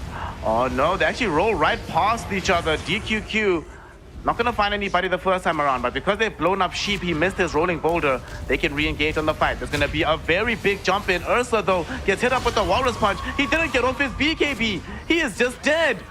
Down for the count. Ash is on a godlike streak. They want Shola as well. Borrow time will be popped, so they turn their attention towards Han, and Han gets blinked upon by Ash. Going to turn into a double kill for this Queen of Pain. Oh no, Fluke, he didn't get off the BKB. Walrus Punch, you were talking about how it can bother him once he has BKB up, but it's even better if it prevents the BKB from emerging in the first place. Yeah, once again, SJ, a really strong ice path to be able to, once the Walrus Punch comes up, you lay the ice path underneath. As soon as he comes down, no way for him to BKB, and that's a rough time to be initiating as well. Sheep has everything to do, and if his initiations are not correct, then he gets punished. And you can see, as soon as Yukio's the one that's not getting put out of position, and Yukio's not the one that's getting like an Ursa blinked on top of his face, he just stands back and deals so much damage. And IGV are just going to abuse that to the entirety of the game, is Yukio just being this turret for them. And same thing with Ash, right? Like, Ash is going to be A-okay as long as they don't get hit by any of these stray stuns, can pop the BKB. Now going to have the Aghanim Shard as well. So once that just gets clipped into the backliners, then you're really not going to be able to help the Ursa, because the whole point of this support Abaddon is to try and help people with Aphotic Shield. Oh, they actually might jump onto this Tusk right now. They managed to bring him down. They're going in. SF has popped BKB. So has Ursa. They still need to be careful here. DP, she's falling very low. She popped the Guardian Greaves. She gets thrown into the air by the Walrus Punch, and she should still end up dying. Magnetize goes down thanks to Sheep. And now this SF, he's finally vulnerable. Can they kill him? Sonic Wave, though, pushes these heroes back as they swap him into the river to try and save his life. They don't manage to do so, but they do manage to take down the Ursa and follow that up with a Batrider kill on Han in the river. So yes, they kill the SF. Mission accomplished, but the rest of these heroes are getting so strong, especially this Ash Queen of Pain, able to clean up the team fight.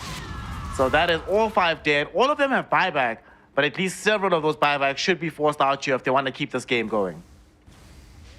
Yeah, they don't have the Shadow Fiend, so maybe a little slower for them to take these towers. Oh, actually, I guess they've got Vengeful Spirit, so Vengeance Aura is going to do a whole lot for them. So yeah, that fight was okay. They started out, they took down DDQ, and blew him to pieces, and then they went instantly back onto Yukio, and that was a decent fight for them, but you can just see the power behind this Vengeful Spirit and the reason why the IGV have been playing it quite a lot. Sheep? Sheep? Okay. Let's see if this was a setup for something else greater down the line. They still didn't collect the Aegis, so there's an opportunity for them here if they can win the subsequent fight. They haven't managed to get another target. They just want to bring down this Venge Illusion. Nice bouncing magic missiles to cover the retreat for the Jakiro. And, well, what's bothering me as well, Fluke? I just realized something. Every single time a fight has gone decently for Supernova, they've been forced to pop Supernova. Every time. Oh, not Supernova, Exorcism, sorry. So now they don't have it anymore, yet again. So that means that when IG respawn with their Vengeful Spirit and you go into the Roshan Pit, you're no longer afraid of this big spell that that's the only thing that they have to beat you with. This feels problematic if you can't win team fights at this stage of the game without using one of your biggest spells in your lineup. Yeah, very true. They will have Blink Lasso in about 60 seconds, so maybe that might be some cause of concern for them, but it's kind of exactly as you said, right? Like, Exorcism is such a strong spell that Supernova have been able to abuse it to try and win a few of these fights, but it is starting to get to the point where Supernova can at least kill the SF, but it's just, this is what happens when you have this dual core, right? Is you get to a point where both of them have had such a good game that, yeah, you're killing the Shadow Fiend, but can you kill anybody else? And it's going to be such a free fight for IGV. No Exorcism to play around with, no Lasso. Ursa doesn't have BKB. Speaking of Ursa, he's jumping heads up into Ukyo. Walrus Punch will be there through his BKB to interrupt him. They buy back on the Abaddon. Shola needs to get involved. Han, he's in the midst of the fight as well, trying to run around with this Firefly. Meantime, though, they found Queen of Pain. The swap back will be there to protect her, so she can Sonic Wave the bear. Yells at him in the air, gets an immediate triple kill off the back of this as she took down Chen as well. 3 heroes gone. They bought back on the Abaddon, but now the path to Roshan is completely clear. They thought they could make this interrupt, but Ursa he just can't stand his ground and fight against this Shadow Fiend. As soon as he goes in, he realizes after he pops BKB, but the problem is after he popped BKB, you still find yourself with this massive amount of physical damage. The presence of the Dark Lord doesn't care about your BKB, and that's it. They call it. They realize how impossible it is to fight here, Fluke. They throw in the towel. GG, well played. IG Vitality force us to a deciding game number 3. Yeah, IGV sending us all the way to a third here means that they are ready to try and keep this going. And from two very similar drafts, two very different outcomes. I think this all came from the fact that the laning phase went insanely well for IGV. They won all 3 of their lanes. They weren't getting run over. They were able to transition this Vengeful Spirit into an actual hero. Hit the Aghanim Scepter timing, I think, is the big one. They were able to hit that, walk towards a few of these towers, take them out, and it meant that there just wasn't this free reign from Han as well as Winter. So I think this is a good little base for IGV to be able to play around these Vengeful Spirit kind of compositions and understand that you need to give this Vengeful Spirit a good lane, and that comes off the back of having a better support. I think the way that DQQ was playing the Tusk in this game really enabled Tax a whole lot more, and the fact that he was playing a melee hero just meant that he was able to provide this buffer, whereas with the Disruptor, you kind of just have the Abaddon who's just able to kind of send both of these 2 heroes back to their side of the base, and then the Monkey King can kind of convert on that as well. So nice little changes coming in from IGV. If they ain't too broke, at least try and fix it a little bit. That's exactly what they did, and this time around they get a very convincing result here in game number 2. I think another thing for them is on the side of Supernova, they'll really be looking back towards this Earth Spirit pickup. It really didn't work out for them. The hero, just the nature of his initiation, it's not like a Tusk where it's like, well, yes, I'm hard committing with my body, but no matter what, I'm going to guarantee that I have some impact in the fight. We'll land the snowball, maybe I save somebody, guarantee that I at least get off a Walrus Punch. This hero, if you miss the role like you're mentioning in the game, not only do you have that as your only initiation, but now you have like no follow-up. Magnetize doesn't do anything with so many BKBs on the enemy team. Just felt too difficult. So if Sheep was maybe back on his Tusk, there's a couple of these ice pots especially that they could have tried to fight past, but with just Earth Spirit, it not only stops you from engaging the fight, but you can't come in and help follow up either. So back to the drawing board for this Earth Spirit. There's a reason why this hero fell off, and there's a reason why they keep picking this Vengeful Spirit. This time it works out for them. And this Ursa, what do you make of Ursa as a hero? Because there's so many games where it feels like a good Ursa game. We were talking about it, that this is a good Ursa game. The matchups are decent, but for some reason this hero keeps losing game after game after game. I think after Div 1, there was something like almost 30% win rates on the hero. It was not looking hot at all, despite so many games seemingly being positive for the hero. What do you think is going on? I think Tusk can really, kind of hamper the Ursa in different ways, right? And it can also come down to the fact that he really didn't have a good lane. Like Ursa Abaddon feels like a terrible lane to me, all right? Like you kind of rely on the Ursa to come out with Urshock to get on top of these people, but then you've always got the Venge. You can just kind of throw out the stun, and the Tusk can always keep the Ursa at bay with things like the Ice Shard and the Snowball. So I think this time around the Ursa has had some good core-to-core matchups, but you need to make sure that his the rest of the map is still able for him to play in. Like, unfortunately, this time around, Winter just didn't have a map to play on. Like, Han had a horrible time. Chen wasn't really able to do much. Sheep wasn't able to enable them to. So maybe we start putting Ursa in the Troll Warlord category where you have to pay the tax, where it looks good. It looks like a really, really good game, and then the hero just falls over. So I don't know. We gotta pay the tax, pun intended, because we did have Dodom, aka Tax, in this game, winning out on this Vengeful Spirit and showing us exactly why they keep picking it. But also, we didn't really mention it that much, but it frustrates life for Han on the Bat Rider. I think there's only like one long-term lasso that he got off. For the most part, you just can't do it. So Ukyo and the gang, they take game number 2. They keep themselves in contention to still win out this series and grab their first win in Division 2. Erstwhile, for the side of Supernova, they experimented a little bit with this Earth Spirit. Didn't necessarily work out for them all that much. And of course, Han was playing a very different hero than what he played game 1. And this time around, not able to have the same degree of impact on this Batrider, not able to carry the game in the same fashion he did on Game 1's Invoker. We'll see if they can rectify this and make Game 3 a much more competitive affair, or if IGV have found their step in momentum and will just cruise to victory in game number 3. We'll find out very shortly what happens after a small break. Don't go anywhere. This is some Dota DPC in Division 2 for the Chinese region. This is Snare and Fluke, and we'll be back in a few minutes with some more Dota hype.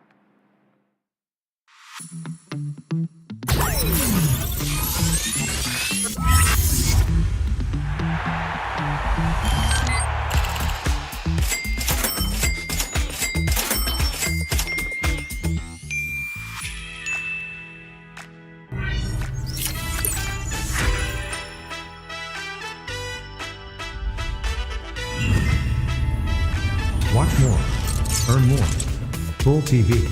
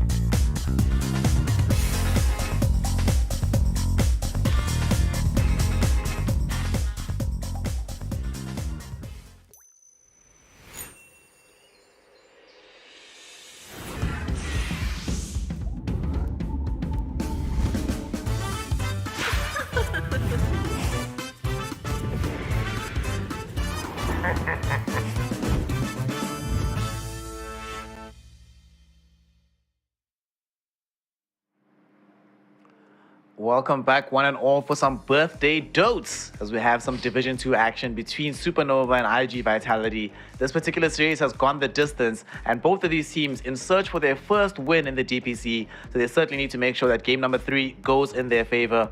Some very similar draws from game 1 and game 2, very different outcomes. So Fluke, talk to me, are we going to be having similar drafts again for game 3, and how do you envision the game itself panning out this time around? Yeah, I'd imagine so. I feel like there's not too many glaring issues coming in for both these two teams. Maybe we might see Supernova move away from the Abaddon as well as their other melee support. Maybe they might try and go back towards things like the Disruptor for them this time around. So I think both teams are probably pretty happy with how this series has gone as a whole. A lot of their ideas, you know, the Vengeful Spirit in the offlane has worked out one time now. The Abaddon as a position 5 has worked out one time for Supernova now. So I feel like both these two ideas are probably going to go head to head, and we may see some more tweaks once again going through that middle phase of the draft. You know, Death Prophet's still a very, very strong hero. Maybe we might see some of this other stuff go through. Might not let the Death Prophet go this time around for Supernova, and maybe we might see some of these other heroes like Beastmaster or Broodmother really start to creep in. But looks like it's just going to be Tiny as well as the DP. And we're just going to have Tusk as well as the Shadow Fiend. So same old, but this time around, instead of a Earth Spirit, we're going to have the Tiny. Yes, we have Tiny this time around. I'm much happier to see this over and above Earth Spirit. Given the pattern of how they've been picking, this should be the hero that she plays, but I'm really hoping that this Tiny goes into the pos 4, at the very least goes mid. I don't want to see some carry shenanigans on this Tiny, just play it stock standard, you know? I'm kind of hoping that it does get played middle for Han, and then they get another hero for Sheep that can also help connect some of these moves. Because we did really start to see how difficult it can be when Sheep is the only person initiating and there's not that much follow-up. At least in game 1, they had Winter playing the Monkey King, and at some point in the game, he can follow up onto the Tusk initiation. So we'll see how things go. IG Vitality, third time in a row, they're going to be going for the Tusk Shadow Fiend opener.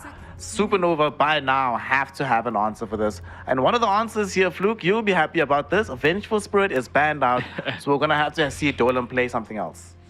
Yeah, I like that they decided to go for the Vengeful Spirit ban this time around. I don't think it's like kind of broken or anything. I think just the way that IGV really like to play around the Venge in this composition with like Tusk and the Shadow Fiend as well is kind of crazy for them, so they're going to make them play something a little different. So this time around, Supernova will go for the Lich for Chola, so they're going to have something a little bit different in their safe lane, a much more defensive support once again in the Lich, but this time around it alleviates a lot of that physical damage threat coming in from the Shadow Fiend, right? Like, you have the Ice Armor that's going to do a lot of work, be able to keep this DP alive for longer. Maybe we might see a Magic as SF come back in with things like the Arcane Blink and the BKB and all that kind of stuff, but the way that Yukio's been playing it so far, he has looked really, really strong on just that physical build for the Shadow Fiend. I'm kind of hoping that right now it really becomes a mid-Tiny, because then you put the Frost Armor on the Tiny, he jumps in, he doesn't die during his initiation, and then there's another hero that can potentially follow up. If they follow up this Lich with like Disruptor, then you have some Kinetic Field, Chain Frost combination, that would be pretty sick to watch. Does leave them a little bit light in terms of out-and-out jump if they do that, but still be fun to see. So IGV, they can't play Jakiro either, nor can they play Vengeful Spirit. Supernova trying to force them into an uncomfortable position. Let us see what they decide to play here. Totoro, aka Ash. Disruptor? Yeah, no, Raptor feels pretty good, yeah? Yeah, they could just go back for a Disruptor themselves if they really wanted to, combine it up with another +1 hero. You know, maybe you just go like, what, Disruptor plus an Initiator for Tax. That could be a pretty decent way for you to play around it. You do have a Tusk as your position 4, so you want to try and abuse that in the safe lane for you going in towards the Lich. So maybe something with a little bit of magic damage would help them out here for IGV and leave their last pick coming in. So see what they're going to look like. They're sitting here and waiting for their 1-2, right? Like, that's what they're thinking about. They're like, we need to make sure we have this good 1-2 combination. And we'll see what it's going to be. For the most part in this series, we have seen IGV very happy with the Tusk Shadow Fiend. And now they go in for Visage. This got banned against them in the previous game at the very end of the draft. So clearly this must be one of the other heroes that Dolan has been playing a lot lately. I don't remember him playing too much of this hero the last time that I saw him on Shenzhen, but they must know something we don't. Obviously, they're scrimming each other Yeah. pretty much day in, day out. So we shall see how good this Visage is going to be for them. And now the question is, what else are they going to pair it with? The Visage by itself does mean that they also have a lot of push in tandem with the Shadow Fiend, so a lot of more physical damage to come out from these heroes. Dude, like actually, so check this out, right? This is only his third Visage game of all time, like in a professional setting. Really? Yeah, he only played this hero twice professionally before this. And he has 100% win rates, to be fair, so it probably has been crushing the scrims as well. Fair cop, fair cop. It does allow them to have a pretty good off lane, right? Like you have the Visage and the Tusk just means that this Lich is going to have a rough time because you want to try and spam out the Frost Novas, and that just means that you're going to get more of these stacks coming in from the Soul Assumption. And Supernova going to go for a Troll Warlord into a Silencer and a Tusk. Yep. It's not the easiest troll game in the world. However, it is a very good matchup into SF. If you ever get close to SF, SF is just 100% dead. Especially once you get BKB, because then you can't get Requiemed at the very end of it, and you certainly kill him during the DKB duration. Yeah, true. That is a good call matchup for them. I think they really need something big coming in from Han for Supernova to really try and round this game out for them. We saw what Winter was able to do when he gets left alone with a bit of farm. So early Battle Fury for the Troll Warlord, he can build in towards these items early on, but I do just have a fear that he's just going to be constantly kited around. And the only really other hero that can, buy him a bit of space and keep these heroes in place is going to be the Tiny. And I think if you're ever getting Avalanche tossed on the Shadow Fiend, you've already stuffed up a little bit. So it's to be some big carry pairs. Maybe you go back for the Invoker once again for Supernova. So IG Vitality are reading that they're going to pick up a mid laner at the very end here. Puck banned, Pango banned, Storm is removed, and Supernova are picking at the very end of the draft. So they could decide to just leave Ember in the pool, maybe try bait IGV into picking Ember into DP, and then they pick a different offlaner, or they leave it in so that they can grab it themselves if IGV go for a different hero. Because I do think I want a hero that moves around and goes in. Like Ember feels nice. The Invoker actually could be pretty good. You give Alacrity towards the Troll. Some team fight control in tandem with the Lich and the Tiny could also be very good.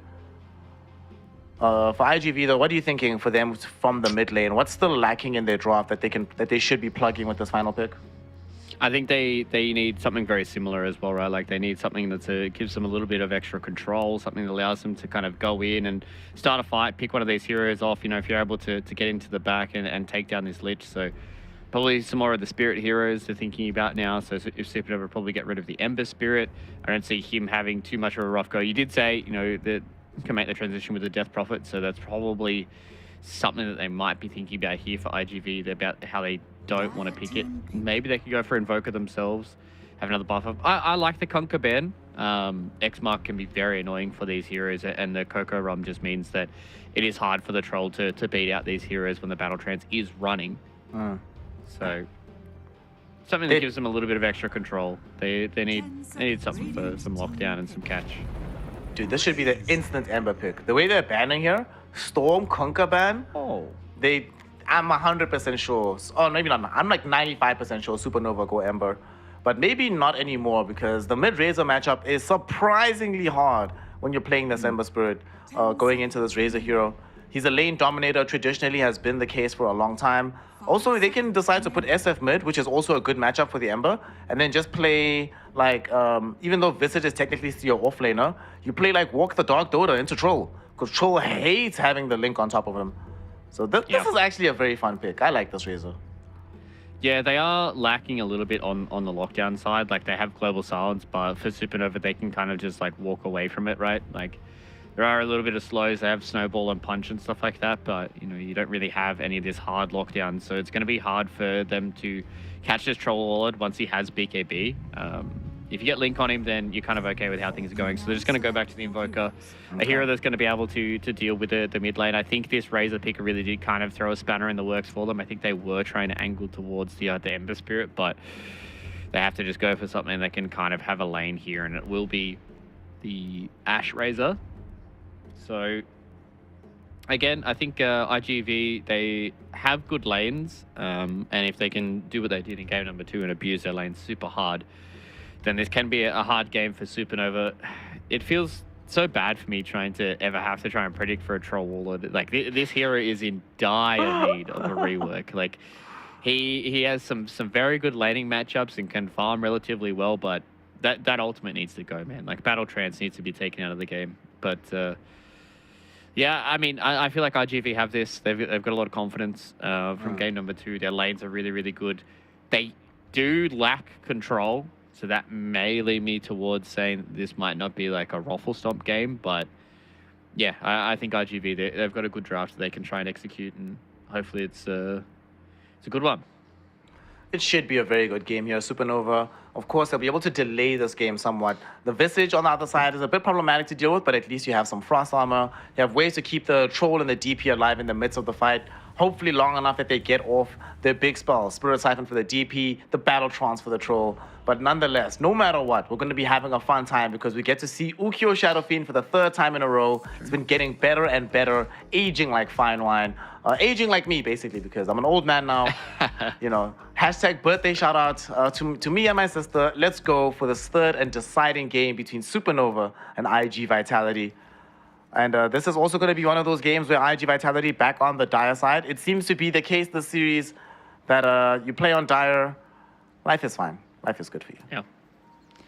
There's definitely a whole lot better playing on the Dire side than the Radiant side this time around, but looks like we are going to have a level 1 clash again. All right, this time around, though, Supernova's ready. Sheep has the Avalanche for several heroes. 3 heroes caught inside of this. There's a snowball save, potentially. Who's going to end up getting brought down first? These Razors! Ukyo doing so much work, but Ukyo might die for this, actually. Double kill so far for Winter. He's popping the magic stick. He's still alive. He will end up going down, but the fight is going 3 for 2 so far. Who else is going to end up falling? Totoro, Ash getting a double kill, but this Razor might end up losing his life as well. One more right click. They want to give it to the Invoker so that Han gets himself a double kill.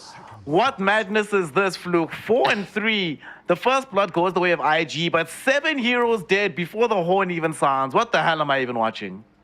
Yeah, these guys have been jamming heads for the last 3 games. Every single time they both smoke up, 5-man run into one of the jungles, and this time around, Supernova were more than ready for that, and Han starting out with 2 kills early on. Feels good here for the Invoker. Isn't all too sad about the mana that he used as well, because he got a 5-man EMP, so we got all back. And, you know, the way that this does work out, interested to see what the net worth distribution is going to be. So it's actually Winter and Han that got a lot of the gold out of that. They're sitting at 1,000 and 1,100 respectively. So they're definitely a lot happier than what IGV were. Yep, especially Han. Dude, Han has now a full null tally flying out to him on the courier. So Totoro, Ash was expecting to get a lot more out of that fight. Unfortunately, him falling means that the Invoker has a much better start than you would have been allowed to otherwise. It's interesting though, right? Because IGV are actually super lucky that they got the first blood. If they didn't get first blood, that fight would have been horrendous for them. But the fact that they they get something at least. Yeah, they would have been super far behind when it came to the gold. But as you said, lucky for the first blood. And I like the balls of them to walk up to that high ground, feeling like they're relatively strong. They did a lot of damage with the Silent Secure as well as the triple Razors, but it just wasn't enough for them to convert onto all the kills. If they'd come out on top with, you know, 4 or 5 kills there, then I think IGV can kind of just snowball their lane super hard. Like, the only lane that's going to be relatively, even is going to be this mid lane. Like, Ash really can't pressure the Invoker all too much, especially a Coswex Invoker, but you know, we've seen these lanes before and seen how they've panned out. The heroes are slightly different, but the way they play is still relatively the same. Yep. This bottom lane, I expect that Winter, sitting very far back, should be able to get the farm that he needs. Tax is going to do his utmost to just make sure that he's available for as much magical burst as possible with the Soul Assumption. But provided that you have a Frost Shield, you will be okay. You'll be fine. Shouldn't really die on this bottom side of the map for Winter. On the same flip side, they can't really get any massive kills either. At least not until like Shola gets the Sinister Gaze. But you don't get that until like level 7 nowadays, so it should be okay. Top side of the map, similar situation. Unfortunately here, we've seen that Ukyo, last game they had like a fairly kill lane. Is there any threat that you feel from the Shadow Fiend Silencer together, or do you just like sit back and farm with these heroes? Down bottom, oh no. Visage, oh, what happened? What happened to his HP? Tax, one more right click. Will they be able to find it? They should, and they will get the kill. Although Shola does manage to just have to watch his troll dying because they do lose the Visage afterwards, but I don't think Visage got experience out of that. I know he did not. Yeah, so that's the only kind of annoying part about that is Tax going down before Winter did. So with that, you're kind of expecting these guys to just go ham together and kind of smash face for a little bit. You kind of want to abuse the early levels of Soul Assumption from the Visage, especially when you have a Tuskar as well. If you can kind of just get in the face of Supernova, you can do a lot of work. Circling back to your question before about the top lane, I think SF's just going to be A-okay with kind of just farming. They are just trying to abuse Sheep here, who's just trying to get some of these pools going. But Yukio should be A-okay with just farming this out, and SJ is just going to sit there and just try and be annoying to Sheep as he gets his kind of manual body pools around. We saw this in game number 1, that Chen had a pretty abysmal time laning into Ukyo. This time around, that particular story is being repeated. He's being doubled up on the CS right now. Hasn't died just yet, but might not necessarily be feeling at his best. Although Ukyo does have to watch himself because he could die to an avalanche combination. Mid, we see these two heroes. Can anybody rotate to help them get kills on one another through this mid lane? Or is it just going to be a farm fest for as long as possible? Tusk and Tiny definitely can when it comes to power runes, but it's going to be a toss-up about whether or not they feel like they can leave their side laners, right? Like whether or not Chen is at a strong enough position where he can move away, he can allow Sheep to move away, and same thing for DQQ, right? To see whether or not the Tax is in a good spot. It's also interesting that both of these mid laners are faster than average. One having the Wex Orbs, the other one having Storm Surge. And now we see that they are running down this Visage in the bottom lane. Tax getting exploited. They try to save him with DQQ, but there's a limited amount that can be done. So that's another kill that the Troll manages to find, and we've already seen what can happen to IGV when Dolem Tax is a little bit behind in how he comes out of the laning phase. And it seems like we're going to get a repeat of that situation. This Visage is going to have to find space to be able to recover somewhere else. Yeah, exactly, and this is kind of the reason why that you see a lot of teams pick this Troll Warlord, right? Like he's a very, very good laner. Whirling Axes is very, very good, and having access to both of them with one skill point is always nice. So at level 4, you can be a very, very scary hero. And so the way that this lane does play is you can just be aggressive with things like the Frost Nova as well as the Whirling Axes and just force this Visage, who unfortunately doesn't have any magic resist, or much magic resist to play around with this early on. Want to see them yet again going a bit aggressively down bottom.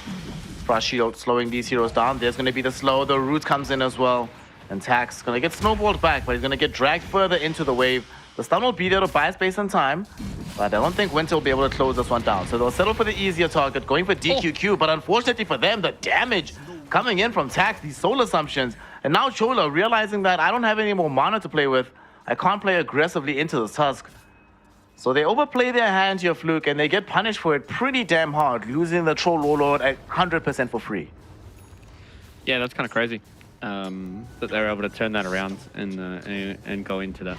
So this is going to be a very, very volatile lane for both of these two players. So maybe you might be looking towards, yeah, exactly, Sheep making his way towards this middle lane to try and steal some of these runes, because at this time, you know that Tax, they want to keep trading with these soul assumptions and all that kind of jazz. And as soon as he goes away, they do this. Yep. They play aggressively into him. Couple more right clicks is all they need. One more, come on. Oh, he gets it with the Whirling Axis. All right. Whew. Like you said, you get the double access for both range and the melee version. Good time to the solitary skill point. They get the kill, taking advantage of the lack of presence from that Tusk just for a moment, but we've already seen throughout this series what can happen when there's a moment of abandonment. Suddenly the opponent gets the read to play as aggressively as humanly possible. Yeah, and this is exactly what I was talking about, right? Like when you make these rotations as these rotational position for the Tiny and the Tusk, you have to make sure that your offlaner is going to be in a good spot. And unfortunately for Tax, he wasn't in a good spot, and he is really starting to hurt now. He's 16 CS up against the 28 and 16 of the Troll Warlord. So he's really starting to feel the hurt when it comes to this laning phase. And We've seen what Winter was able to do in the previous game, in game number 1, when he had a free game. So maybe Troll Warlord could be on the cards once again to have a stellar game. We're going to see a first rotation. Yeah, Hannes just showed up. EMP will be dropped down. DQQ not even going to attempt the snowball save just yet. There's the Sinister Gaze coming out. Nice stun from DQQ. Unfortunately, it will not be enough. As Han finds himself with an assist. First one of the game for himself, feeling good.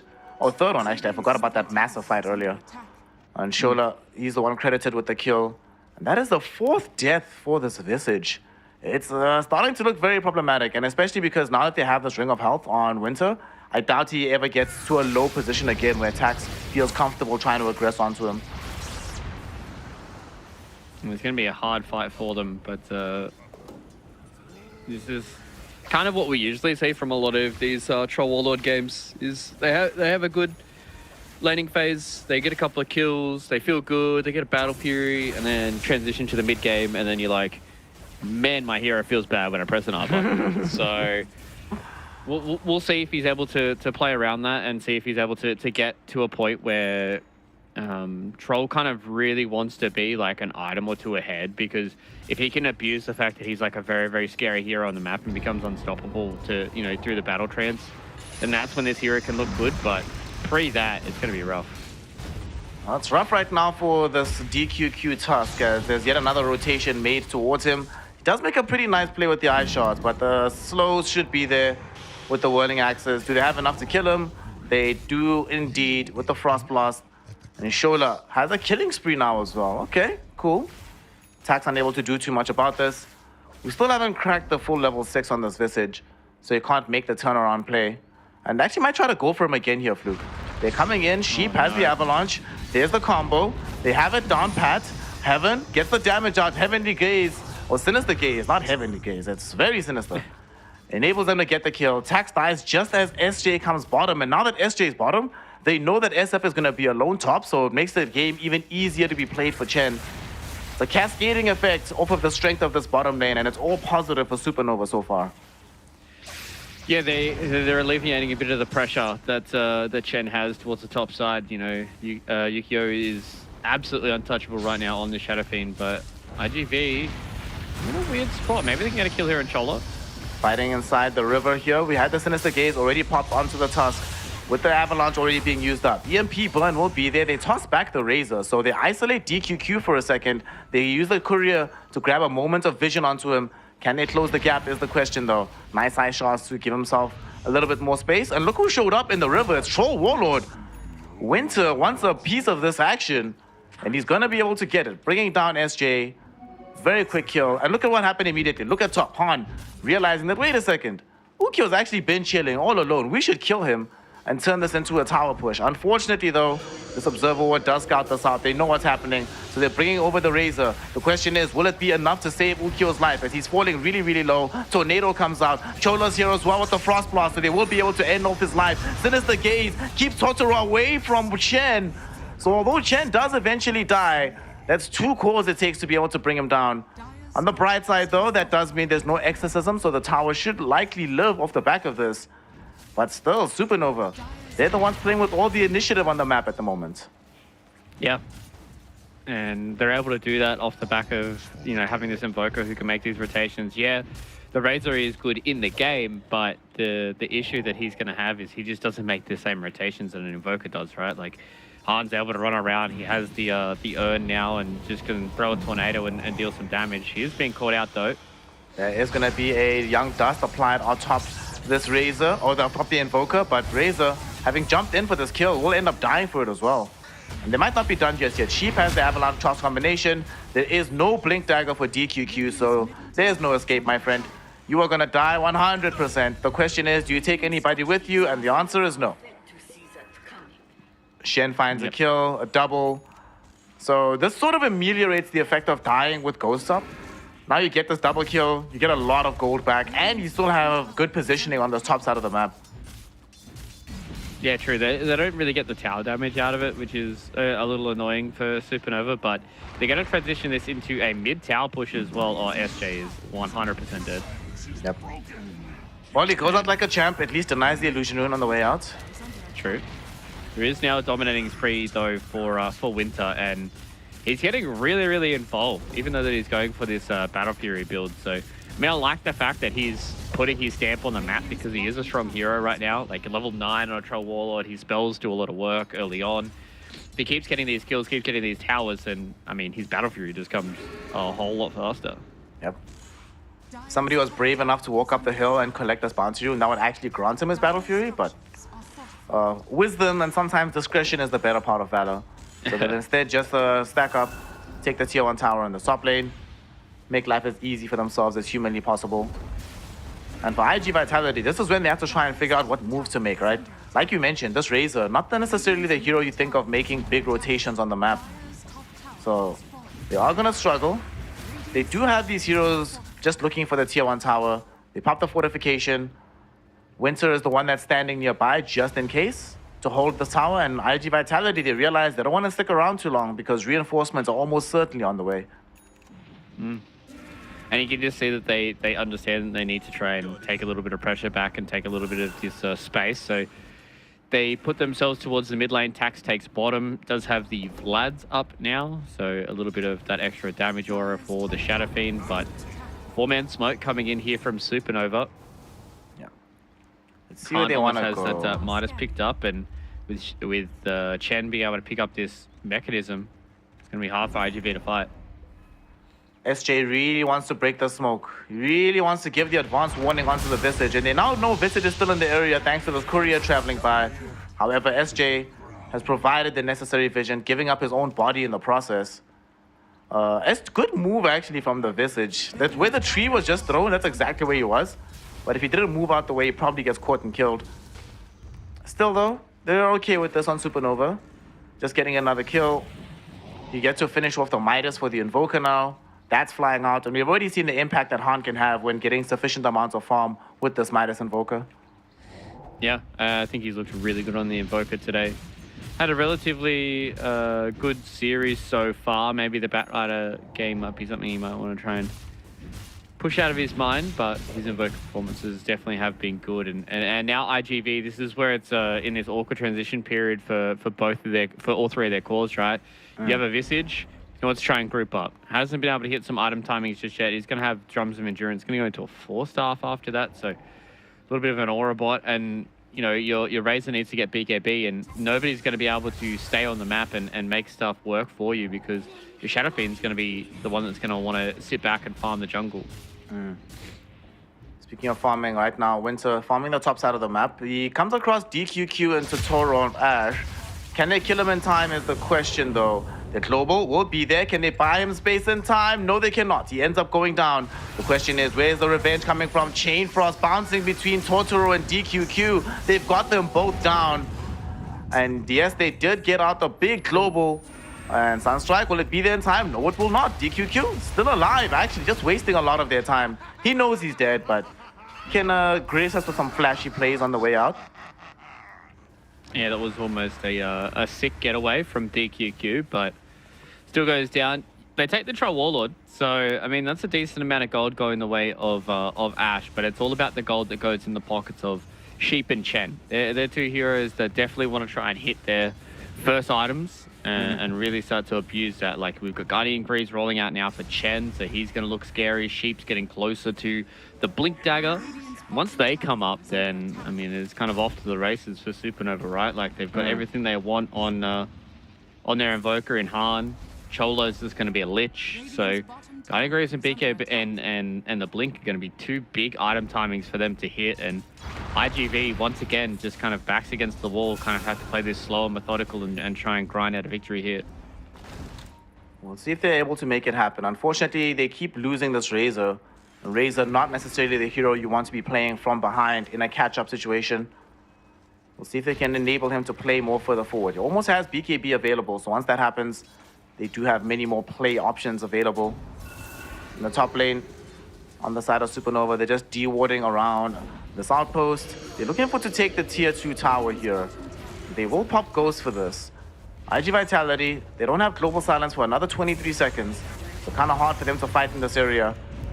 We'll see what the decision is going to be. They just got BKB from Razor, so this is so frustrating. You would love to be able to go in, They get some stuns going on to Troll. Chain Frost gonna be bouncing around. Troll Warlord hasn't popped the ultimate just yet. Forced to do so right now. And now they're going in. Jen actually might die, losing HP on this DP. The DP is falling very low. The Troll out of damage, so he can't do anything to bring down the Razor during the battle trance.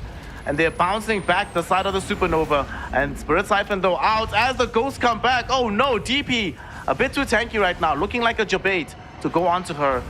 As they create enough space to be able to get the Tiny out of dodge. What can Han do? Drops the ice wall down. Global Silence will finally come out. They use it to close down the Death Prophet and kill her off. 2 cores gone. IG Vitality defend their tier 2 tower and manage to get some critical kills in the process. Yeah, this is kind of the issue that we're going to have for the rest of the game for the Troll, right? He's just going to get linked up and the dog's going to get walked. And, I mean, what's he supposed to do? Press his ultimate where he loses control of his hero? That'd be really unfortunate, wouldn't it? So, Troll goes down. Not really much that he can do about that. IGV are able to push forward. And this is exactly what they needed to do, right? They needed to utilize their item timings. They just got the BKB on Ashe. They just got the Blink Dagger coming in from DQQ. And that means that they're able to win that fight, and win that fight very handedly as well. They're starting to claw this game back. They've got the net worth lead now, and things are starting to slow down a little bit too much here for Supernova. Maybe it was a little bit overzealous for them to try and think they could take that tier 2 tower, but now with Winter back on the map, he's going to try and farm towards his BKB, and they need to have fights where this Troll Warlord can stay away from the Razor as far as possible. That's all they need to have in these team fights for him to go well, but for that to work out, they need to make sure that the Troll Warlord can start to kill these other heroes. Shout out to DQQ because in that fight, his ice shards would enable them to get the initial leash out on the Troll. At this point, if I'm Supernova, I just want 4 staffs, as many as humanly possible, because these ice shards are proving to be massively problematic. And DQQ, the problem child himself, he gets avalanche tossed by the Tiny, and they're gonna send him back to the rest of the Supernova roster. Get a quick kill onto him. Just remind IGV that they still do have access to some burst damage. And they're giving space towards Winter to farm in the top lane. There's some rotations coming in, but they cancel them out, okay. They don't want to force this fight on top of the Troll. It'd be hard for them to keep that fight on top of the Troll Warlord, especially that he's waiting for his BKB now as well. So Boots are bearing up for tax, so he's a very big proponent of these team fights here for IGV. Going for a refresher onto Totoro as well, so wanting to just kind of play with double Eye of the Storm, hopefully trying to burst some of these heroes through Global Silence, but Roche is on the menu now here as well. BKB is being picked up on the way. They're going to stay in the Roche pit with some smokage, but they don't know. IGV, they're none the wiser, so this is going to be a free Aegis for Winter. Nice. Well, somehow Supernova keep being able to sneak these Roshans and get some key Aegises, as they do manage to pick up the first one of the game. So Big Man is dead, Aegis in the hands of this Troll. So next time around, he can eat the leash without having to commit his full life on the first go. I think that's probably the rationale. Dude, it sucks so much. When you're playing Troll, when you get leashed, you're just like, well, that's the fight. We're done, boys. Can't do anything. Yeah, you're really kind of relying on like 4 staffs and the rest of your team to be able to get you out of dodge. So maybe he can utilize a bit of the move speed, but last time DQQ really kind of locked him into a corner. So next team fight, they're trying to fight into an Aegis and they don't have their Shadow Fiend. I don't know how I feel about this. All right, let's see how it goes for them. And so far they found Sheep. They weren't able to break the smoke and get an avalanche toss. They tossed though the toss deep into the fray, right in front of where this Troll Warlord is. And Troll will be able to eliminate him. Global Silence does end up getting popped, but the Global is now over. Ice Wall dropped down onto the Razor, prevent him from going forward. He hasn't popped his BKB just yet. Does go for it now. As they're going to take away the first life on this Aegis. He does have access to the Battle Trance on life 2, but he will not have access to Han, as Han has already gotten himself out of dodge. Battle Trance popped in. He wants to go for the BKB SF. Ukyo's in trouble. Ukyo's in danger. Ukyo's just gonna die. Sinister Gaze directly onto the Visage, preventing him from escaping the fight, so they're gonna get a double kill for Winter. Tax Audio is gonna be able to keep up in that fight, but unfortunately, it's this Troll of Winter who's just rising in the map right now. So that's 2 for 2. Does take away an Aegis. But ultimately, I think they're happy to just get this much gold into the hands of the Troll Warlord. Yeah, I think you're more than happy with that. Obviously, utilizing your Aegis, you still get the 2-2 tower. They want to try and get another kill again. This time he doesn't have help. Yeah, his allies aren't here. Help, team! Avalanche will be there. They're trying to make some space. They toss back the Razor onto the creep camp, and the space has been created. Oh my god, he has the damn Tumbler's toy on this Tiny. Kill me now. The Razor might end up losing his life. No, they get the turnaround onto Han. He's going to end up almost falling, but the toss. Dude, Sheep is just playing out of his mind in this game. SJ is able to close off the life onto Han, but it's an expensive one at the very end. Sheep somehow saving the life of Troll, setting up for a kill onto Razor, just making everything happen on for his team on this Tiny. Yeah, all off the back of the Tumbler's toy as well. Absolute big brain play, being able to buy that one from the shop. But I think that the way that they played then, it was really, really good. It was a bit ambitious from IGV to try and take down the Troll Warlord, especially with the tier 1 tower up as well. Like, maybe if there wasn't a tier 1 tower, I'd be like, hey, yeah, go for that. And you kind of just got caught out a little bit by not knowing where everybody else was. But having that tier 1 tower to respond here just kind of gives Supernova a little bit more gold in their pocket. They would have loved to have been able to keep Han alive, because he needs his BKB in these next couple of fights. Otherwise, it is kind of just going to be all on the Troll Warlord and maybe a little bit of Chen as well. But you know, this game is going. Winter is trying to put the carry pants on. Sheep is also doing his best impression of a carry as he has just played. Look at this, dude. The body blocks, the initiation, the setup for the Sunstrike to land perfectly flush from Han.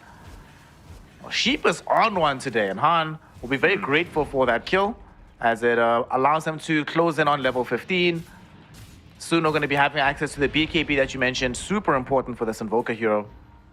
And they get a tier 1 tower off the back of this as well. The tower might not matter too much for Vitality, but any piece of additional gold just feels very good at this stage of the game. Yeah, and I think that's going to be the big thing for Supernova right now, is just getting any additional gold they can so they can get towards these next couple of items, right? Like they need these BKBs, and Chen. Awkward spot for him to be caught. Yeah, he actually could have TP'd out. If he just TP'd out, it would have been fine. They managed to re-engage on this fight. It's a very tanky hero to bring down. Guardian Greed, he still has Spirit Siphon charges, and Totoro Ash actually pops the BKB to try and get in on this. You take this any day of the week. BKB charge out of Razor with Eye of the Storm, and you don't lose anything? Hashtag worth. And this just goes to show the power of the Death Prophet. Oh, just look being at this. able to stay in these fights, and now Troll's going in the backlines. Troll's coming in on the backlines. They really want to try and find this Vestige. Not going to be able to get the full catch on time. The Global Silence did allow them to cover the retreat. We did not have Sheep able to find the initiation with the blink. Unfortunately, though, SJ, the Silencer himself, will end up losing his life. Drops an Observer Ward as he dies right on the spot. I'm not sure if they saw that one, but they still do have access to Exorcism, so they could decide to try and trigger this onto a tier 2 tower, or even try and force a fight, depending on what Sheep is able to find. They scout out DQQ with this Frost Shield. The Avalanche will be there. The Requiem being channeled up. They might try to turn this around, but for now they'll be happy to just take these birds. Do you go for this push as Supernova, or do you just let this tier 2 tower go?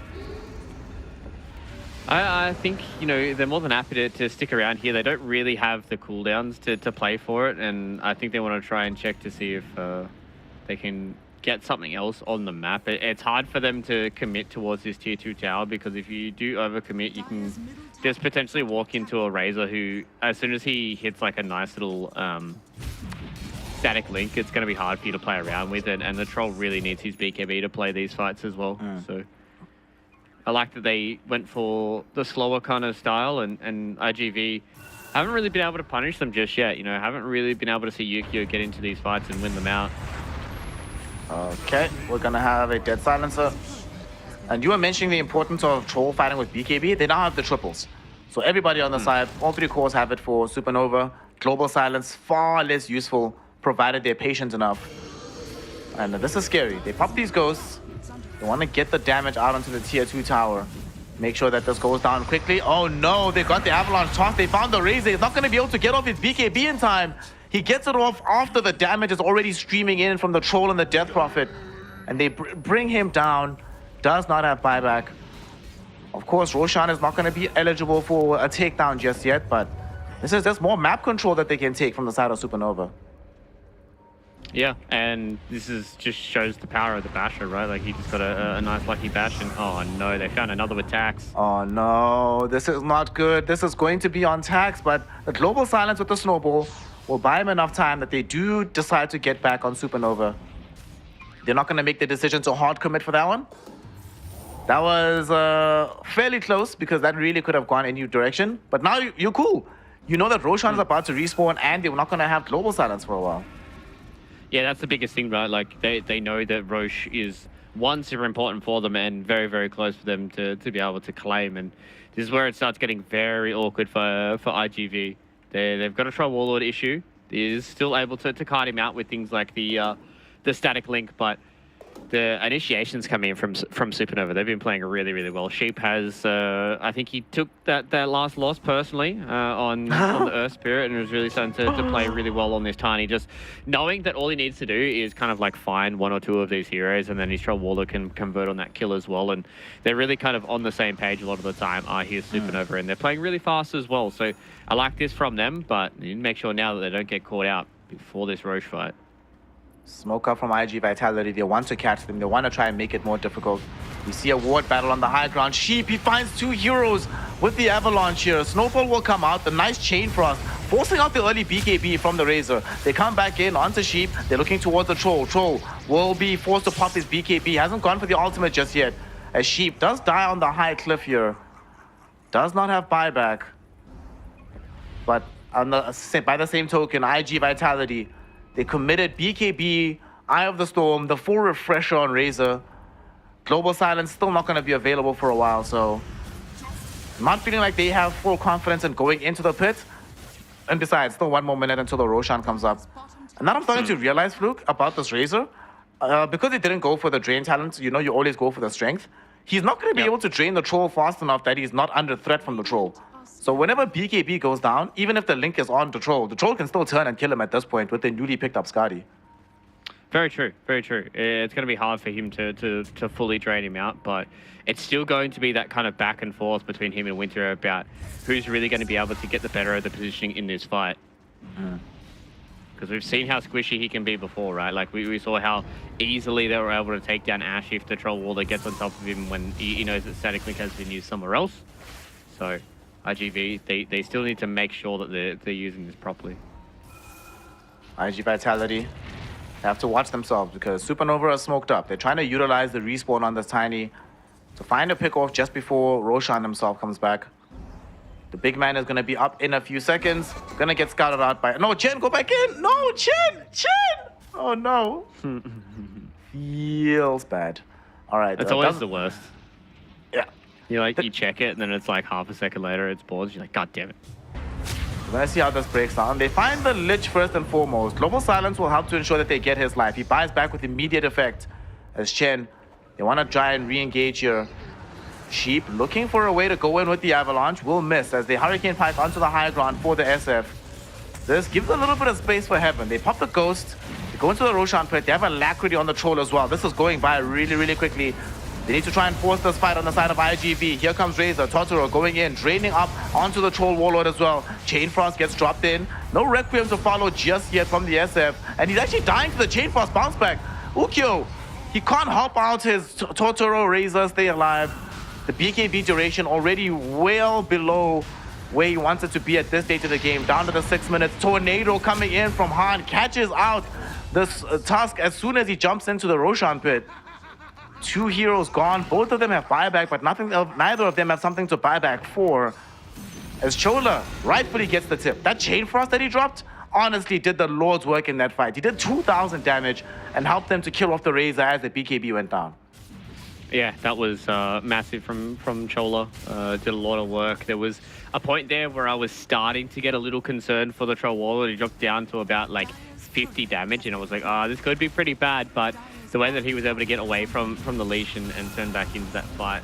And IGV, you can just see they're starting to run into some issues of them like initiating a fight, right? Like we saw that DQQ kind of just goes in and gets blown up, and then he has to buy back into another fight and isn't able to really get it done. And this is the issue that they're running into right now, is that they just don't have all too much team fight control. Whereas, you know, for the side of Supernova, they've got things like the Sinister Gaze, they've got, you know, the Sheep on the Tiny, they've got Han on his Invoker, who's been such a good player for these last few games, and you know, he's really starting to stand up once again. And you can just see IGV, they have so many issues just catching these people out, and it's just only going to get harder and harder as this game goes on.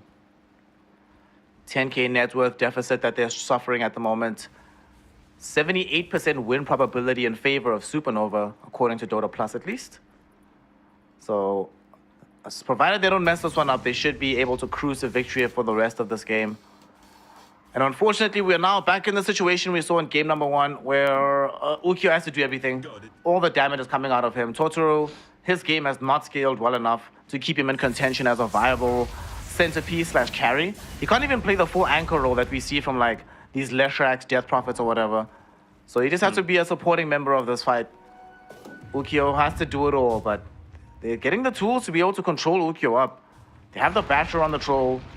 We've seen that this Invoker has tons of control in his own rights, and he's building a Hex as well. So if they can catch him without BKB, then suddenly that hero dies and they have nothing else.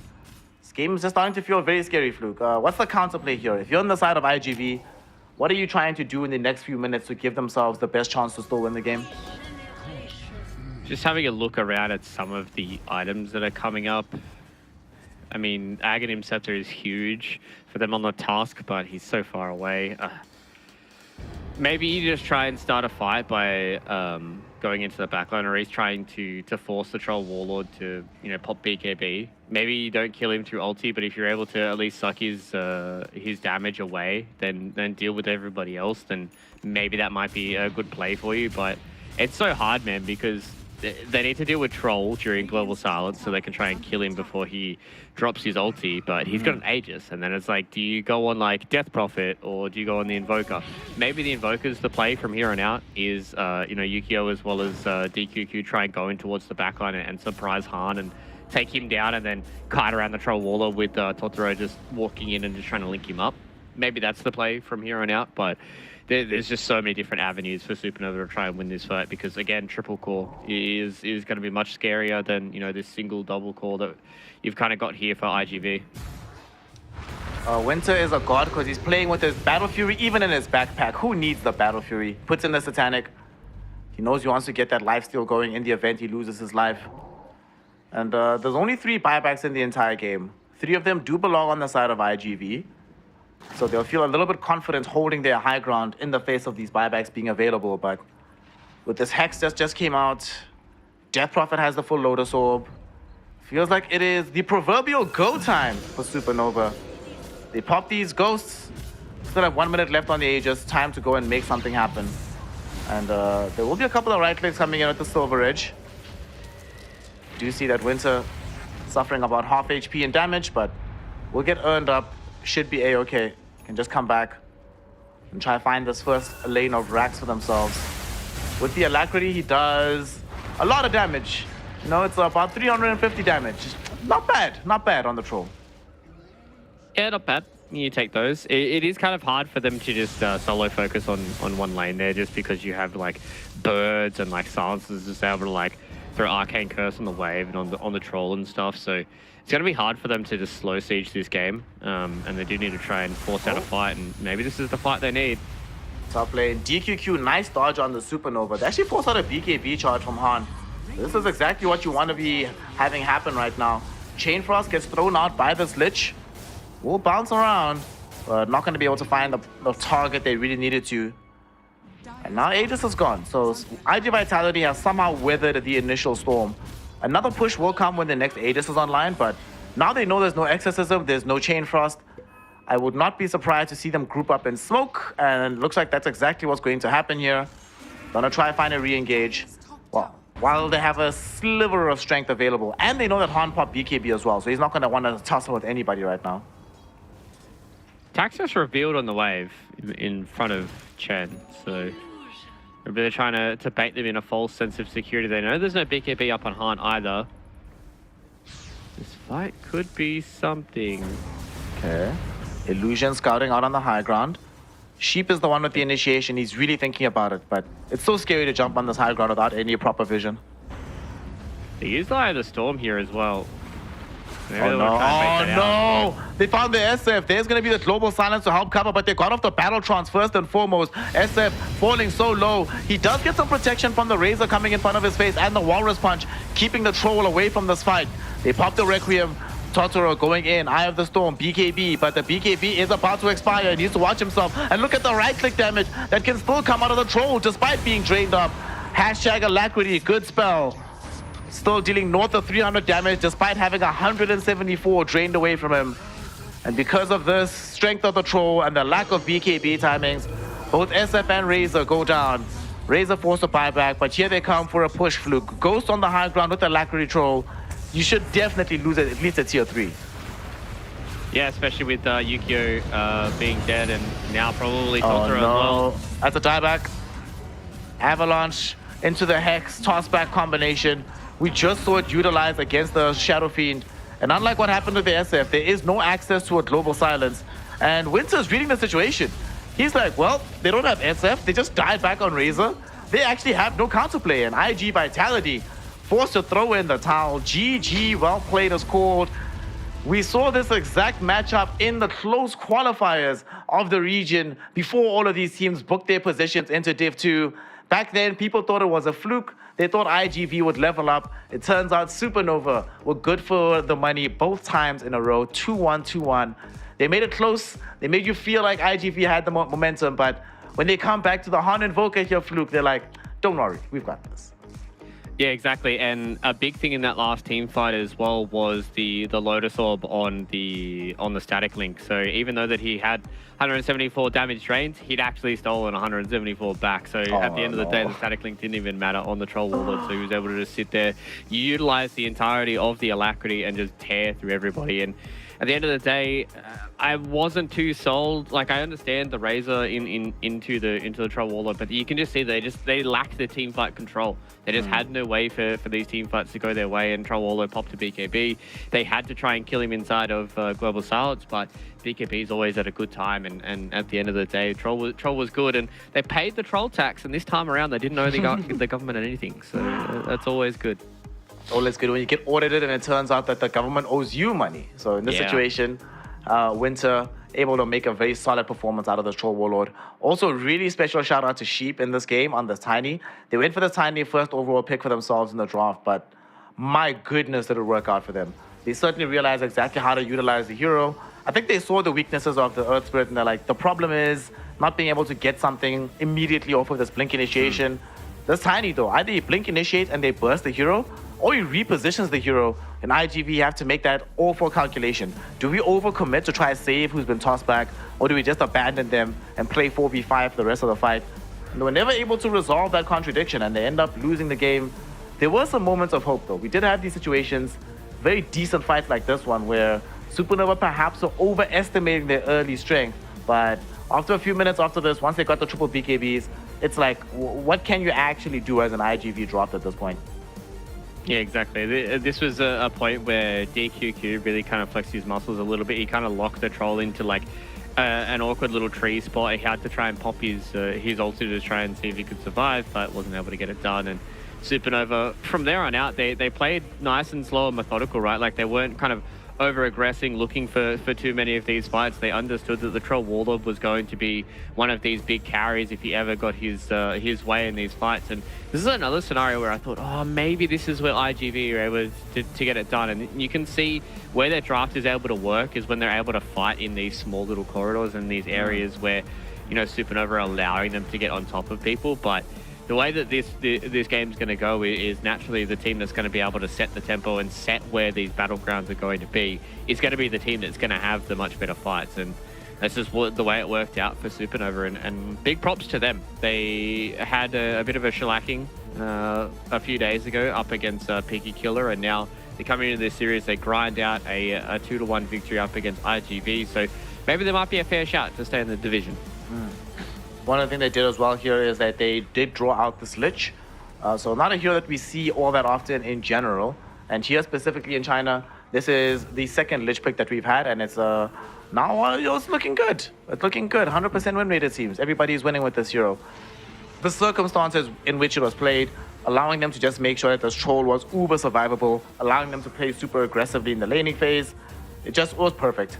And there were a lot of these fights where you would imagine IGV, with Ukyo especially, would be able to blow up the troll with the physical damage, but you just have this frost shield, doesn't end up mattering whatsoever.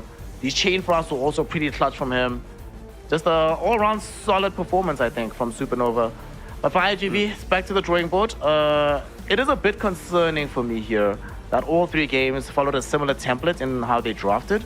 So I don't like to see that, because that does suggest to me that if they're playing off their comfort like they did in this third game, you can very visibly see that this team is not operating at optimal efficiency. So we need to see them expand not just their hero pools, but their play style, and maybe lean away from this Ukyo carry us all and save the world type of mentality that they're in right now.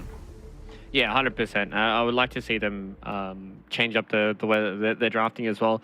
Maybe if they just change the Shadow Fiend for like an Ember Spirit. We've seen a lot of teams so far in the DPC just open up with it with an Ember in the first couple and be able to utilize him going forward. So yeah, it is a little concerning when you see a team pick very much the same heroes for 3 games in a row and expect different results. They did get a different result in game number 2, to be perfectly fair, but the way that these last couple of games have gone, have definitely gone the way of Supernova. And once again, Winter having a stellar performance this time around on the Troll Warlord.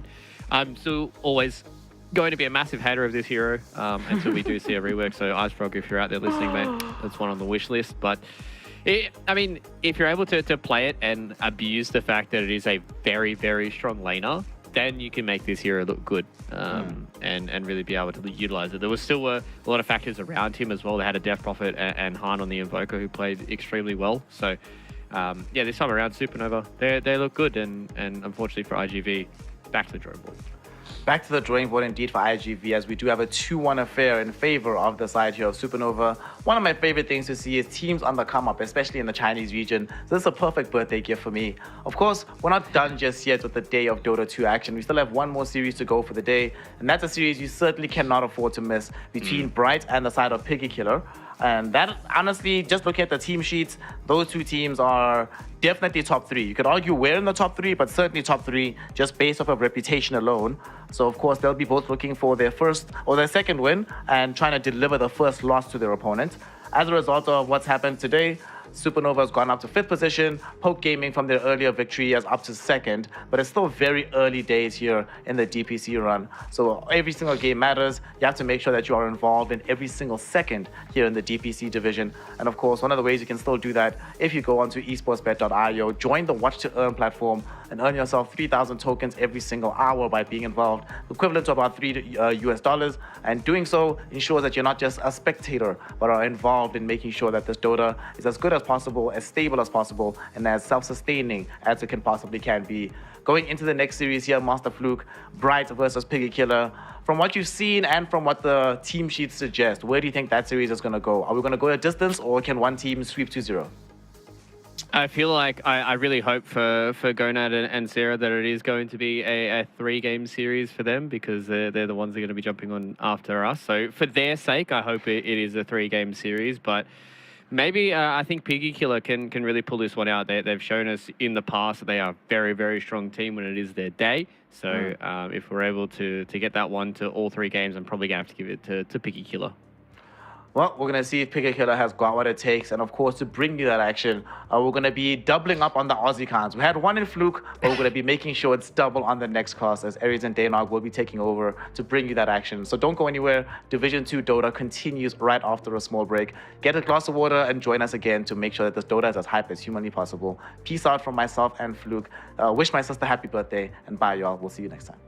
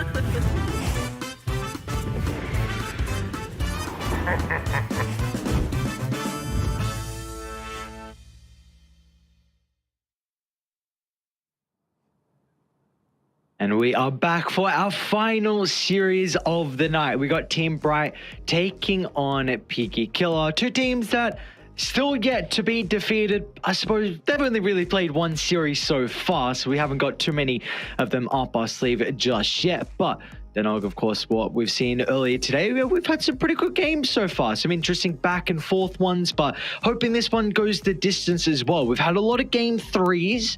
Do we think we can get there with Bright against Peaky Killer?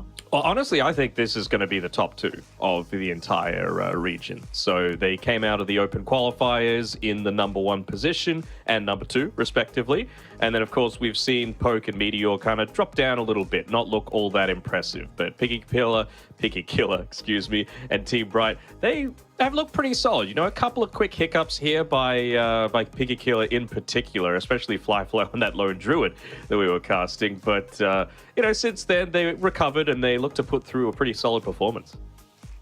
Yeah, they did indeed. So and we'll see if they're able to continue with that momentum. That's really going to be the big thing. But it's interesting, though, with how we saw them in that previous series for Peaky Killer. Maybe expecting they would be a little bit cleaner than what we saw for them, especially, at least, if you take a look at the 5 players that are on that roster. Surely you would expect that you'd have some really clean, dominant performances, but it didn't seem like they were playing as a unit, a 5-man lineup that is completely ready to go.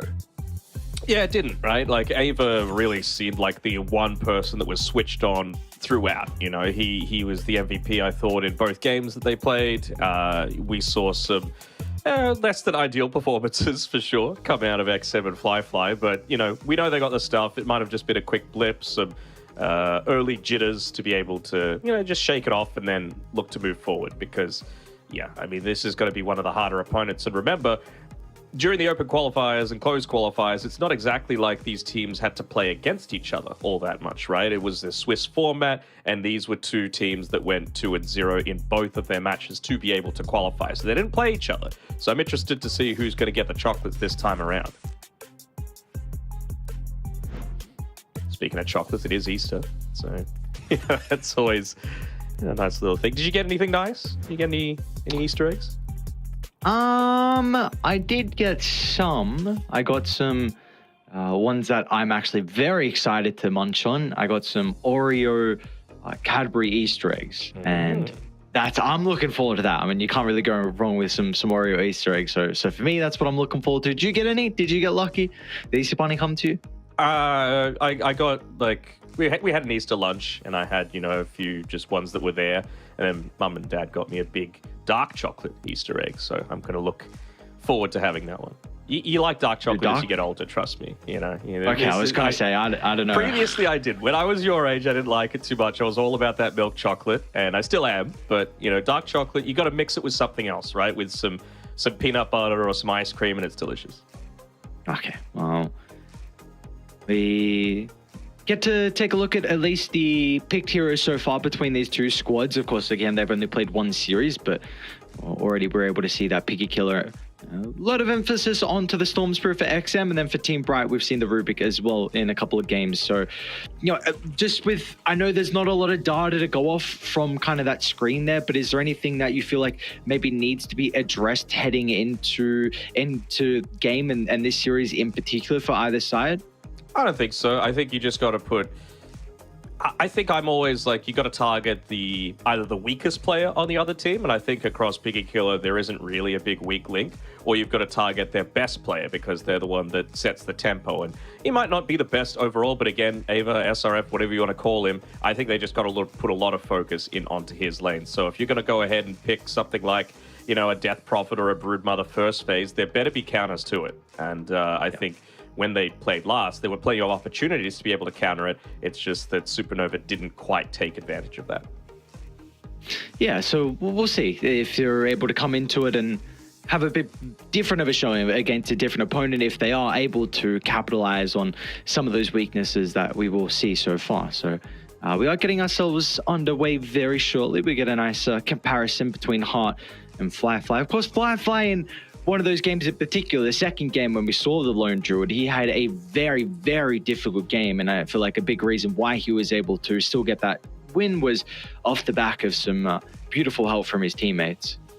Yeah, absolutely. I mean, one of them being XM there, you know, he really put in a lot of work. Obviously, their games have gone a tiny bit shorter, I believe, on Picky Killer than Team Bright. So that's a reason behind why, you know, there's less last hits, there's less XPM, for example. But we could just see there, even with the relatively shorter games, Ava really being that big standout. And then it's going to be exciting to see how Frisk is able to continue his run so far. Of course, kind of first game back into the scene. Hasn't had too long of a break, but we didn't really see him much after the TI Last Chance qualifiers. So, you know, for him, how's he's able to shine or not? And I mean, he's got some, Imitator, I think, looked quite impressive when we got to watch Team Bright. I was pretty impressed by him. So it's key to see what they look to put forward there. I'm enjoying these support duos that are able to roam and do a lot of damage. I think the era of being able to just rely on Lina, for example, for all of your damage is gone. So you can't really get away with a Treant Protector quite as much. So I really enjoy seeing, you know, the Tiny, the Tusk, the Marana, the, you know, things of that nature. Snapfire, I think it just feels really solid. Even Clockwork to a lesser extent, but you're not always having that completely reliable lockdown, you know? Yeah, and then I guess if you're forced to pick up the Clockwork, then maybe that's where some of the other heroes can come into play to provide the damage. So this is always a nice thing right now where we have a lot of the supports that are getting picked up that can, you know, pump out a lot of the DPS. Because, you know, we've seen, I guess, one that it wasn't even mentioned is the Phoenix, which is something that China really like, and we don't. And the hero's not. And yeah, there you go. So like, I know Phoenix isn't picked as much right now, but definitely one of those supports if you're lacking damage. I mean, we've seen what he can do inside the middle of a team fight. Sure, but what I'm referring to is more about like that pick-off damage, you know, and Phoenix doesn't exactly thrive on that. You got to make sure that you're being a little greedier. Like you can, I guess it's babysitting for the majority of the time, right? But just getting those levels, soaking them up in the lane, occasionally getting about a minute just so that you can hit that level 7, level 8 timing makes such a big difference. So we'll see what they're able to do if that Phoenix does come out. Both teams, of course, loving to play the hero. One of the players even, of course, being named Phoenix. So that just goes to show. And I think we're about to close in on getting into the game. So going into this one, I've said it's going to be, you know, my top 2 for this. But do you have a favored team here? Do you think Picky Killer, just that experience, is going to set them apart? Yeah, I favor Picky Killer. I think it's still going to be 2-0, even though I really was not impressed with their previous series.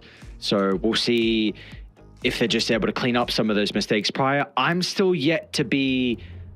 Bright impressed me. Like, we've got to keep in mind that game 1 versus IG Vitality went 68 minutes, and then game 2 and 3, they came back and were able to win those matches easy, under 30 minutes. But that was just one series for Team Bright. I'm still not quite sure where I would put them up against your Picky Killer in particular, but what a beautiful thing. We get to see these two teams battle out at such the early stage.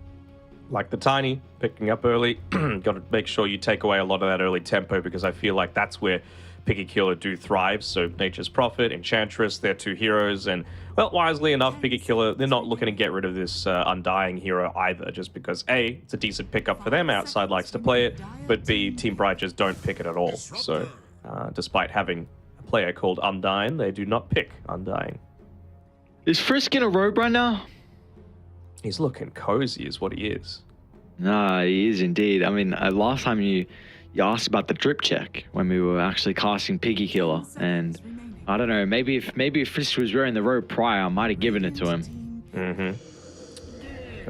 It's almost about time to break out my hoodie, my snuggie, whatever you want to call it. Oh, we're getting close. It's so cold. Yeah. Oh man, what's going on? Oh, first phase anti-mage. Okay. Well, I said that they needed to try and address this Death Prophet. I guess anti-mage is a decent way to be able to do it, right? If you're going for early dives in, if you can get up to like level 3 slightly before the Death Prophet, then you can have 1-point counter spell, for example. You go for a dive, you pop it, DP can't get the Spirit Siphon off, and well, Spirit Siphon is still kind of costly, so you got to be very careful considering you're going to be using your Crypt Swarm to be able to secure those last hits on the range creeps. This is the second time now that Team Bright have actually gone for a first phase anti-mage. They did it in their game 3 versus IG Vitality. And it was a pretty impressive showing. Went 6-2-7. What they saw out of the enemy team was a Rubik Jakiro that warranted the anti-mage prior. So this time, of course, we get to disrupt the Death Prophet. But they obviously feel like this is quite a strong carry hero and has the capability to be first phased. Again, I like it when it's played aggressively, right? I think what they're looking to prioritize now is just a lot of stuff that's going to be able to quickly get on top of the anti-mage, buys a basher naturally, and is going to be able to take him out, but really wouldn't hate to see them remove some of these, AoE stun heroes. Nothing necessarily targeted. Of course, Team Bright already have the Tiny, but, it's... you can't really go into a Lina. Maybe a Hoodwink is something that they're looking to consider, but not the greatest pairing. Did you think there's a lot of value now on pushing the Death Prophet to a position 2 and going for a bit more of a laning counter to the anti-mage? I think they might be waiting to see what supports make it through to this phase, because if you've got a good enough support to kind of bully away the anti-mage, then it's not so bad.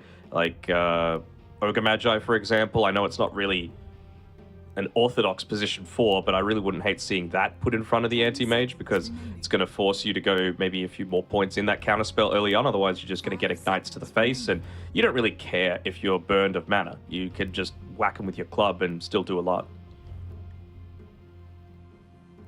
What do you make of the Druid ban from Bright? Like, is this just... Because the reason why I say this, Fly really did not look comfortable in the Lone Druid. Is this just some respect for the potential that it was a bad game?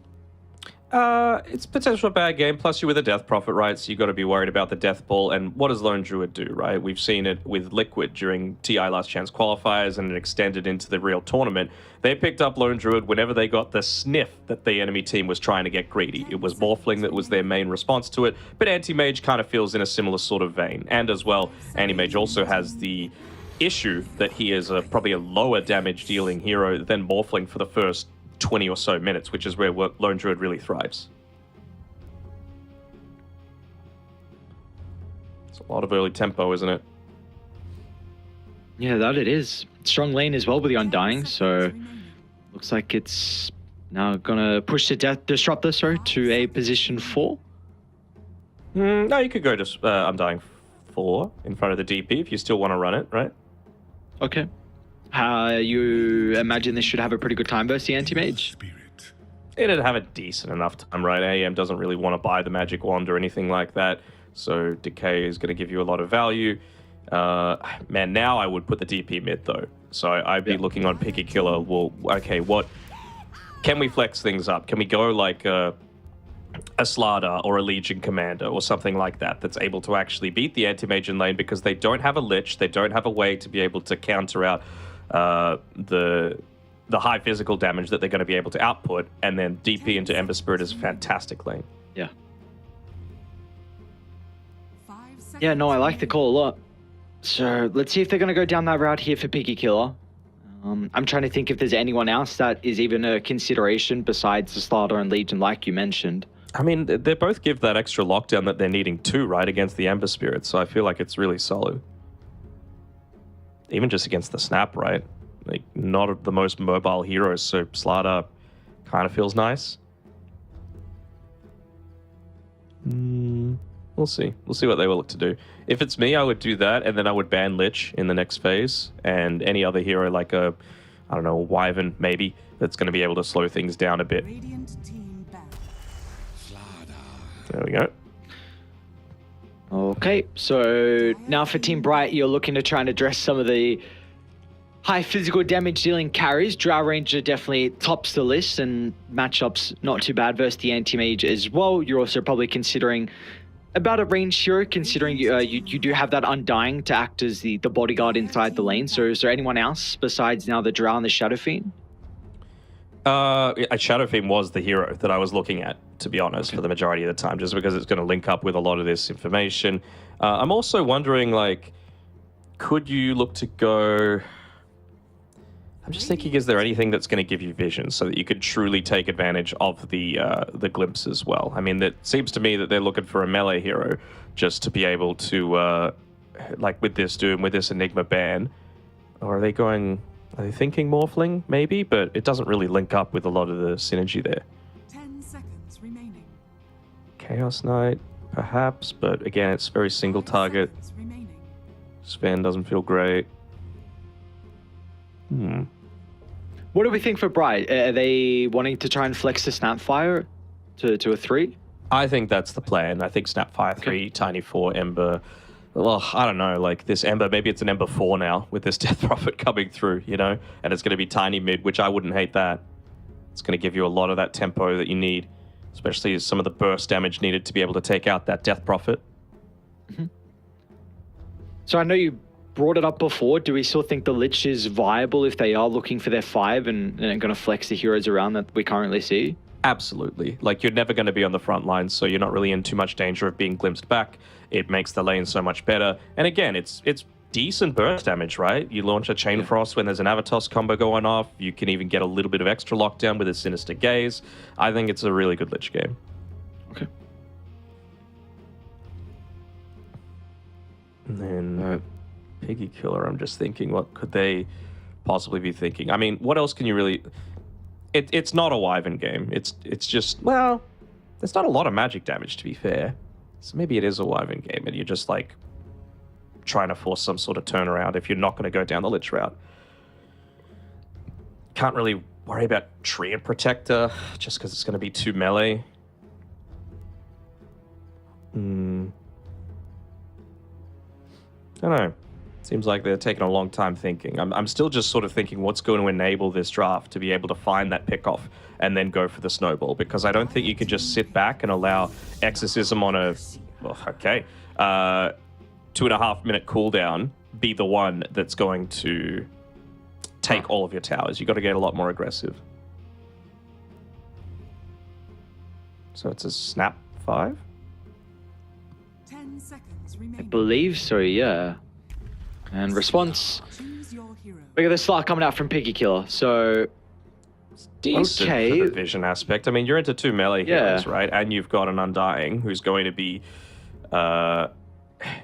thriving in that sort of situation. Doesn't really provide any additional catch for the Slark, which is the issue, but for Undying, I'm going to get so confused by this, but Yeah. for the Snapfire, like, Anti-Mage loves that. Anti-Mage just wants something that's going to be able to set you up. Yatoro actually put out an Anti-Mage guide just last night, I think, as to, you know, how he looks to play the hero. And he's like, look, in lane, you want to slow, you want to stun, you want something like that that's just going to be able to get you through the laning phase. If you're able to dominate the lane, you look to max out the mana break. Otherwise, you look to put a few extra points into Blink just so that you're able to max out your farm. So I would probably say that's the avenue that he's going to go down, more into Blink, so that you're able to allow the rest of the team, which have pretty, like, Ember, Snapfire, Tiny, they've got some pretty decent kill threat, and they're going to be able to make space for when the Anti-Mage and the Darkseer are both looking to play a little bit more passively.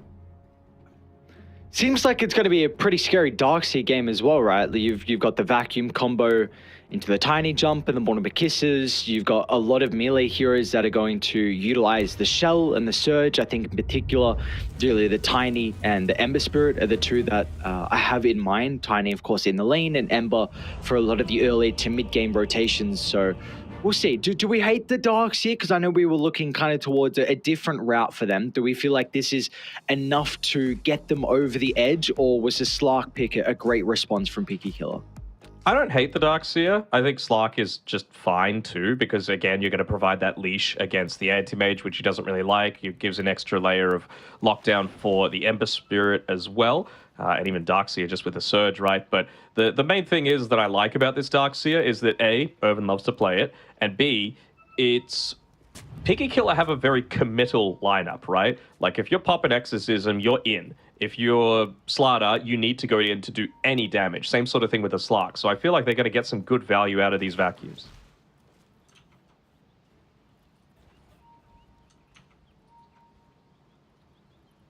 You got a preferred team?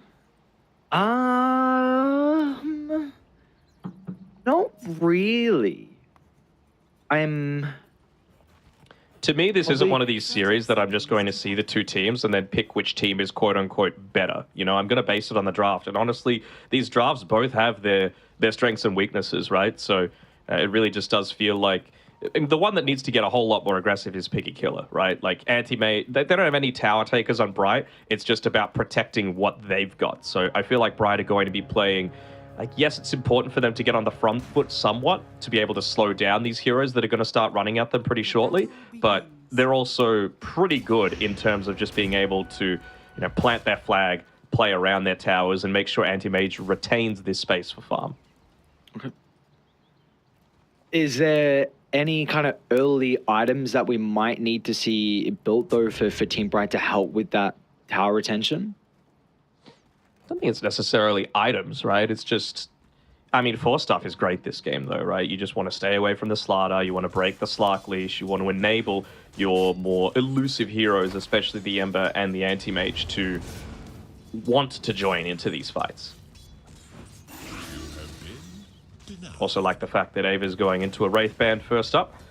Anything just to increase that attack speed is going to feel great against the Anti-Mage, especially with how much you're wanting to brawl. I mean, even just look at the item build, right? He's going into the Mask of Madness as well. He is basically acting as another form of lockdown, not just damage.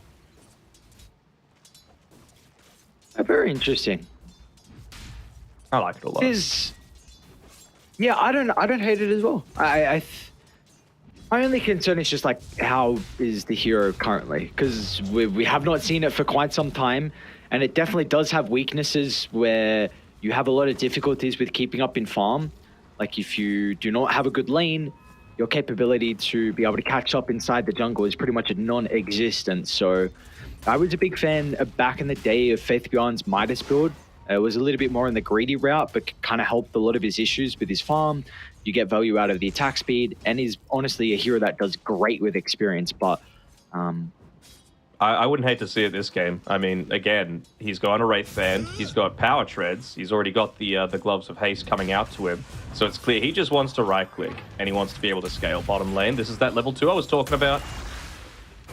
Chris is in some trouble. Should be able to duck into the tree line. Meanwhile, Ava gonna look to try and stand his ground and man fight hard. Ava's not really winning at the moment, though. He doesn't have support nearby. I mean, Frisch shuts out a glimpse, but that will do nothing as Hart stands his ground, continues to get the right clicks out. Now on Dyne as well, he should be able to get his own solo kill. So the Snapfire gets a free level off the back of that and can look to try and reset his resources as well, thanks to the deny. So what a great start to this bottom lane now for Team Bright. Yeah, for sure. I think he was just a little bit preemptive with the go there on Ava. He didn't have the Gloves of Haste finished yet. He's got the Wraith Band recipe coming out to him now. Got to be careful still, though, on the Snapfire. Can't just TP into the lane under vision because Frisk, he's got that Glimpse leveled up. So it'd be horrible just to leave this Anti-Mage on his own. But now they're level 3, so they've got even more of this burst damage. You could see the early point into the counter spell as well on Heart. This is one of the things that Disruptor hates playing up against. Your real only defensive tool against an Anti-Mage is that Glimpse. So even just a single point in that is going to be able to stop you.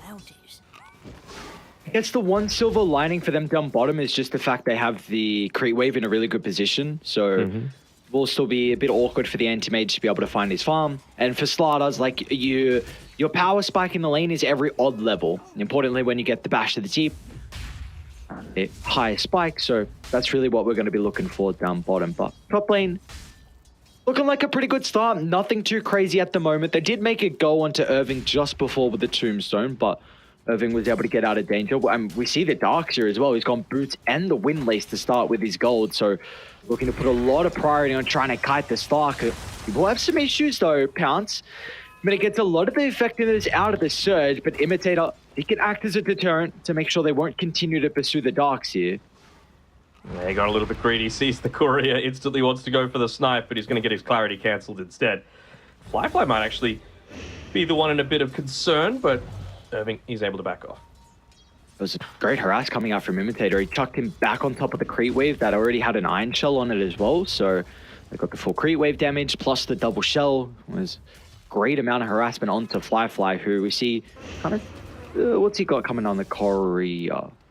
He's got another set of tankers. Okay, so at least he does have some more regen coming shortly. I'm actually most impressed with how much farm Phoenix has got in this mid lane. Like, he is top of the net worth right now against a Death Prophet. That is not something that you expect.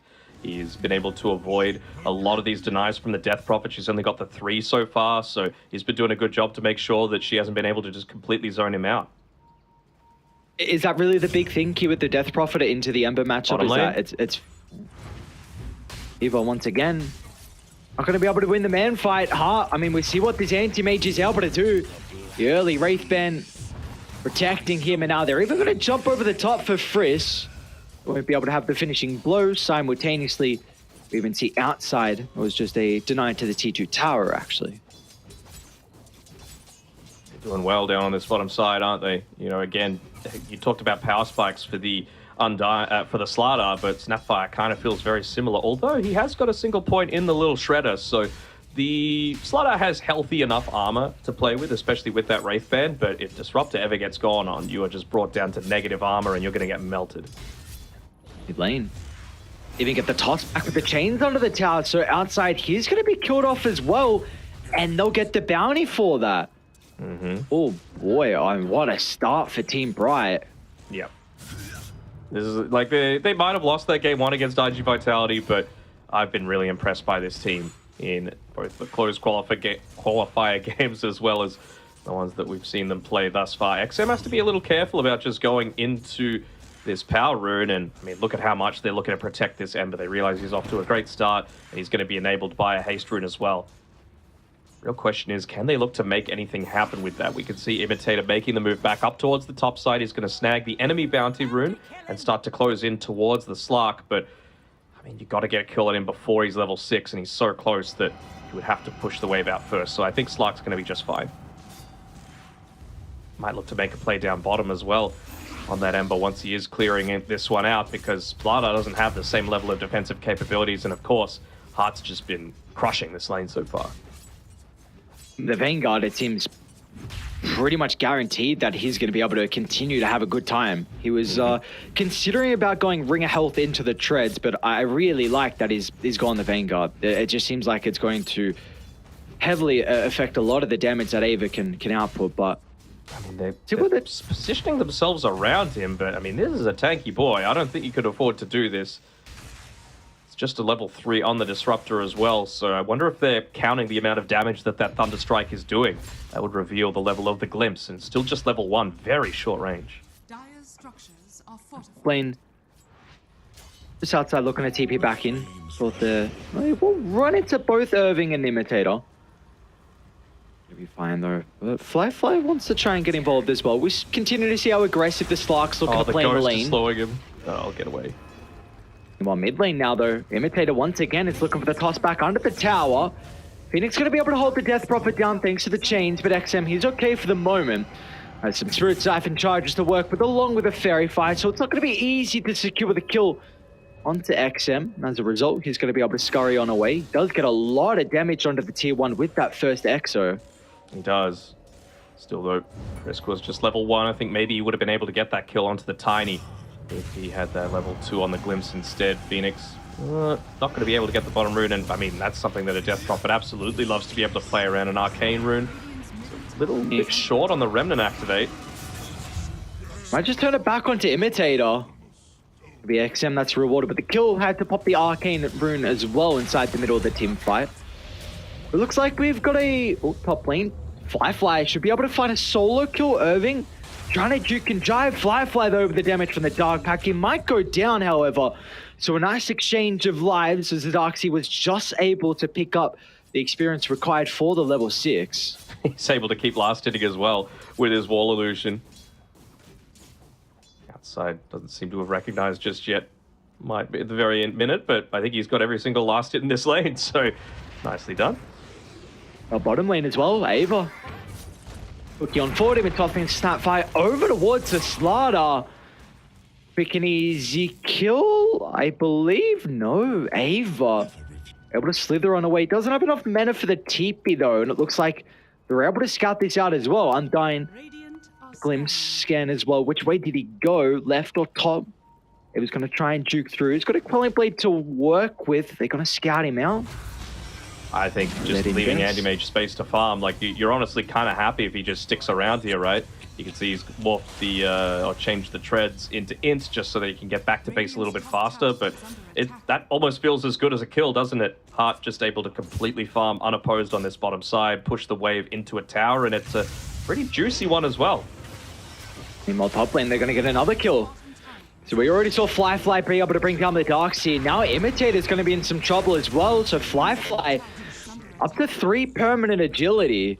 And do they consider Undying? Glimpse, of course, was just used, so no way to be able to drag back the Snapfire, but Firefly is off to a wonderful start here.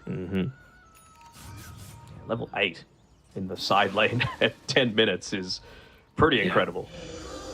I mean, they did a mid lane, XM. Yeah, XO committed. And with that, they should be able to bring down Undyne and the tower as well. Radiant, they are starting to come over to mount a defense as Irving, the wall, Exxon to Nice 3, wall. the vacuum as well to hold them into place. It's going to be chaotic for Guy to be able to turn this back around, but it looks like they haven't lost too many members just yet.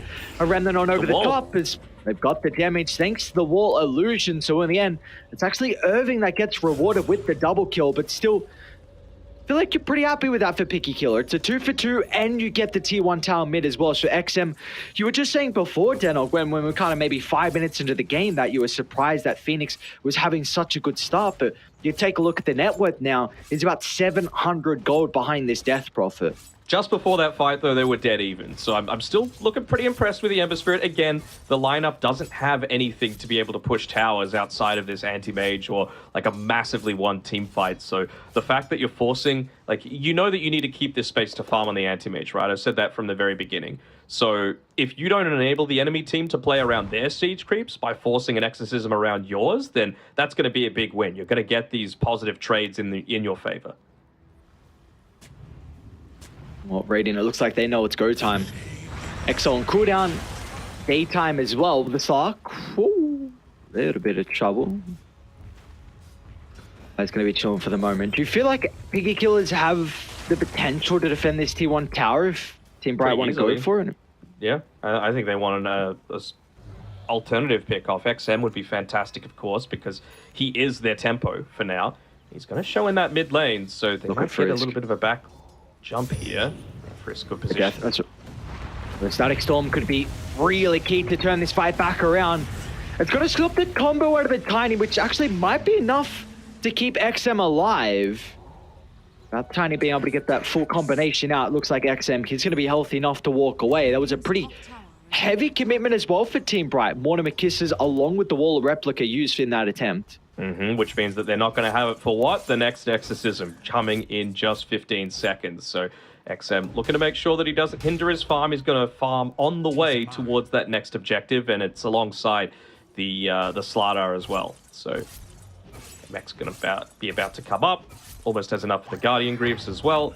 Of course, it is very important to give Ava this little bit of farm considering how the lane went, but he's got that Mask of Madness. He's got, I believe, a full magic wand finished up now as well. Oh, even a broom handle. So just going to be even easier for him to stay locked in onto one of these elusive targets. They're coming bottom. They are, but let's see if they're going to be able to take the fight, Hart. A really aggressive jump into the middle. He's in a lot of trouble. Cookie to help him reposition, but it's not going to matter. Hart goes down in exchange.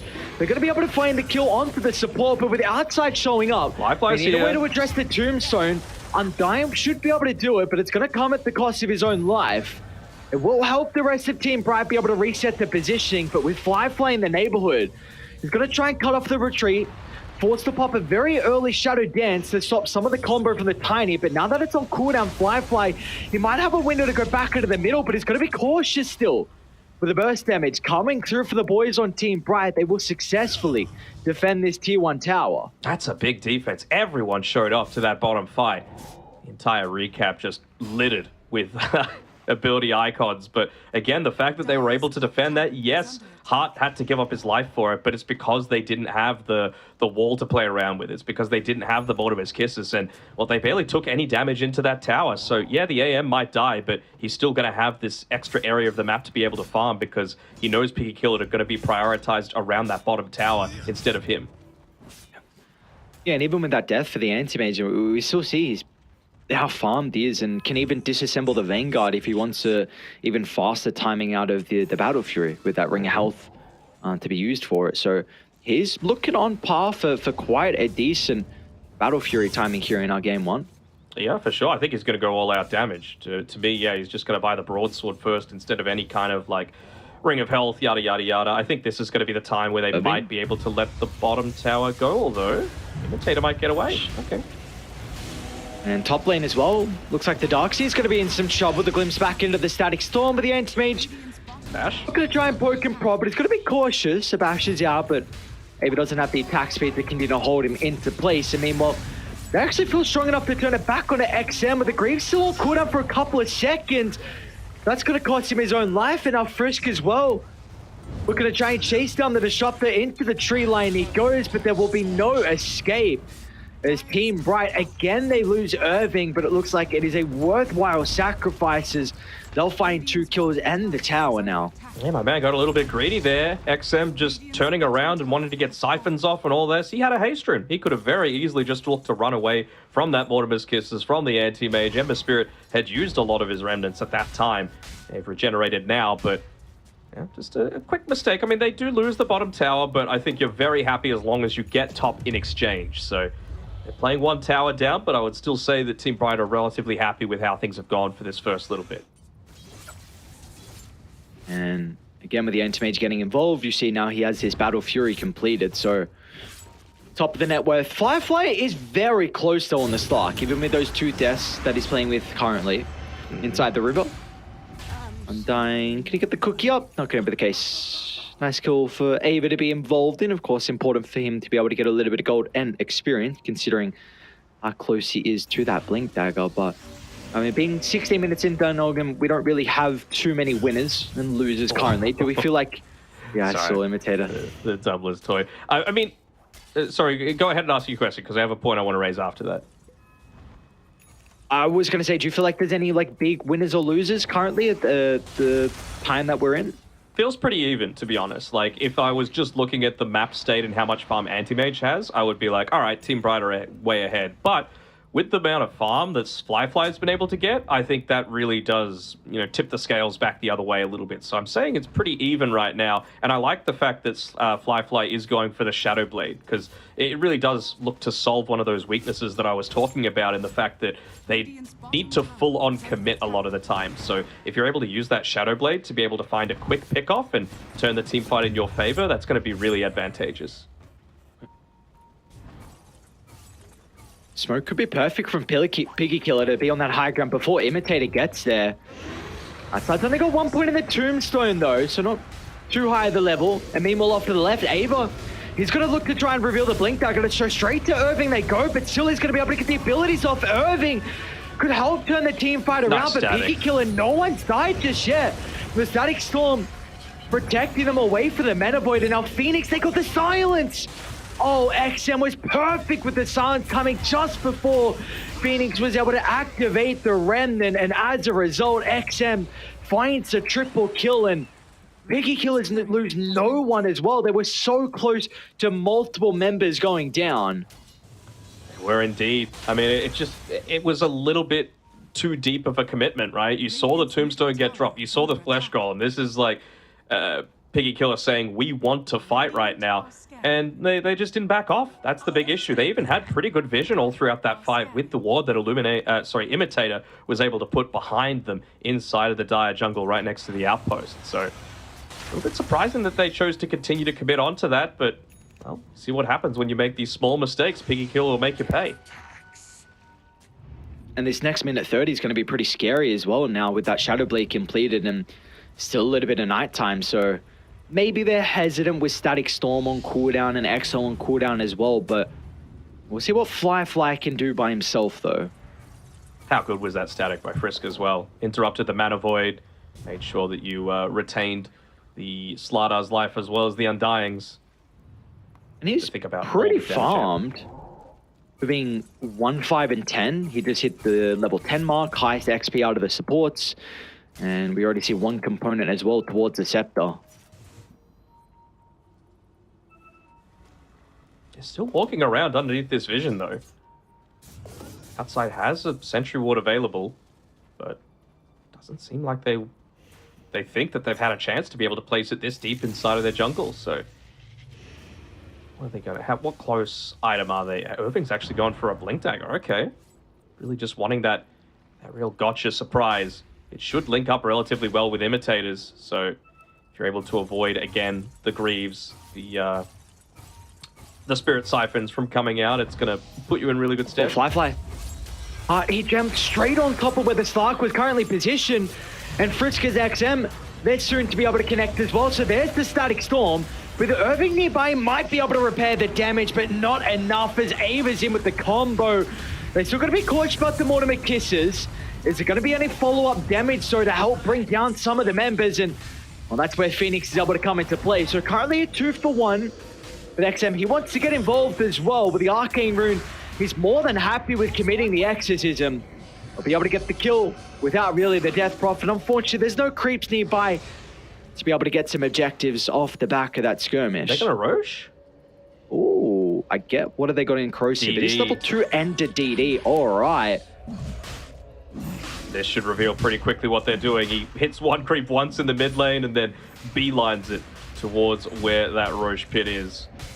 Still on the intreads on Ava, but they should be able to take this one pretty quickly unless you get an amazing back avalanche combo. Might just find the disruptor, but Roshan's dying too quick. They gave it to Ava, okay. Well, maybe they feel like XM's unkillable. At BKB coming very shortly for the Death Prophet, so with that item, definitely feeling like he's going to be a difficult man to bring down. And look at Ava's position, the net worth as well. Kind of impressed with his performance so far, even though he had a really, really rough reign on the slot. Oh, sorry, on the starter. Mm-hmm. Probably wasn't expecting it as well. As I wonder if this is even just going to be a bit more of a Chains Misses, like a farming Aegis for the Slardar. Like, it's very important for him to get into a BKB of his own so that he really just doesn't care about any of these saving things. Like, he's going to full-on commit. Blink, stun, BKB, and then there's absolutely nothing that you can do to stop him. They're still lacking in... Oh, that's a deep dive. It is. And they're going to be able to get the toss before the glimpse away. Ava, though, not going to matter. So he'll... I'm going to make it back to safety. Meanwhile, Imitator will not have the same fate, so easy kill for them to find. They do see Fly farming by himself across the map. I wonder if there's going to be anything they can do about it for Bright. I don't see it anymore. He's they're going and up. Iggy Killer, they're coming. A 3-man smoke from them. Fly would love to steal the haste rune. And with the Remnant over the top of the Dire members, they're going to be able to pop the smoke as well, so... Still does look like Undying's going to be caught out. Do you want to go this deep, though? Under a tier 2 tower, they might be able to penalize him. But it looks like it's just Irving nearby to see them away. So that is well used, and still they'll get the kill onto Undying. The power of the Aegis and the Shadow Dance, right? I feel like any other hero... DP probably could have gone for the dive as well, just because of how farmed XM is.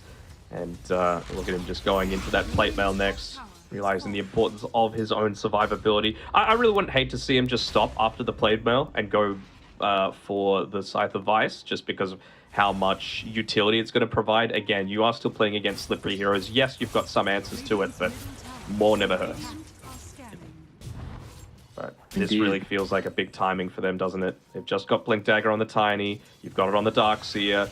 You look to shove out the lane with the Ion Shells on this top side. But then you got to go try and make a play. You can't be getting picked off like Phoenix was potentially about to, but I'm sure he himself wants a BKB for himself. He's pretty close to it. Manta as well.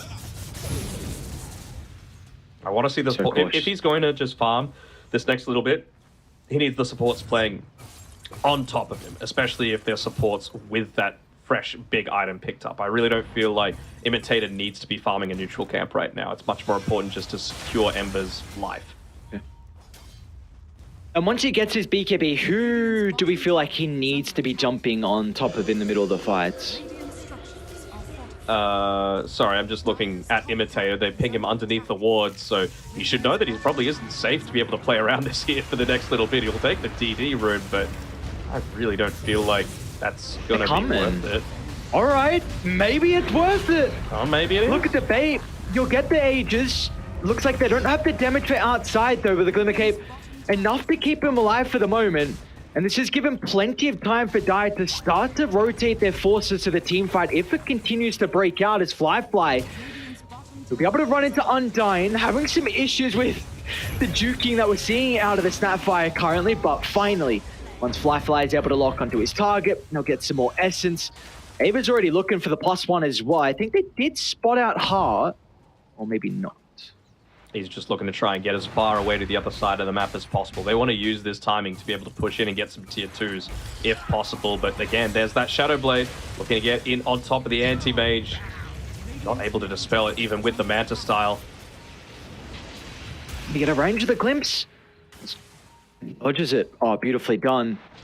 One more pounce. Just wasn't able to cover him fully, but Fly, one more pounce, not enough. They got the vision of the courier, but it will not matter. So nice attempt nonetheless from outside with his micro, but the anti-mage will just narrowly escape.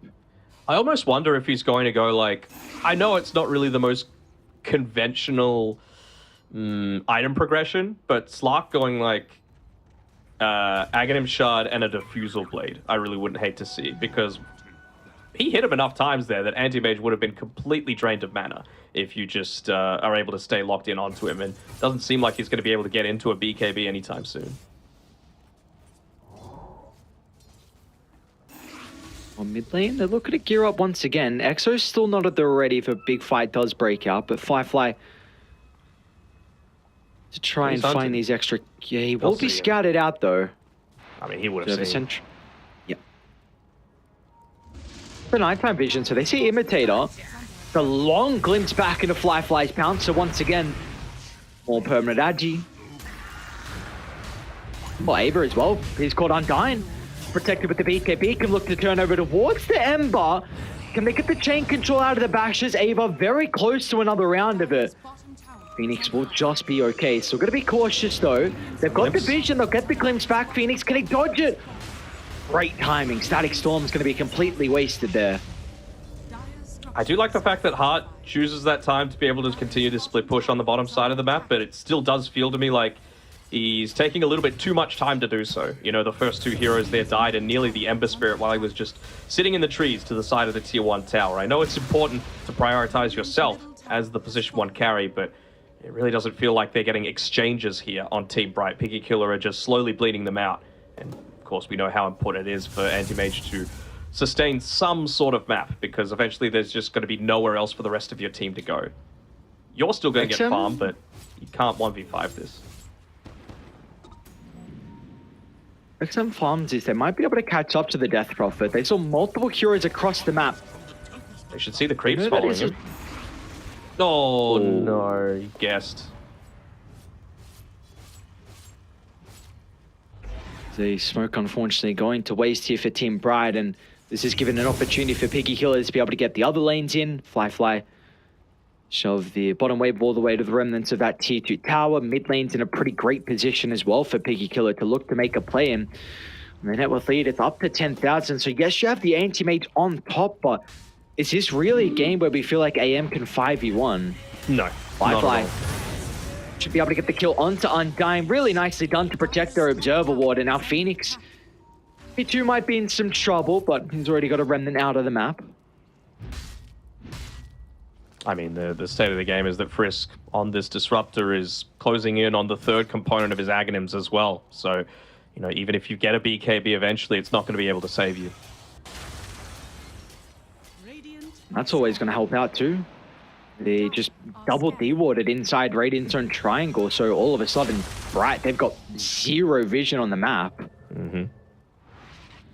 Holding on to a lot of money is Fly, and, well, he's also got a gem, so who needs sentry wards if you're just able to completely take away... Have a quick look at what the Radiant side of the vision looks like right now. It is bleak. So they're forced to all rotate back. They know that this rotation back has happened because they just have nowhere to be able to play around. And they're going to go for a smoke. So it's very important that this connects onto someone. But what Piggy Killer could do is they could just split up and farm. One person might die, but again, they've got a BKB, they've got Greaves, they've got Slark with all of his defensive abilities. So they're just going to continue to extend their net worth lead, while Team Bright, they're just going to go on a wild goose chase. Happy enough just to secure an outpost for now, but again, what if they just picked up on the anti-mage? Basher. Okay, they really just want to blow a target up, I guess. Who is that target? I guess the DP would be the main one. Just getting onto her chain stun before she's able to pop the BKB and some Spirit Siphons. But again, you've got Basher, you've got the Enchanted Quiver, and you've got the Manta. So a lot of ways to very quickly output this damage. It's just going to be off the back of the initiation still, though. And they'll see that that's a freshly applied Ion Shell too. So they know that Darkseid is hanging around, and they're going to back up a little bit. Just play Ranger Vision. Dota, a lot of people say Dota's a complicated game, but it's a game of information. And Frisk, you might get that I'm in a information good position to be able to pop the smoke, and Ava, look at the crush onto 4. They're still going to try and turn it around off the back of the wall. Ava's falling pretty goddamn low on the starter, but it's not low enough. They'll find the glimpse, dragging the anti-mage back into the middle. Meanwhile, Phoenix, he's had a pretty free fight, but the Ember Spirit wants nothing to do with it now. Looking to Remnant on out as he sees the rest of the boys are not in fighting shape. So even though it was a great counter initiation out of Irving, it just was not enough for boys on Radiant.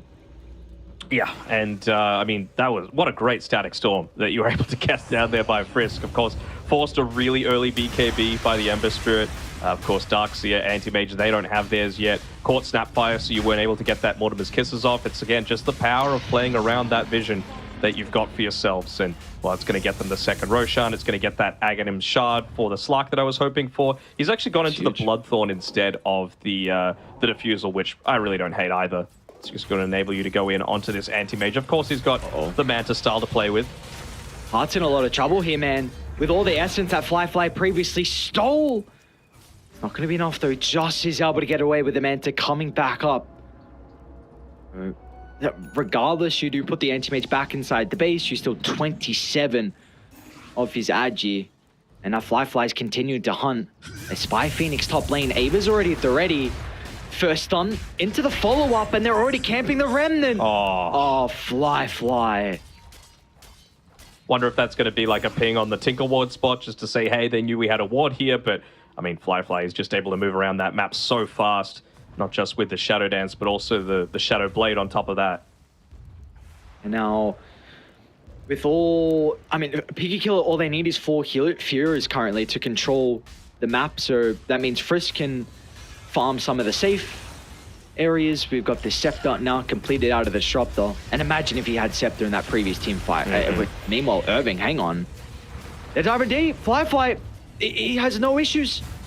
Nothing that he needs to be worried about. Still can pounce on over the top. He's got plenty of time to work with the Aegis, so Fly can easily just tear them apart. They've got Ember coming back up, and you got buyback on the Tiny. Just got to be very careful about how you're playing this. Again, they're just going to put Fly on the front lines. They still haven't used the Exorcism, coming up in 3 seconds, so no Disruptor used. Even a Holy Locket on the Undying as well. So very hard to kill anyone this game. Of course, if they can afford to not use the buyback, they will. Seems like they're still going to lose potentially 1 lane of Rax, or the Glyph slowing things down. I mean, they're trying to force her to play a little bit more scared, but again, outside, just with that Holy Locket, a single Soul Rip does so much. Potato? Bit too far outside the base, it looks like. Ice supports have done a great job with their itemization. I mean, you just mentioned the Undying, and his positioning, I think, as well, has been really on point, just in case he's always needed. Be able to keep those callers alive, and well, we might see that be the case once again off the back of this smoke if they're able to find some targets. It's now or never now for Bright. What can you do? If you lose this fight, it could just potentially be the game or all of your objectives lost, as Phoenix got to be cautious about Ava, and well, he dared the starter to get the stun, and Phoenix, oh, he'll go down. Stuck around for a little bit too long. Had to have known someone was nearby, and Ava, with all the attack speed built up, he's even holding the Mindbreaker as well for a little bit of extra bonus attack speed and control, just to help find these bashes and help hold the members into place. They're going to probably lose a second tier 3 here. Second Glyph was used previously, the one that refreshes after the tier 3. And another kill that they're able to just get solo underneath the outpost. Ava doesn't care. He just wants to get back to the boys, provide that AC aura, and assist with taking away the base. See what they can look to do off the back of the buyback here. We've got, again, a minute 30 left on the Aegis. Fly.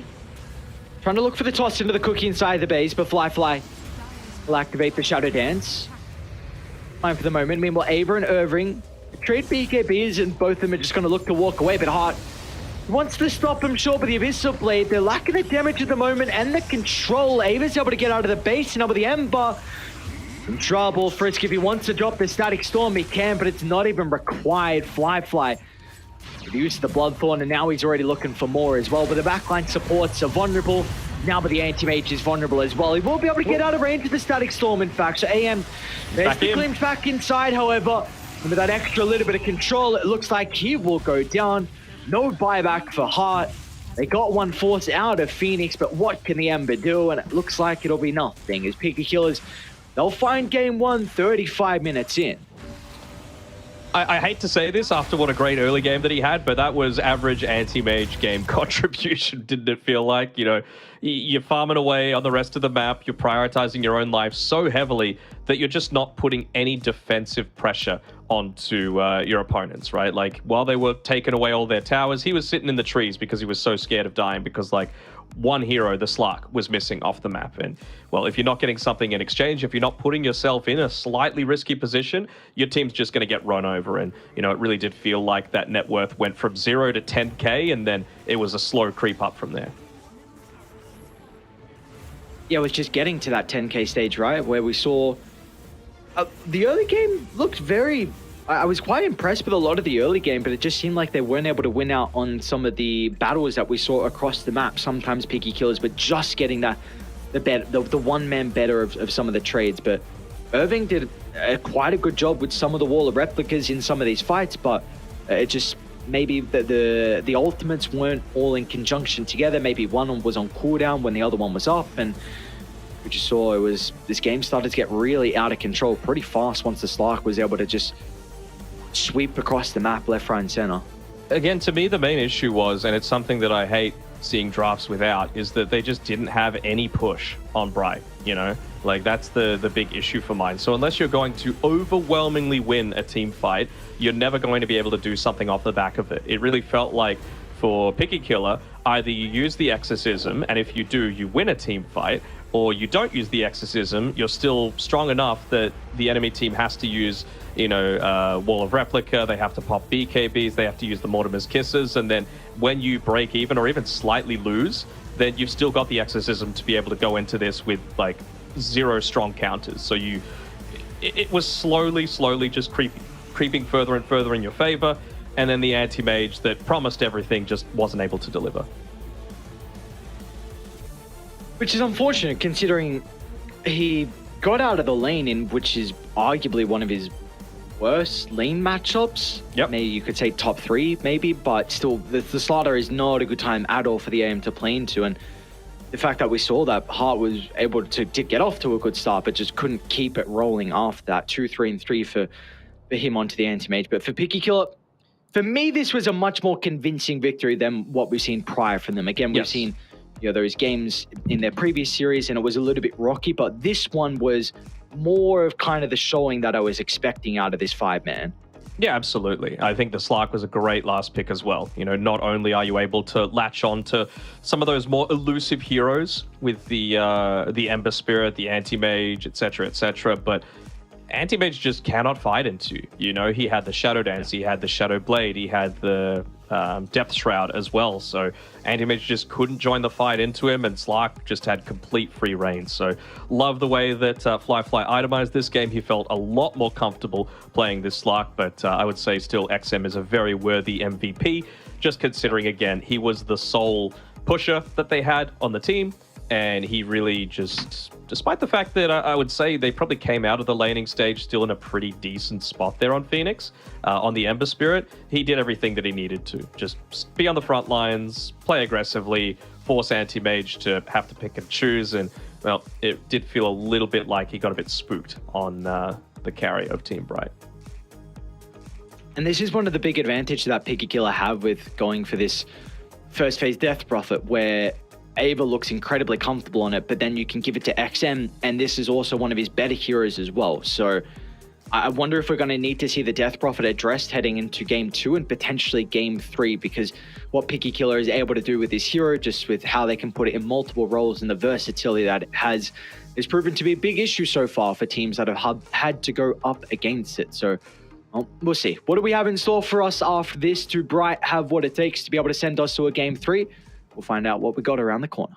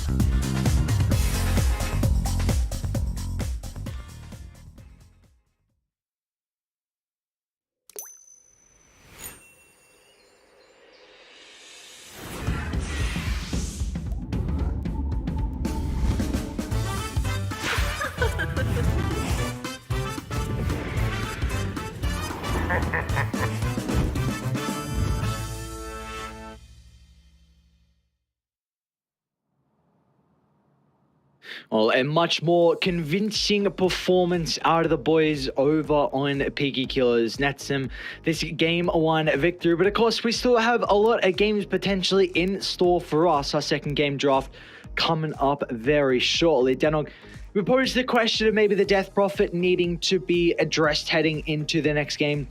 Is there some other heroes maybe that we need to be considering as well in the first phase? Just give me some push. That's all I want out of Team Bright. Something that pushes, because they had 0 in the last game. And, well, for someone that loves it as much as I do, I'm a little surprised that I didn't notice it coming out of the draft. So we'll see if Piggy Killer are looking to address that, perhaps with like some block picks, what their bans are going to be. I was really thinking that Team Bright were thinking down the Beastmaster path in that previous one, thinking back on it, just because you've got the Nature's Prophet and the Enchantress banned out, but it's actually Piggy Kill that I believe first picked this Beastmaster. So plenty of chances to respond to it.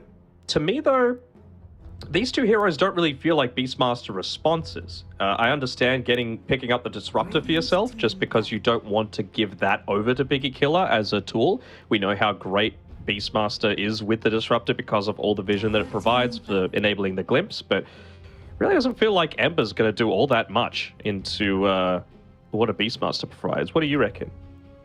No, I for me, this just seems like they're looking for a comfort hero for Phoenix early on. Yeah. But we'll see. We'll see whether that's the right call to go down though or not, because now you give Piggy Killer an opportunity to be able to protect this Beastmaster in particular. And in fact, they've kind of done that. I mean, Tidehunter is very good overall with how the hero is going to be able to play. It's not really a lane counter.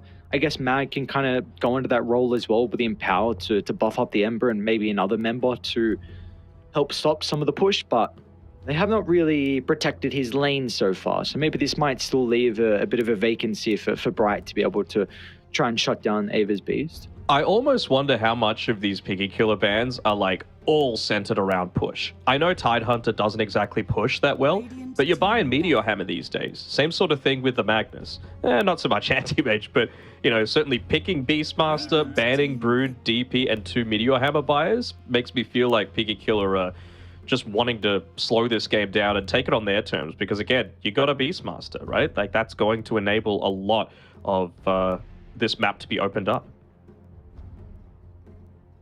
And it hasn't been counted. 10 seconds remaining. Well, hopefully now we get to see kind of one of the counters. More than likely though, Team Bright got to pick up their secondary support at the 15th. So there's the capability for them to put the Disruptor into a 4 and go for a bit more of a laning answer to the Beastmaster if they want to go down that route for Undyne. What, like CM or something?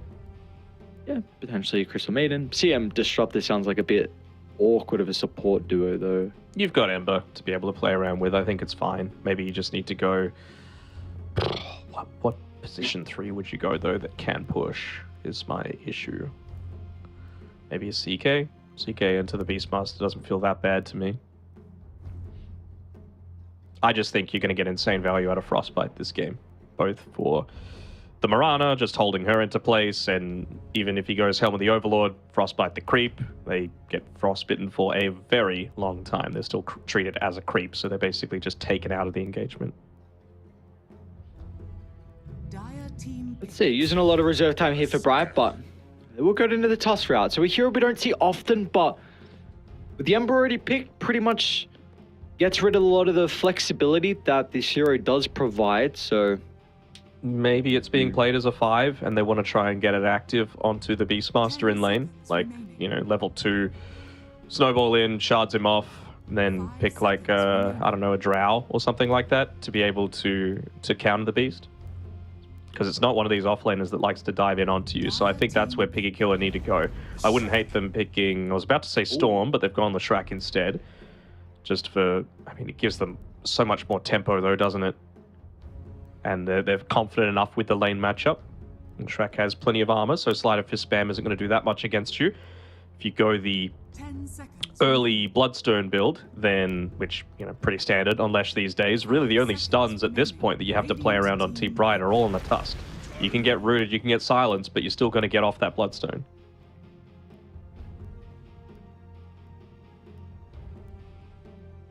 follow-up's going to be tiny for them as well. So another hero to be able to initiate, which is going to be really nice. You've got that toss back into the Leshrac stun. Tiny Mirana have a lot of roaming duo together. Roaming potential, I should say. So I really like this tiny pick for Picky Killer. I think it helps unlock some of the heroes that they currently have, because you didn't really have someone to jump in first. Ooh. Oh, that is a new hero. Well, I was saying Drow, but Clinks can do a lot of burst damage in the lane, right? And it really feels to me like this Tusk is going to be that 5 now. The thing is, you kind of need to hold them into place, and I think Kinetic Field is okay for, like, holding them in a zone, but you need them in a line for that Burning Barrage to really start to come into effect. So it's requiring a lot of cohesion coming through from Team Bright to be able to make this Clinks work, in my eyes. I guess you could take the Dom creep, at least, but you can't take the Overlord creep. Maybe even it's still like a high physical damage dealing range hero as well for the Lesh, like you just said before with wanting the Drow. So maybe you kind of pseudo answer two of the cores at the moment. I'm trying to see if there's more reasons why, because I feel like Clinks, if Tiny gets on top of you, Picky Killers can definitely blow him up. Mm-hmm. Where's the push though, man? That's what I want to know. Well, hopefully you get to see a little bit of push out of their 3 coming up shortly. Picky Killers though feel like we're going to try and ban out some more team fighting heroes in regards to the Doom.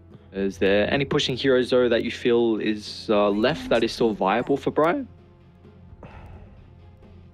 That's still viable? I'm not sure. Like, it's basically only Visage and Lycan left, right? Maybe Timber, but Timber doesn't... maybe it does. If you can get on the front foot, you initiate on the Leshrac, then you can get a lot of burst happening. Lesh is quite good versus Timber. I know, but if you're on the front foot, I think it's fine. They're just backing themselves to be able to do well in lanes. I'm just thinking, like, what could this Ursa build possibly be for, other than it's just a hero that comes online quick-ish. Slark's still there, man. I don't know.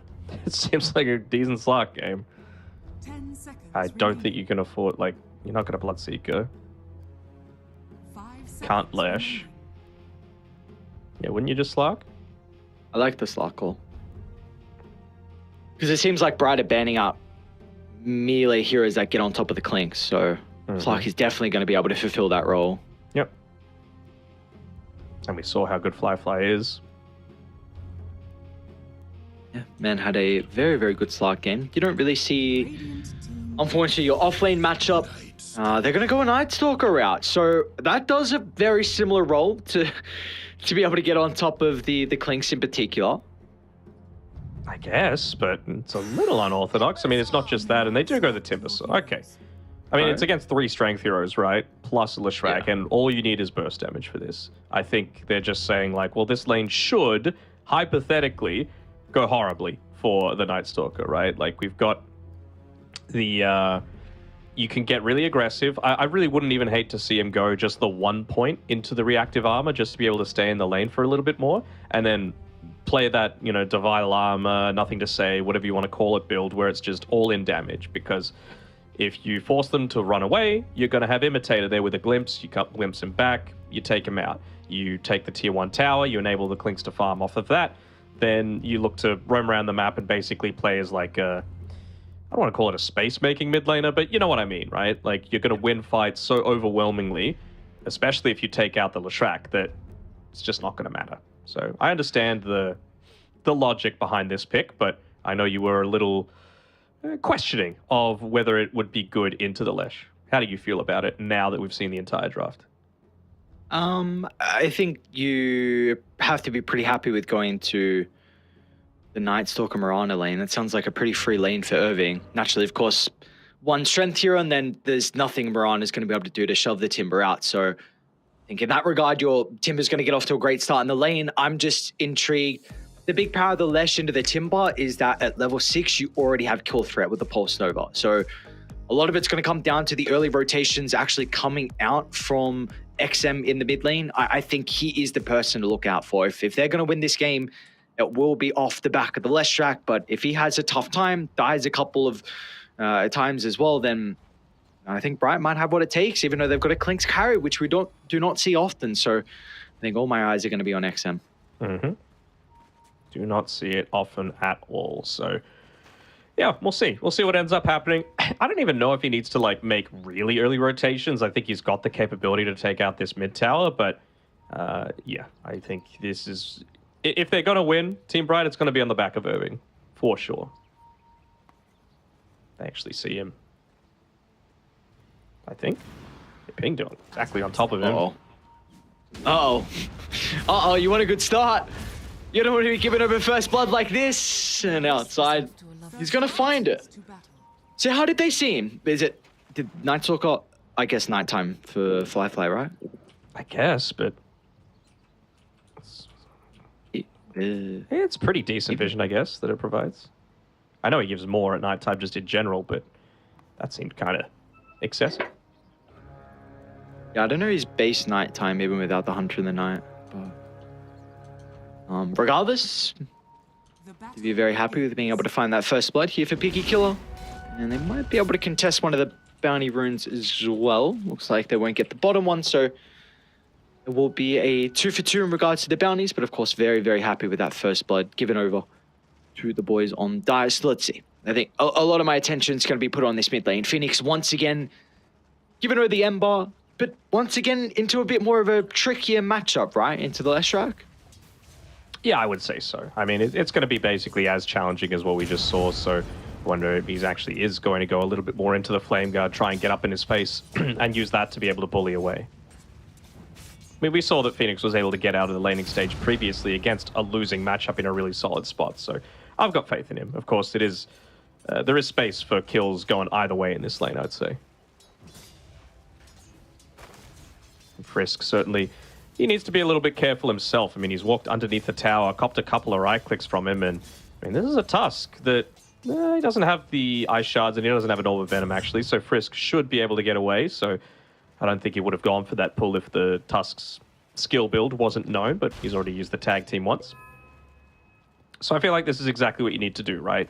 The kill threat with the Tusk Clinks, I think, is what they were going for into the Beastmaster, but you've taken that away just by being able to play behind this tower, by having Heart being forced to just sit here and farm for this next little bit. So this is a big plus coming through for Picky Killer. And meanwhile, with our top lane as well, does look like Irving's off to a pretty good start. And again, you can't see any way that Irving's going to be pressuring the lane. Like, this should be a free lane for him, yeah? For Irving? Yeah, I think so. Yeah. Like, this just strengthens. If they saw a strength hero, they were going to dispel any sort of questions that they might have had. My big question is, like, how exactly is he wanting to build? I know I said I wanted just to go 1 point reactive armor and then look to be that space creator. It looks like he might be able to get a kill on to outside, which he will. But they still are lacking tower pushes outside of him. So I can understand if he wanted to just go the, I'm going to plant myself in the lane and there's nothing you can do about it build. And what about the build actually for the Night Stalker? Because we are both expecting this to be a really rough lane for him. And we've seen the Night Stalker position 1 currently is going for this Radiance Rush. And if he's going to have a bad start, does he have the luxury to go for that greedy item in the Radiance? Not sure he does. But what exactly is the build that you can go for? I guess just something like an Echo Saber feels kind of nice. Like Echo Saber into a BKB could be the go. Because I feel like his role this game is just to be able to get on top of the Disruptor, get on top of the Ember Spirit, get on top of the Clinks without too much going back the other way. So try and avoid the Timbersaw as much as possible.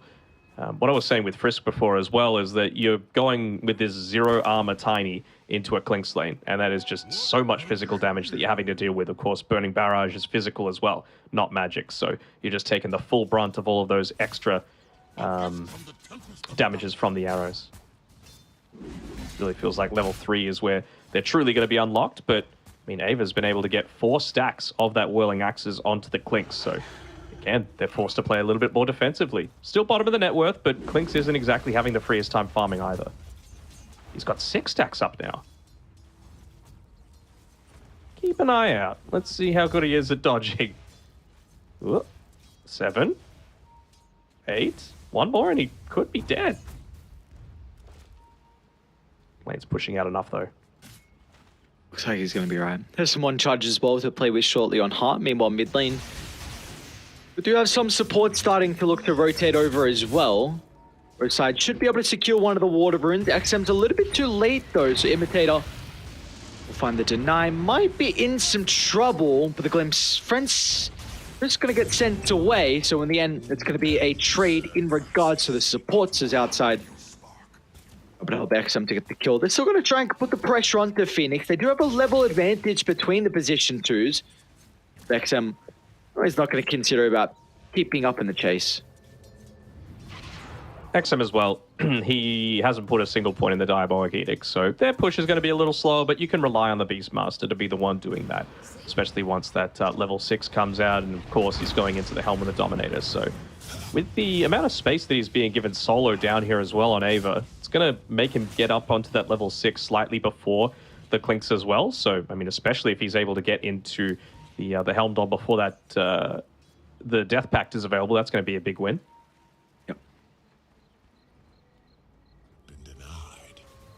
Potentially by some of the stacks, we might see that faster Helm Dom timing. Frisk is now going to be able to go back towards a triangle and unblock the Ancients, but if it hasn't been able to make any stacks at the moment with the boards, it actually might be in trouble. Undyne and Imitator in combination together is going to make sure Ava has no chance to escape. Frisk will really make them work for it here with the Avalanche, but yeah, it's not going to be enough, so a nice kill for them to find him. Irving is without a doubt, there's just nothing they can do to him solo on this Timber, so it's really going to enable the support to be a little bit more active in this game. Yeah, for sure. I mean, Fly, he's got the right strategy though. Just don't let into the Timber. That's the main goal for him right now. He just wants to try and stay as far away as possible, get up a lot of this solo farm as well. I think outside's going to arrow the siege creep, but that's just so that he can start to continue to make those movements away and try and equalize some of these other lanes.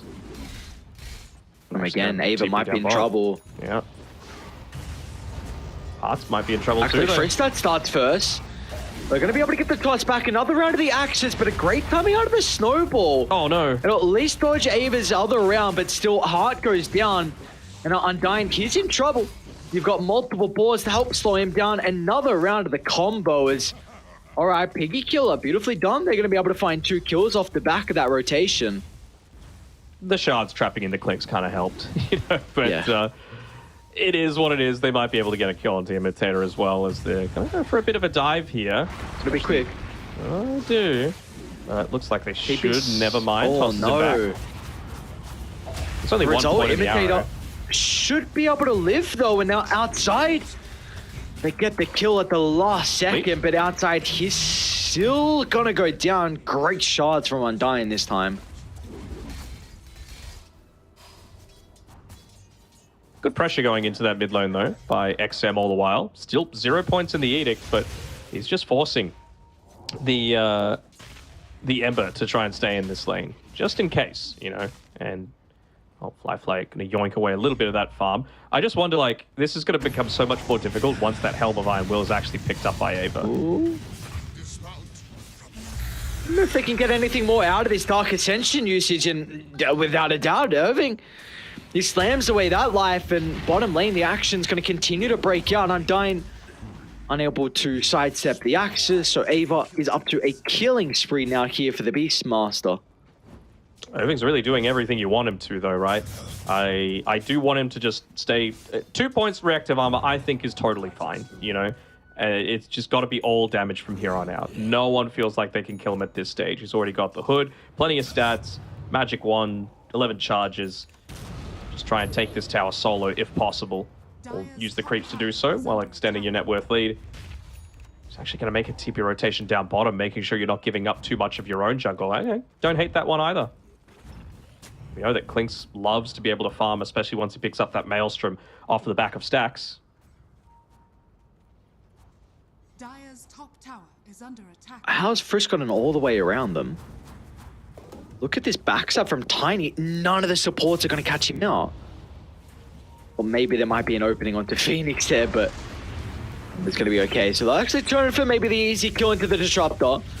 XM doesn't have the greatest mana pool to work with. We'll look to activate some of the one charges, but now with Hard in the neighborhood, he's going to help provide the damage they were lacking to secure the kill.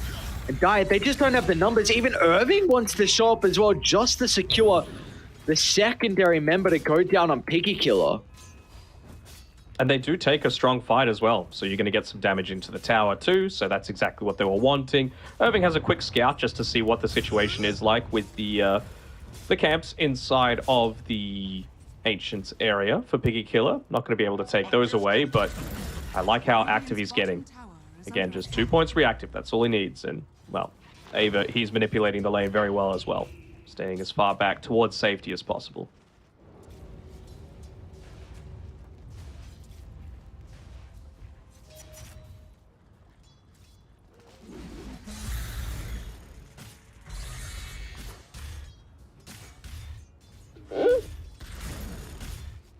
There we go. That creep should be able to give him.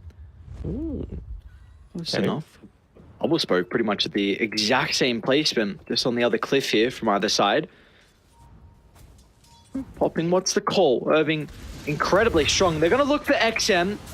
I'll glimpse him away for the moment. Still, Undying's going to be able to close the distance.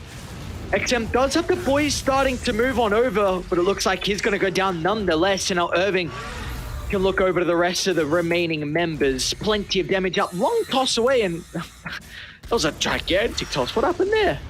So I don't know, but, well, there you go. There's that Timber Saw enabling the vision, enabling the Disruptor to truly start to have that impact. And, well, they were at least able to take care of the siege creep, so the push in mid is going to be a little bit slower. But, again, I can't sing the man's praises enough, right? He's doing exactly what he needs to on this Timber Saw. It's a good Timber game. And he's going to immediately try and make something happen up towards the top side. Of course, Flyfly, he is actually going for that Radiance Rush. Got to try and keep this siege creep alive if possible. And, well, Irving's going to do just that while also forcing a Dark Ascension out of the Night Stalker. That's exactly what he wanted. So the man has not made a single mistake so far this game, outside of, you know, the first blood, but I don't think you could really bank on a Night Stalker draft getting as active as it did. You mentioned kind of the build that we've been seeing lately for the Timber, so, you know, we're going to see that out of him. 2 points reactive, looking for the Sunjin Kaya afterwards, and then probably that Scepter and Blink. Undying. Well, even this is just a Tusk even just running into the jungle and Flyfly having to back on out, so that's a scary thing when a support's able to bully a core. And meanwhile, inside the river, you got Frisk also going down as well on the Tiny. Still only level 5 out of Frisk, just hoping that he can try and soak a little bit of experience mid lane, but Bright looking to try and make sure that is not a possibility. Not gonna happen. 3,000 net worth lead. Such a great start for raiding all their cores. Getting all the farm they would need. He's got plenty of stacks over in the triangle as well, and meanwhile, the supports in combination together, looking for outside, but triple leap means that Undying is, without a doubt, going to be killed off. XM, a big kill here. Unfortunately, it's going to get split between the two. Irving and Phoenix and Imitator, they just take mid all the while.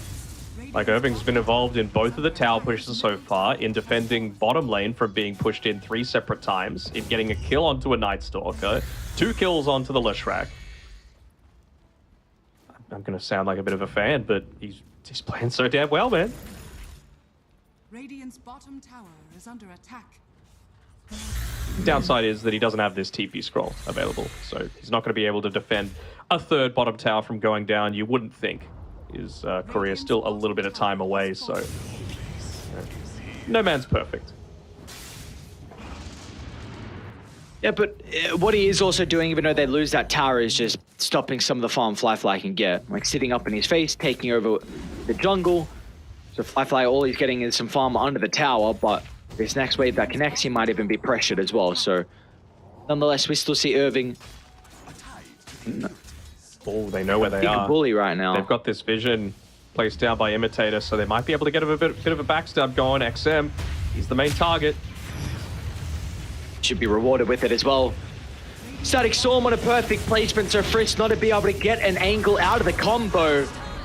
They're still going to try and turn it around. Ava off the back of the roll, but the damage It is actually not Frisk. Ooh. That's a pretty big streak for the Tiny to find in particular, getting him closer towards his Blink Dagger, but with Alestrak having such a poor start to this game, we're seeing how difficult it is for them to make plays off the back of this on Piggy Killer, and you don't have the levels as well from the DICE supports, only level 6 out of the Tiny, so him along with the Mirana are really struggling to get active. I wonder if it's a bit of cope, but is that almost a win, you know, for Piggy Killer? Like, they get a huge 6 times kill streak onto the Tiny, so he's so much closer towards the Blink Dagger and enables you to be active.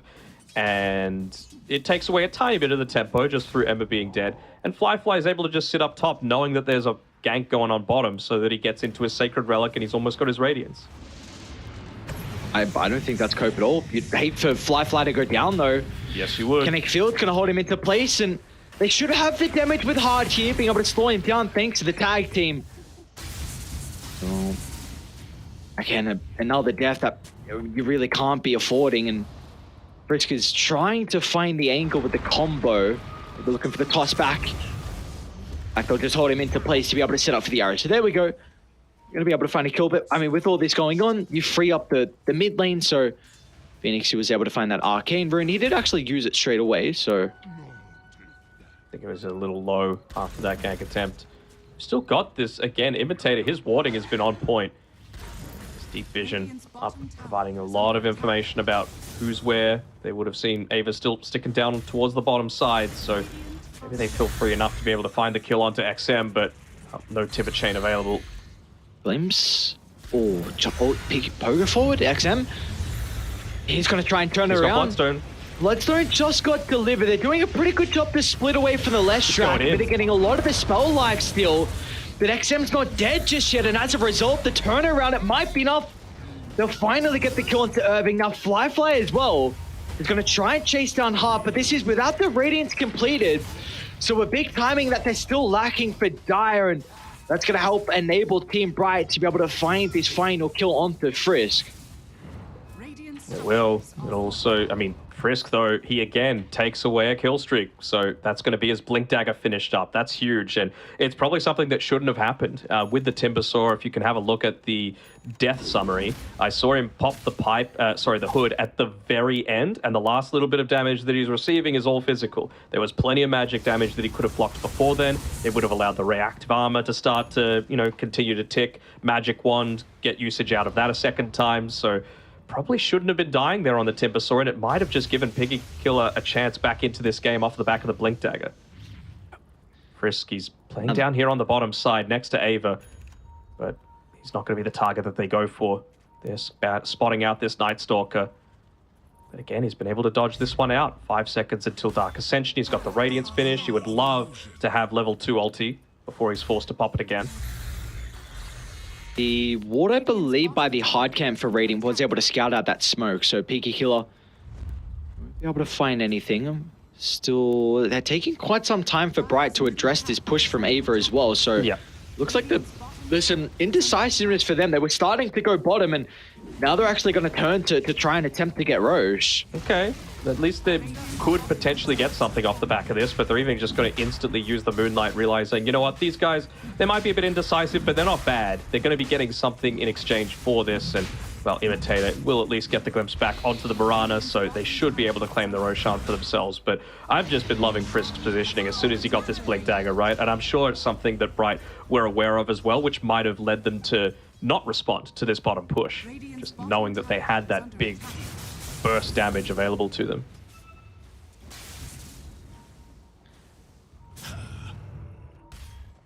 Again, this ward needs to be dealt with. Yeah. They got the Helm of the Overlord now, though, on Beast. Feels nice. Just a nice damage buff as well for Fly, who he sees Undying. Wouldn't hate to go on him first. Hard, though. See him. Got the vision, he's right next and to they've him. got the control as well. That is a huge kill for them to find. They're probably going to be able to get Undying. The Void up, still on cooldown. Just use no Avatos, no arrow, no They're coming Void. Over. Can you do this? I mean, of course, they gave the Aegis over to the Timber, so they need to kite him inside the middle of the team fight. They're going to try and deal with the Imitator first. He was able to lay down the Static Storm before they secured the kill. At least that'll help them turn it back around, but Fly is rewarded with a double. Still going to be pretty cautious. He might get blown up from one combo. Like Irving, unable to get that connection out of the Timber chain. It didn't really matter, but it was a nice heads-up play there from Ava to try and use the axes to cut the tree that Irving was wanting to jump to. But so we're seeing these two look to hunt together outside once again with a double leap away, but Undying won't get sucked too deep inside Piggy Killer's base. So we finally get a chance to take a breath this game. 33 kills in the first 19 minutes. It's been a lot of action, and understandably, you know, this Timber needed to get aggressive. He's been awarded with the Aegis as well to be able to continue that movement on forward. And he's going into the BKB too. That is a big weakness that you've got out of this Piggy Killer draft for now, is that a lot of your damage is reliant on the Night Stalker ultimate and, you know, just the Night Stalker himself. So if you're able to get into that BKB, you're not even worried about standing on top of the Lesh. You gotta say though, wasn't expecting Fly to have this much net worth. Like, yeah. we spoke a lot about how his lane was going to be pretty difficult to the Timber, but the fact that he's rivaling Clinks on top is very impressive to his own farming patterns. Yeah, I mean, he didn't get crushed in the lane because of he didn't lane, right? He pulled the wave to the right side consistently. He's been able to avoid a fair few of these ganks. He and as well, kind of as a counterpoint to what Anti-Mage was doing last game when Hart was playing it, he's not hesitating to go for these openings to farm, right? When there's an aggressive move on the other side of the map, he's just like, right, I got space, push it in immediately. Get the fastest farm, which is a creep wave, using Void off cooldown to be able to do it, and then backing off immediately after once the attention from the team fight is gone.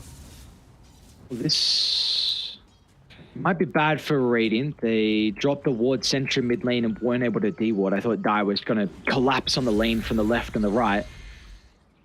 Now they're going to look to back off. A little bit too worried about taking a team fight inside that area. They still know he's there, though. Again, imitated these wards. They're just giving so much information. You've got to be worried, though, that Fly, now he's got an Ogre Axe as well. He'll almost have his level 15, so additional damage during that Dark Ascension. BKB getting closed in onto. I don't know if just the two of them can get a kill onto the Clinks, top lane. Yeah, let's see. They start the... Not right next to the tower. If that tower was down, maybe, but I just feel like there's so many avenues for them to come back. But, you know, maybe this is just a thing of, you know what, we want Beastmaster to get some farm. Let Ava farm on the bottom side of the map. Let's see some of these rotations that come through. It's not like they can take tier 1 top. It's not like there's a Roshan for them to claim. So it could just be a bit of space making. But the thing is, if they're not going to immediately look to make an aggressive play as soon as this Dark Ascension expires, I'm not sure what Team Bright are doing, right? Because they've got an Aegis, they're going to have 4 minutes of daytime. This is their time to make something happen. And that's the big thing, though, isn't it? That 4 minutes of daytime. This is a real scary time here. The boys on Piggy Killer. You might need to just sacrifice some of your support to see Frisk. Oh, gonna be able to pop the smoke and get the blink away. Fly will successfully TP out, but at least they'll get the kill onto the Tiny. Not enough. It does cost them 4 members though, and yeah, exactly like you said, that is not enough. Ava's shoving out bottom. You got Fly now back over to the triangle and getting a little bit of farm. So yeah, that's not enough for what was just expended on Dial. You got to group up. You got to make use out of this Aegis. Irving, he can push this lane in, but then he's still not confident enough to be able to face into multiple heroes converging in onto him while he's alone. I really wanted to see them to group up just that little bit further, and you know, it's 3 minutes left of the daytime, but only 45 seconds left until you're going to have that Dark Ascension available. By that point, Fly's level 15. He's got the BKB finish, so they actually are able to fight. And you've given Ava time to shove bottom in as well, so you're going to be able to get the tier 2 tower, but your tier 3 is going to take a decent amount of damage as well in exchange for this. Don't exactly take this tier 2 fast, though. Aegis is expiring, so Irving's going to be shaking a little bit. They will still get it, and they'll be able to take away that outpost, but that's just basically re-establishing space on the map that they probably should have already had. And now, again, oh, they did, but they've got level 15, they've got Dark Ascension, they got BKB on Night Stalker, so this is the first fight that he truly feels confident in being able to go in first. Bit of a rotation by Tiny and the Leshrac together just to find that quick pick off, but they're backing off together as well on Team Bright. So both teams doing a fairly decent job of reading it. I just feel like when Picky Killer do it, it happens that little bit faster, you know? Yep.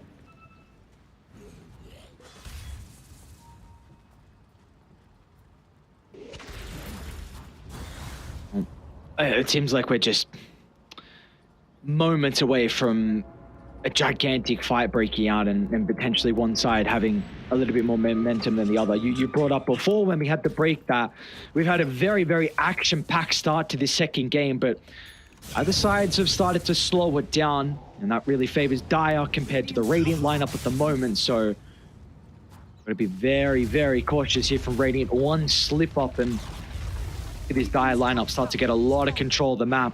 That's another tower going down up top for free. It's just so easy for them to push, right? Like, you've got a Beastmaster with the Helm of the Overlord, you've got a Leshrac with Diabolic Edict, and, well, they don't have Glyph because they had to use it previously down bottom. So, sure, you might get a tier 1, but look at what happens in exchange. Imitator for the DD. Should be able to get the kill. Frisk is at least able to find the Avalanche for the glimpse away. They will miss on the arrow, though. It actually gives Imitator enough time to be able to step on over to the bodyguards. Phoenix and Irving acting as that. Still hunting, though. Frisk has got the blink at the ready. Who do they want to try and target down? In one of the north, though, outside's going to be the first point of contact, but they want to still re-enter the fight. Fly. A third of his health just evaporates from one spell from Irving, and that was the Dark Ascension suspended as well from Picky Killer, but as a result of the damage that we saw from the Timber, this Night Stalker wants nothing to do with him. I'm a little surprised as well that Ava didn't keep his Thunderhide up towards the top side of the map. You know, they forced out a big team fight. The creep wave was right next to the tower. And Fly might have to pop a BKB. Can they get in range for the glimpse? The vision, thanks to the creeps, they're going to turn for Frisk instead. The Tiny should still go down. Fly Dark Ascension did just expire, and oh, he's going to have to silence BKB and TP out as a result of that. All right. So it's not perfect from either team, but this does give them, again, that little bit of an opening for Team Bright to be able to play around with. At least it's nighttime, though, for Picky Killer. So if a fight does look to break out next, they are going to at least have that Hunter in the Night passive. Of course, you know, Night Stalkers, they deal a ton of damage just off the back of the Dark Ascension and, you know, in the natural build with their attack speed, but that's going to be buffed up even further with Ava on his Beastmaster. Just having that Inner Beast Aura, an additional 40 attack speed for free, feels like gold for a Night Stalker. They're starting to move on over top, though. They've got some pretty good Hawks set up under the tier 2 tower. I wonder if they're considering about... They're checking if Roger's up. That's the main concern. Okay. They've got a scan available on Team Bright, but they're not using it into the pit just yet, and that's a very ballsy move. They take it real fast, but they see them. They see them entirely. No gem for Team Bright. It's just being held on the Night Stalker at this time so that whenever he pops that Dark Ascension, you can always see what sort of clips have been warded. And they're grouping up in preparation for this Roche fight as well. It's going to come at a pretty good timing. This Basher finished up by Fly as well.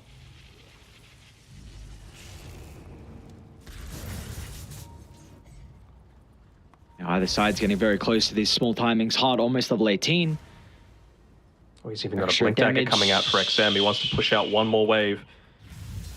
Look at them. Like, it's just like a tidal wave. You know, they back off as a team against just this Timbersaw. But they're getting a lot more efficiency out of this. They're starting the fight early. They're going to look to try and get the jump. A quick assassination of Undyne. They've got a great ward on the high ground to scout out where they're backing off to as well. So Frisk, with this information, he should be able to find the follow-up initiation. He's got the Blink Dagger back up. The combo, it's on to 2. Disruptor's gone. They're not going to have the support. So now it's up to the cause for the Raw. It'll hold hard into place. Phoenix doing his best to turn it back around, but they need a way to address XM, and they don't have that at the moment. With the Leshrac too strong under the cover of the Bloodstone. Now the Timber, though, maybe this could be an opening for Irving. A lot of damage coming up for the Chakra, but Fly just tears apart the Ember. Looks to turn over to Irving as well. One bash is all they needed as Irving will go down to close out the fight, and Picky Killer finally come out on top. It just feels like they've got such a good understanding of how strong they are at different stages of the game, right? Like, that fight ended legitimately the second that Dark Ascension expired. So they're like, all right, mission accomplished. We were able to get it down. Again, a dieback being expended from the Disruptor. And they're just using all of this vision so superbly. Great initiation by Frisk as well, of course, twice. And the vision, too. Yes, the Dark Ascension, but hang on, Undying? Or the Night Stalker illusion, maybe? Regardless, they saw him, so okay. Fly's got the Aegis now. He's even got the Shard as well, which is very nice for his uptime across the map. And Networth lead. With the Aegis, we could just see the map really start to shrink fast because Fly is going to start to sweep across the map and try and D-ward. It's already kind of small, isn't it? They don't have a lot to be able to play around with. The top side's being pushed in. They have the glyph back up, but again, a single lost fight means that you're not going to have that tier 3 glyph. Then you suddenly got creep waves coming into you. Doesn't feel incredibly strong. No, it does not. Well, what do? We saw what Bright, their first Aegis, they weren't really able to get anything out of it. Picky Killer, will they have the same kind of 5 minutes as what we saw prior? Ava is alone up top. And XM is away from the rest of the boys as well. Just looking to, again, continue to pick up that farm. They realize they're in a really strong position. They don't need to make things happen immediately. Maybe just trying to bait Team Bright to take a fight into them during the daytime against that Night Stalker. But of course, he's going to have that Dark Ascension available, and he's close to being able to pick up the Abyssal as well. I think he might have actually just done it. Yeah, he's just got to come out to the courier. We feel like this Guardi is a big turning point, and it's actually Fly. He's Undying. It's very aggressive. At least they're close to an objective, so maybe that bonus damage is going to be able to come into play with taking some of these, but we would have loved to get the kill off the back of that. I do want to quickly just bring up before a fight occurs, what do you feel of this Clinkz Guardi? Like, could this be a big turning point for him? Because we really haven't felt his impact. No, and it's kind of why the Clinkz really isn't picked. I was mentioning it before that it's just so hard to be able to, he gets out, to lock in and use that Burning Barrage to its full effect. And even just look at the itemization coming through. You've got, he's holding on to the Blast Rig on the Beastmaster just for a little bit of that extra armor. You've got Leshrac going into the Shivas. Of course, Night Stalker very tanky too. Undying's going to be forced to hold his Warrior's Puncher. XM can't TP out, and as a result, it'll just be an easy chase down. Really nicely done. XM's been playing across the map and away for his team for a vast majority of this game, so finally Bright going to be able to punish that. And now, like I mentioned that they had the Dark Ascension previously, well, they don't. You know, Night Stalker can, I guess, look to join the fight considering he's got the Aegis, but I like the fact that Hard is playing a little bit more aggressively now. You know, you're just a Clinkz, you're not an anti-mage with a blink away, but he's pushing these lanes out. He's forcing some defensive rotations to potentially come from Piggy Killer. This bottom lane can't be sneezed at, you know, and we just see outside moves down here. So now you don't have Greaves to play with. You don't have an arrow to set up after an arrow. They're both off the mark. Frisk was able to jump to the left. He's going to try and TP up the... Oh my lord, I thought the Shard's push away actually might have made the snowball not get there fast enough, but regardless, they'll get the kill. Still, you would have hoped for a juicy one into Fly, who now has been able to back off and keep the gem in his hands and also now find that 20. Is anyone else going 4-staff gaming? Yeah, I like the fact that Outside is doing it too. I mean, kind of like how Hoodwink feels countered in a big way by Quelling Blade. 4-staff counters Clinkz. You know, you just get them out of the Burning Barrage, and then what are you really all that worried about, you know? It's not like he's got the Aghanim Shard to be able to play with for the Skeleton Walk. There's no Burning Army as well. It's going to just lock off an area. So it's going to be quite challenging for them. They really need this Wombo combo, but I just don't think they've got the heroes to hold them in place to do so. You'd like him to consider a Gleipnir? I suppose, yes, you can still force out of it, but maybe it's just a little bit of extra control for longer drawn out fights, or is he still lacking that damage? Like if you hit a 3-man Gleipnir, you know, 1 or 2 might be saved, but you'll get the 3rd, you know, like that sort of thing. Yeah. I wouldn't hate it. I don't hate him going into more damage as well, though, just so that maybe the damage comes in too fast for you to actually have that reaction. Or hopefully for their sake, they don't get this smoke happening underneath the ward, though. They like did just see the... Saw the Clinks run all the way back to base, so they know they've got some room to push out on the map. Unfortunately, did just lose a really good observer to the remnants of that T2 tower. They'll have seen who's holding the Such a gem, great though. target. Oh, they'd love to be able to bring down the Ember, but would just be the disruptor. First point of contact. Flyfly did commit the Dark Ascension, maybe hoping to see Lane's if not in the anyone else greatest was of nearby. places, though. I mean, I guess they could use it to D-ward, but you would have wanted a lot more out of this, as he's looking to go for a bit of a hunt onto Irving here. He TP's for full pop of the BKB, yep. They can hold him here for quite some time as well. Tries to get the Hex into the chain just bought away, out. but Frisk is already here, and there's going to be no escape. Even Ava looks to try and TP down just to help secure the kill, and like you said, he just bought out, so that he's 70 seconds without the Timber. What can they get out of this now for Piggy Killer? I mean, you could just run it down. Like, maybe if he doesn't use that Scythe of Ice, they think, well, does he have enough? I guess with that new mechanic of just being able to click into his inventory, they would have seen that he's got this big item that didn't exist previously, and so he probably doesn't have buyback. But I'd be really shocked if they didn't look to go for at least a single push into this high ground now. I guess for raiding it, that you will be working with one glyph and a potential refresh, so that can kind of help stall. Maybe the Ember Slight and the Burning Barrage could be a bit of a concern. So Big Killer seems like they're trying to set up for a kill across the map. Another ward dropped on this cliff. I swear I've seen 4 wards here, and they keep getting D-warded straight away. There we go. And there we go.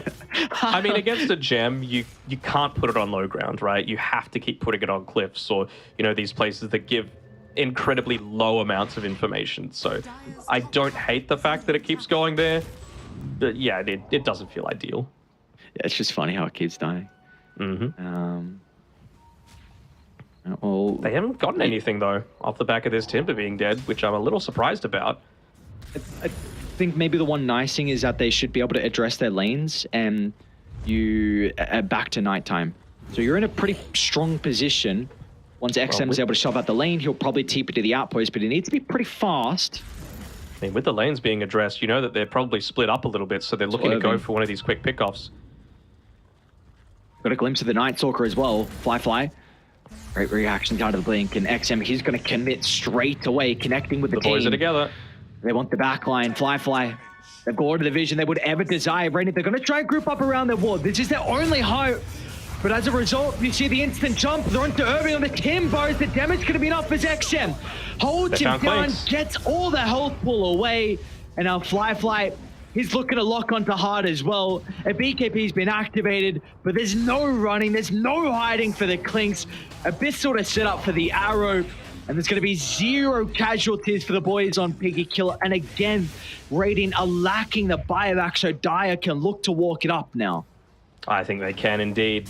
I'm not sure if we have the capability for a replay for that one there, but if we do, I just want everyone to have a look at the Night Stalker, how he moves around, because he assumes that they've got vision up on that high ground, and he was playing right on the edge of that high ground vision on the cliff, so no one knew that he was coming in for the backlines. Great movement there by Fly. And you see what they're doing with all the vision that Fly is able to provide them as well. Like, just great jump in, Ava with the Hex, XM instant with the follow-up. Probably going to be 2 full sets of barracks, it looks like.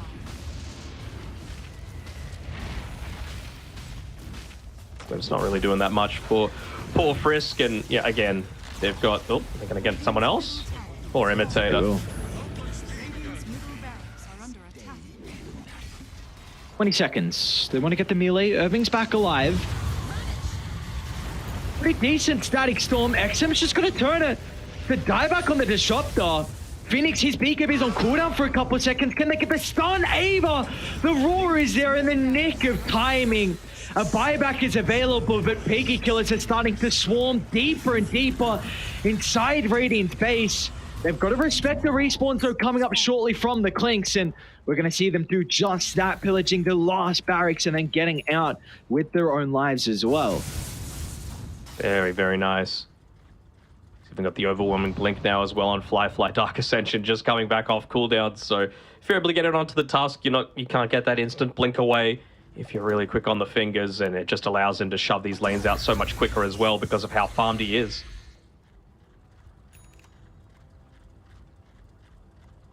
So now, pretty simple, right? Plant your flag on this high ground, take away the ancient camps, get some tier 4 items, get the tier 2 tower, leave a illusion rune inside the Roche pit, which will get about 2 seconds of Roche vision before it expires. So nicely done there by XM, and then look to catch them making a bad defense or a bad smoke. But I really feel like it's going to be hard for them to have a good initiation come through here on Team Bright when they're 25k net worth down. You saw them teetering on the edge of trying to get that jump inside the base, but he said just play this one safe, chill it out. Get this Roche up shortly, so don't want to try and throw this lead away. If you're getting tier 4 items as well and the enemy team isn't, you're happy. Able? They got a lot of information for Dire to play with. All these Hawks just littering the map makes it so difficult for Radiant to ever have an opportunity to take a team fight on their own accord, and XM's onto the secondary support again, and now Phoenix as well. Great reactions. Still couldn't be heavy. He's always there. No opportunity for the Magic community. Now the Timber's going to be caught out. That'll be Oshiro. With the Timber going down, he'll stand his ground for a little bit. BKB turn. All right, fly. The last second activation of the BKB, and in fact, they've been able to get on top of the Clinks, and as a result, the G's will be called. PiggyKiller, a much better series victory from them. This was really like the one thing that I was looking forward to in regards to their gameplay heading into this series. Like how much were they able to clean up some of their mistakes from that previous one we saw from them, because it wasn't clean in their first series victory, but this one versus Team Bright was a very dominant series win. It was dominant, it was clean, and they knew their limitations. I think that's the big thing, right? Like, they must have known this Timbersaw was coming, and I feel like they, even in that game too, during the draft, they addressed some of the weak points of Bright, just saying, hey, they really kind of feel, I don't want to say clueless, but with lacking direction when they don't have this easy hero to be able to push around. So let's take one of the best ones ourselves, let's support it with another one in the Lishrak, and let's just ban everything else that's able to get that early push and build into Meteor Hammer. Still was a pretty decent start to the game. This was the hood that didn't get used right until the very end there, and Frisk is just able to swing at him with a tree. So big mistake for not being able to keep that tempo up. We saw that they had, before this fight, a 3k net worth lead. It dropped down to 2 there. Okay, another great...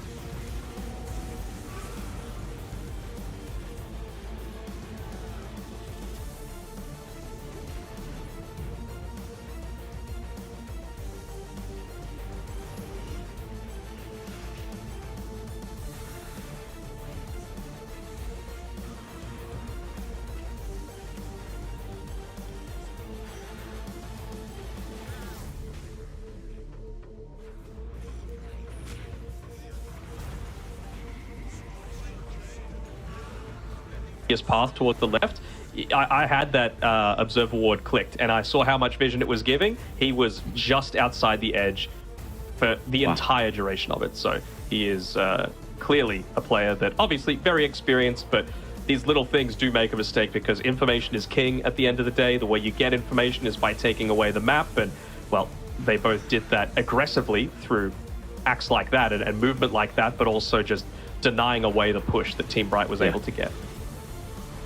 And importantly, at the end of the day, you got to capitalize on that vision, though. And we saw Flyfly in a lot of the engagements was getting onto the right targets, though. We saw the supports never were able to freely spellcast, and really the Clinks was never able to freely stand his ground and get any damage out, thanks to Flyfly. That clip, like you were mentioning, we saw him get on the Disruptor and then instantly blink to his right and get on the Clinks. Holding was the just gem. never, and that was a beautiful pickup. You know, the gem on the Night Stalker. It's been something that's been kind of a key item on him for a long time, even with the with the old Scepter, with all that extra vision you used to get. But it's still really the same thing. Just nighttime, close out the map, make it so difficult for Radiant to play, make sure they have zero vision of you, and we saw what was able to happen. And not only Night Stalker, I mean, they first picked the Beastmaster. That's a vision hero as well. There were some great placements with the Hawks, some great split pushing as well from Ava. So it's good to see that we saw the Death Prophet banned out in the first phase. In fact, that was even Piggy Killers that got rid of it. But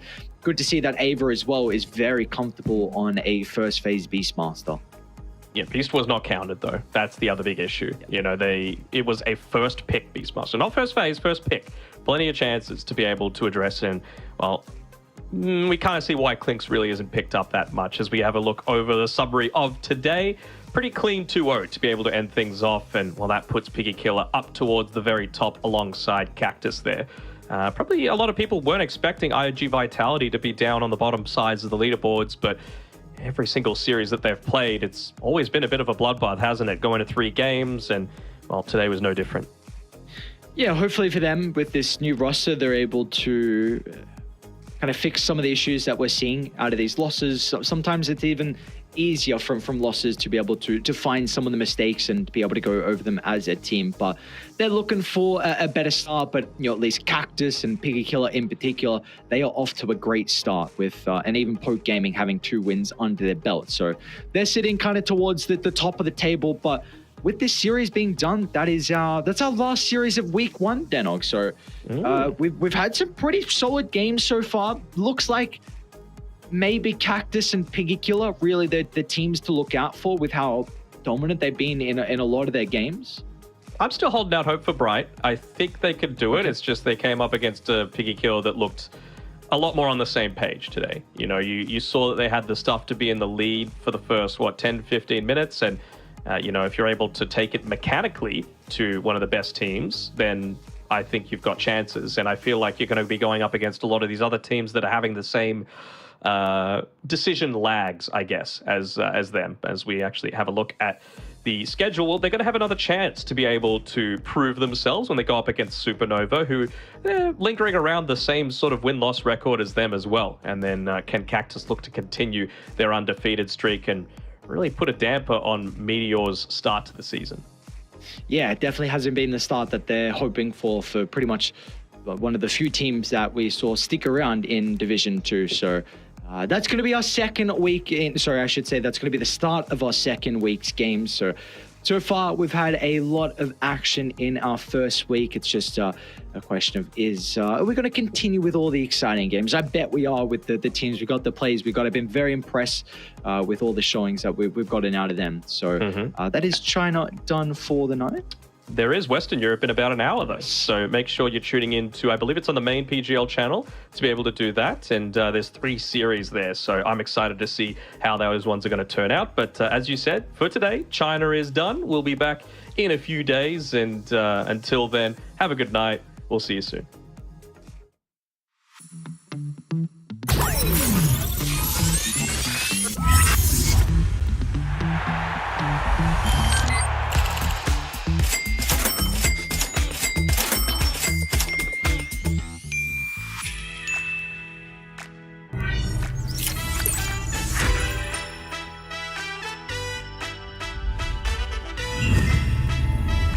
Watch more, earn more.